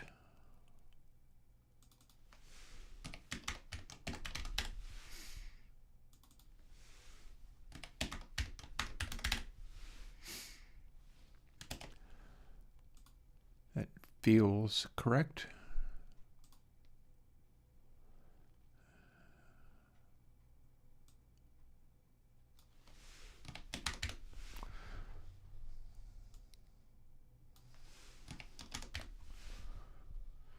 Zero left, 0 right. We can rough this out by just duplicating what slew is doing or something to that effect. And then there we go. And then we're going to reset our, well, we're not going to need to reset our variables to do the RMS again because that's not necessarily how we do this part. RMS count, 0 left and 0 right don't necessarily follow these rules. Here's how these work. Ooh, and we're in the double, so I need to make this apply to all of the places that it's needed. Slew right and increment.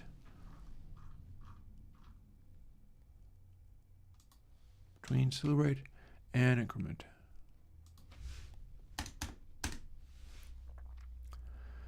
And we're not resetting because we're not keeping track of peaks or RMS here. We're keeping track of 0 crossings, whether or not they go beyond the range of an RMS. Like if we have a DC offset, it'll go right off the scale.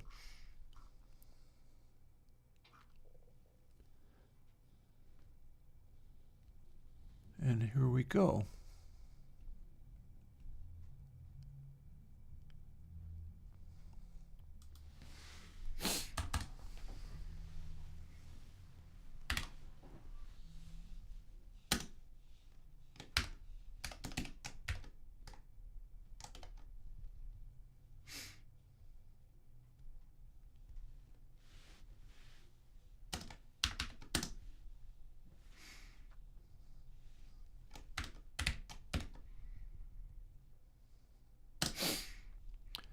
In low was positive and instead we are negative.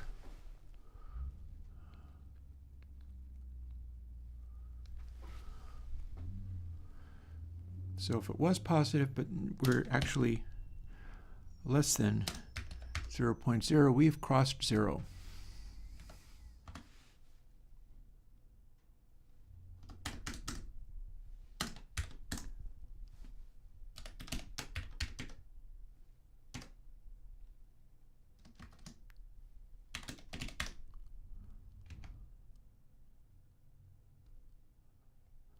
And we've crossed 0.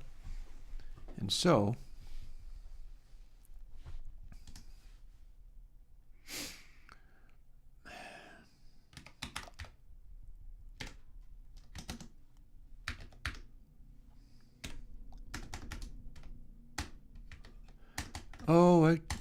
we can do this relative to sample rate, so that makes sense after all. That'll work. That'll work. That'll scale.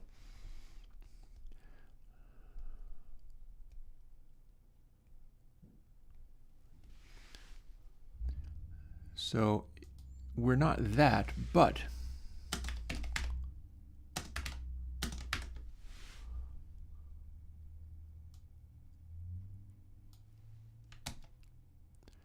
similar logic. If it's not was positive, in other words negative, and NL is larger than, crossing the other direction, same deal, kind of. Oh, it auto-populated that for me, which I did not ask it to do.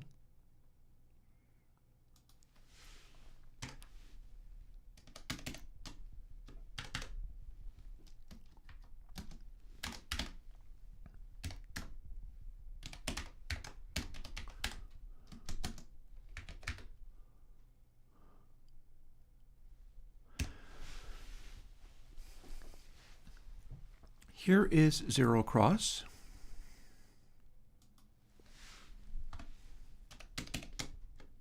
Wait.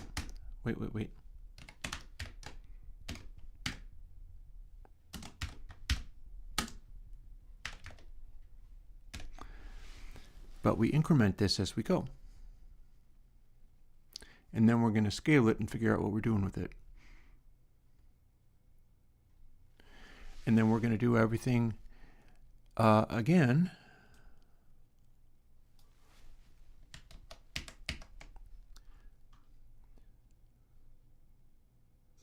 But right. Ooh, getting close to being done for the day. I would really love to be able to show this, but I'm not sure I'm going to get there.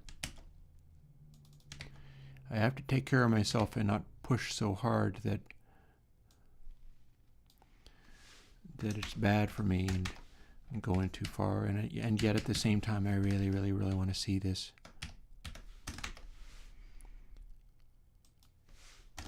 It's in R. Oops.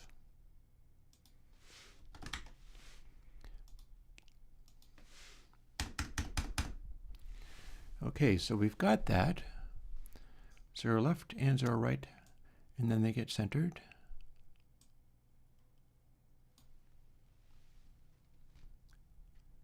So there we have that going on. Copy.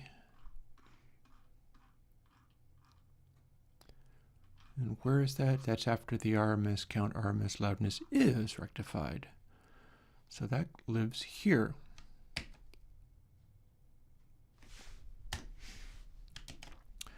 Does it build? Not that we're doing anything with it yet, but does it build?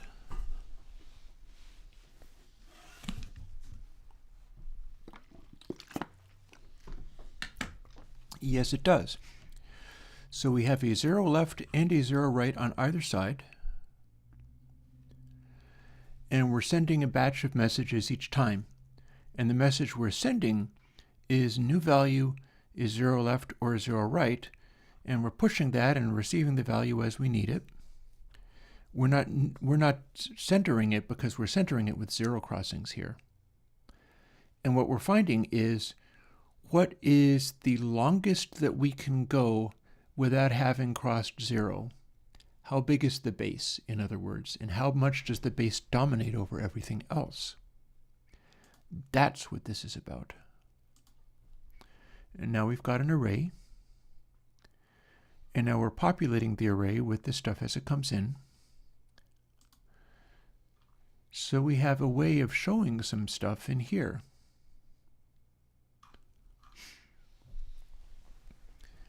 And let's see, are we doing that multiple times or just once? No, we're doing that once. We're doing the peak, slew, and 0 cross. And we are going to quickly copy and paste that just to quickly get in this. And let's make all of the slews say 0 instead.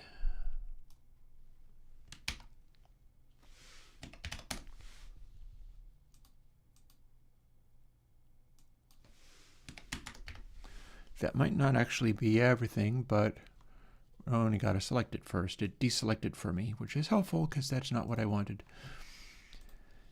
And then instead of 200, 400, now we're subtracting 600.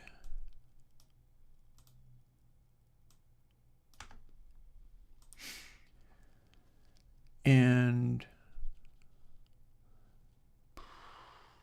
well, that's not correct. Was this capital 0 and is that going to get me there? Was that what this was called? 0 cross L.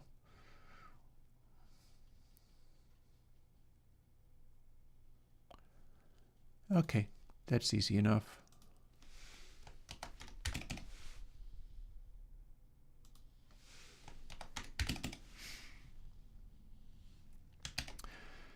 So if we got that, what does it look like? Does it build? And if it builds, does it run? And if it runs, what does it do as it starts to draw dots according to this new way of measurement? We can find out And we're going to find out. Here's a little Pink Floyd. See what it does.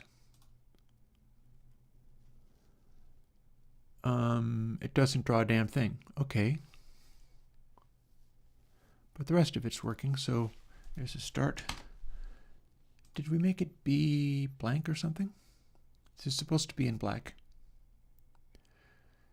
So, square root times 300. Well, that's not actually going to work. I think it's just making a fixed line. We're doing 600 minus 0L, so that's actually going up.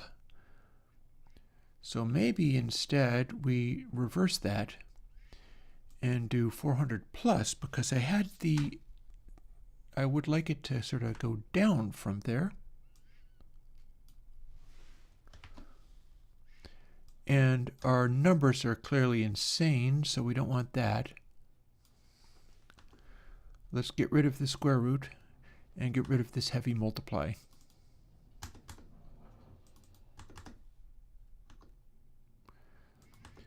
What happens when we just plain have our variable? We'll go from like 404 or something. See if we can start with a line that's drawn on the screen in a place where we can make sense of it. It'll overdraw a little bit, but that's probably fine. I don't think it'll crash over that. I'm running over. I need to stop and have my tacos, but I'm really anxious to see something come out of this. If I can see something come out of this, I will go to dinner in good spirits. Because it really should be able to draw something on the screens. Even if it's just a line. What do we got? See, there's a line. Now, how much does this line depart from what it's supposed to? Not much. See, this line's supposed to be moving around. It's not, so I got to see what's going on in plugin processor.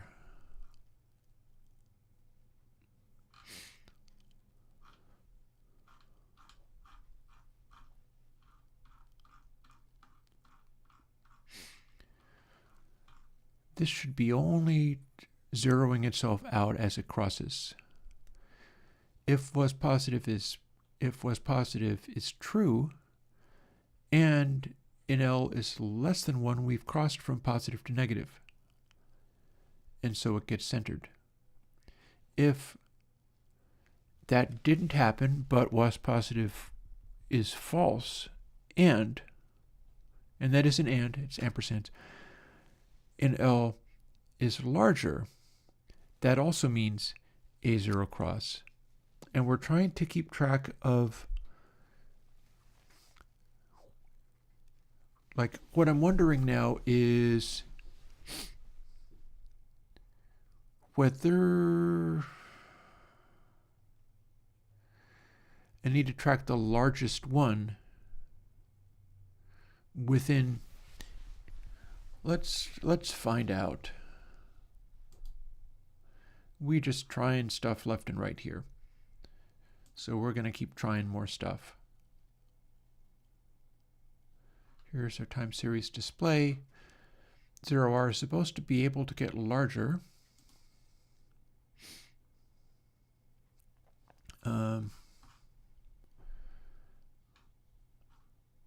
Oh, hi. What's going on here?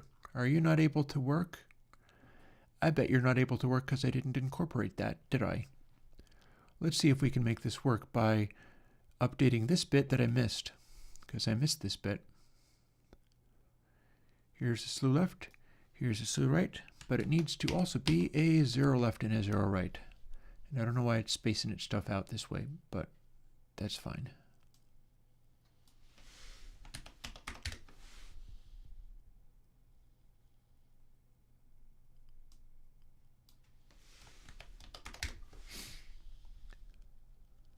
And can we do push 0? Or does that turn out to not be the correct value or information? No member, but I bet there's going to be something close. So we're going to keep it for the moment. Number in time series display. Well, we know what zero cross. Bingo.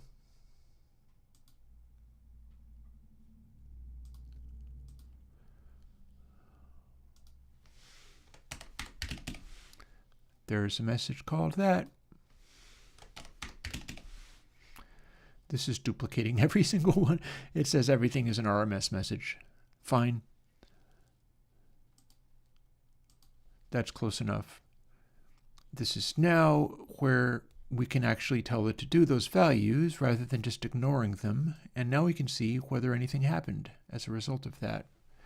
Like, do we actually have this doing anything? Or do I need to overthink it and do more?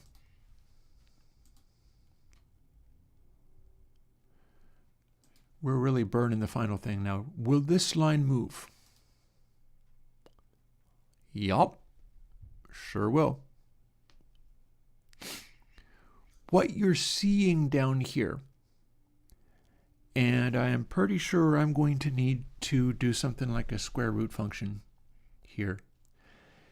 This is density of frequency information across the range in which we're measuring. Low means deeper, lower frequencies. Whereas if we go to this, the end of this, which is the big rumble at the end of On the Run, thunder. Thunder falls gradually away. It might need some more fussing to get this to work properly. But there is a lot of deep rumbling going on in here. And then it's gradually being replaced by the ticking of clocks. Silent groove should probably not produce all that much super deep lows here. But here's the dying away, the rumbling of that noise at the end of On the Run. And then we should see the zero cross meter flip out and go very, very high instead. And sure enough, here's the clocks ringing, and here's what they look like on this meter, the zero cross meter. It's just taking up all the space up here. And of course, this needs some scaling. I believe that I can dial it back so that it'll... I'll figure out what I'm doing with that. So this meter is going to be showing sort of frequency ranges. And while leaving it like that, without having actually dialed it in, now that I've got it actually working and stuff,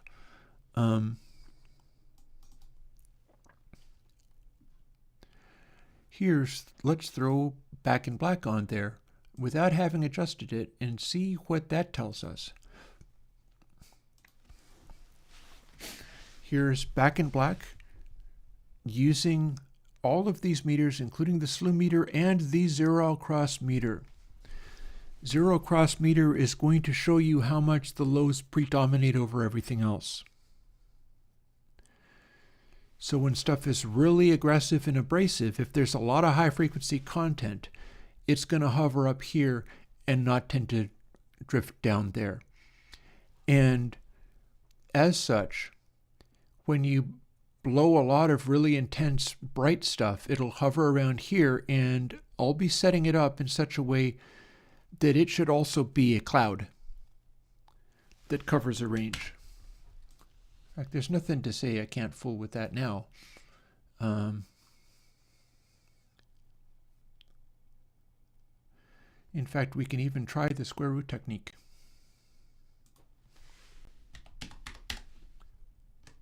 Because that's really going to center things. And we can put that in there, and then we can magnify it again.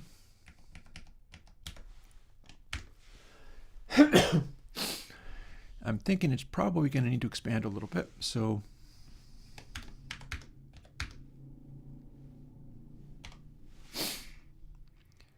we'll expand that by about 10.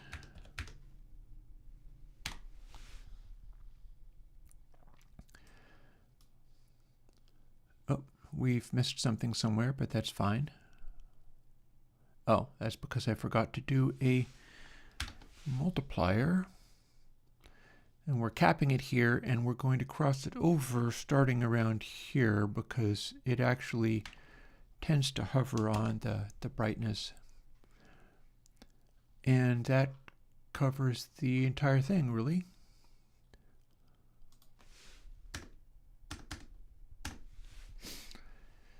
So having done that, now let's see what we've got. Whole thing might need to be scaled. This is, again, I wanted to have a control so that I could fool with this and quickly dial it into the correct zone. I will also note that if I throw a test tone on here, which I could try to do, it should become a line, a perfect line. Because it's a zero cross meter, you see. But let's fire up Back in Black again and play literally Back in Black again, without hearing it, of course. And our meter is now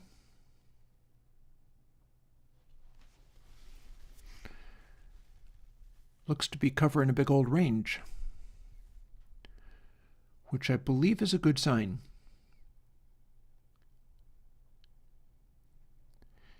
I think we're in the zone as far as, you know, it's the lowest frequency zero cross within the RMS calculation.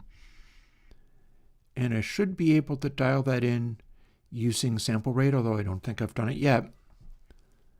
But I should be able to dial it in using sample rate. To the point, in fact, where I can tune it that way.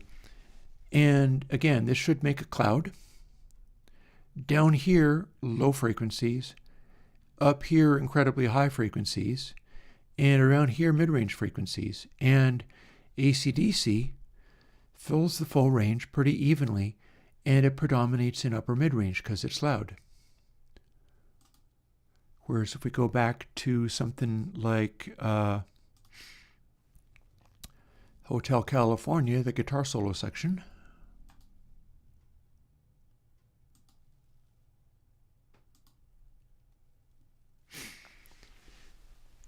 the guitar solo section of Hotel California is also predominantly bright sounds. And then if we skip over to New Kid in Town, which is right afterwards, you can see how this is hovering up here. Here's our slew energy. It's all kind of bright, it's all kind of hot, and we can see that reflected in the zero cross meter. But let's skip ahead to the beginnings of New Kid in Town, which is a lot mellower and a lot darker, he says as he continues to fuss around with that stuff. Here's the beginning of New Kid in Town. Completely different picture as far as where the zero cross stuff is hovering. Our slew energy is not as bright, and where our sound is coming across, because zero cross is going to be pretty independent of amplitude. It's just how often stuff is crossing zero. It's how often you get really low frequency stuff showing up. And so we've got a lovely warm, rich sound here, and it's filling up the whole range very, very, very evenly. This is a really consistent cloud. If you overmix, so your high frequencies, like your cymbals and things, are too loud, it will make a band up here in the zero cross meter because that will predominate more. I might be able to improve it. This might be something where I can make it work even better than it is. But let's bounce over to, here's my track, Rise.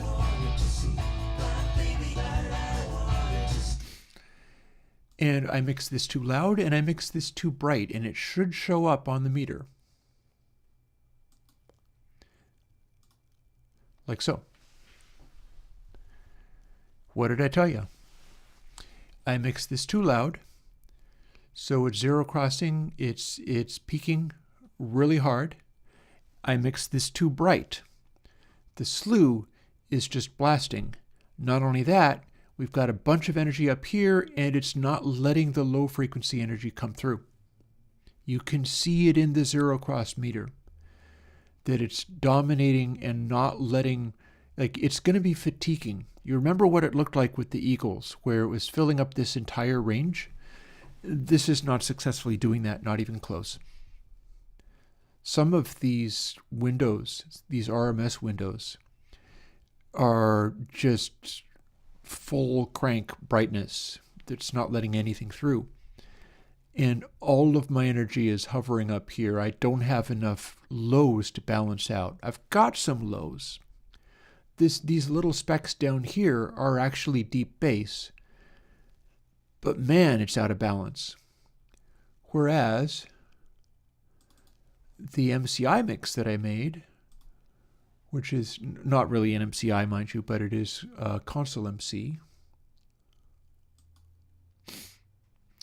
And let's go to the same place in it, just to make the point. The console MC mix that I made, it's loud, but it's not wildly too loud. And it's still pretty bright. You can see how the slew is really aggressive compared to some of that vinyl sourced stuff. It is pushing the extreme brightness to the point where that's going to be kind of fatiguing. I don't consider it to be particularly realistic that way. But I've got a more even balance towards the lows here, and it shows in the zero cross meter, because you can't have zero crosses if the highs are so intense that they're overwhelming. Plus, we've got a better balance as far as the super bright stuff sitting there, and it's just, everything is just balancing a lot better than it did.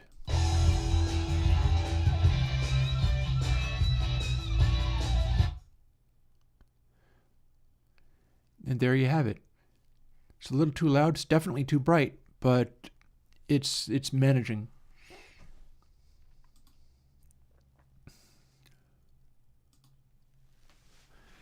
And 20 minutes past 5, I'm going to call that a good workday. We got the zero cross meter in there and working.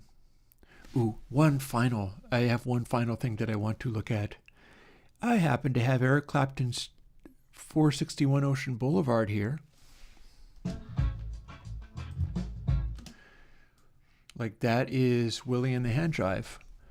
And if I'm not mistaken, if I run it on this,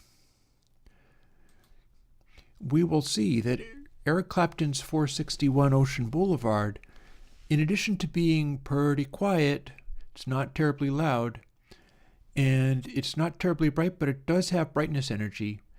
This is a very bassy album. And you can see that here, that much like, the Eagles or Darkside's going to do this as well. We have a lot of low frequency energy here. It's really able to fill in the space, and it's a very warm sounding track. I'm going to need to balance this out so that with this kind of stuff, it hovers down lower rather than being as evenly balanced, because this is actually on the darker side. But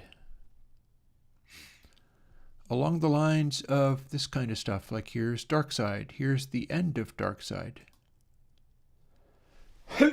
Eclipse. And check it out, and the heartbeat section. Here is Eclipse on the meter.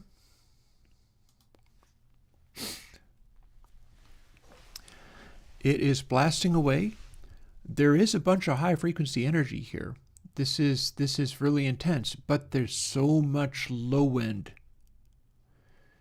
that it's still very deep. The way this balances out, I'm definitely going to have to scale it and figure out how to balance this. Maybe it needs to be a cube root instead of a square root, but the way this balances out, that's just lots of depth. And then as we finish, we should be able to see on the zero cross meter the heartbeat.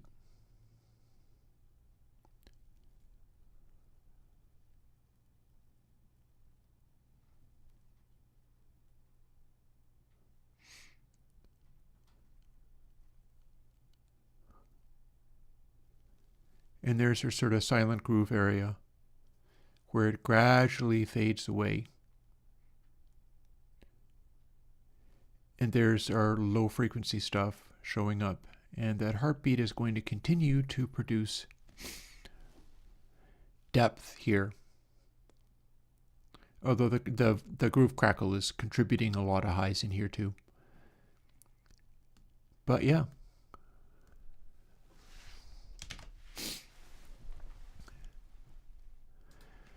There you have it. Thank you for hanging with me. I guess next week it's going to be continuing to refine this, having gotten all of the bits that I needed together. I'm very interested in it. I'm very interested in dialing it in relative to a bunch of stuff. Like I mentioned a bunch of stuff. Reggae. Bob Marley, Rastaman Vibration. I don't remember exactly what this track is, but reggae looks like this.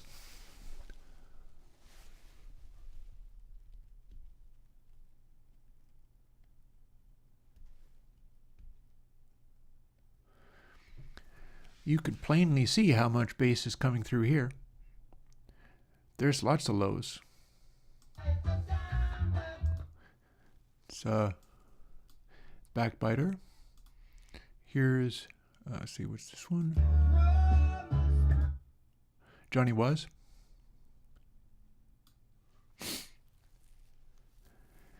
And you notice that on Johnny Was, our brightness is not really dominating over this, and all of it is not incredibly loud compared to the maximum peak. You can see bass notes coming through here, and you can see the warmth reflected in this chart here, although again, I need to make it weighted a little bit farther down so that this stuff congregates here on something as bassy, but you can see how little of the energy is just saturated up here in the bright area. I'll probably end up doing a quick check. I bet you I have some of my test tones. Long sine. That's a low frequency. How about the high sine? High sine on 0 crossing meter. Beep. Okay, I'm going to have to work on that. That's supposed to be a straight line, but all the same, there you have it. I'll just figure out how I can make this accurately produce a single straight line, because the way it's doing, it's sort of interacting in some way.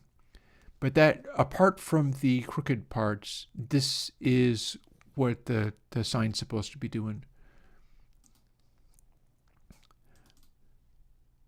And then if we go to this deeper one, we're going to get a similar kind of effect, but a lot lower. And then I just gotta make it go to a exact line rather than this sort of distribution. The general placement is okay. It's just that it's not wrapping correctly. So, but I'll stream that later. For now, I'm going to say goodnight and at least start making my food, even if I'm still hacking away while making my food. And I'll talk to you folks later. And put out, nobody requested anything in particular plugin wise today, so it'll be just my choice. Maybe I'll include like overheads or something, get that sucker out of the way. Talk to you folks later, and bye bye.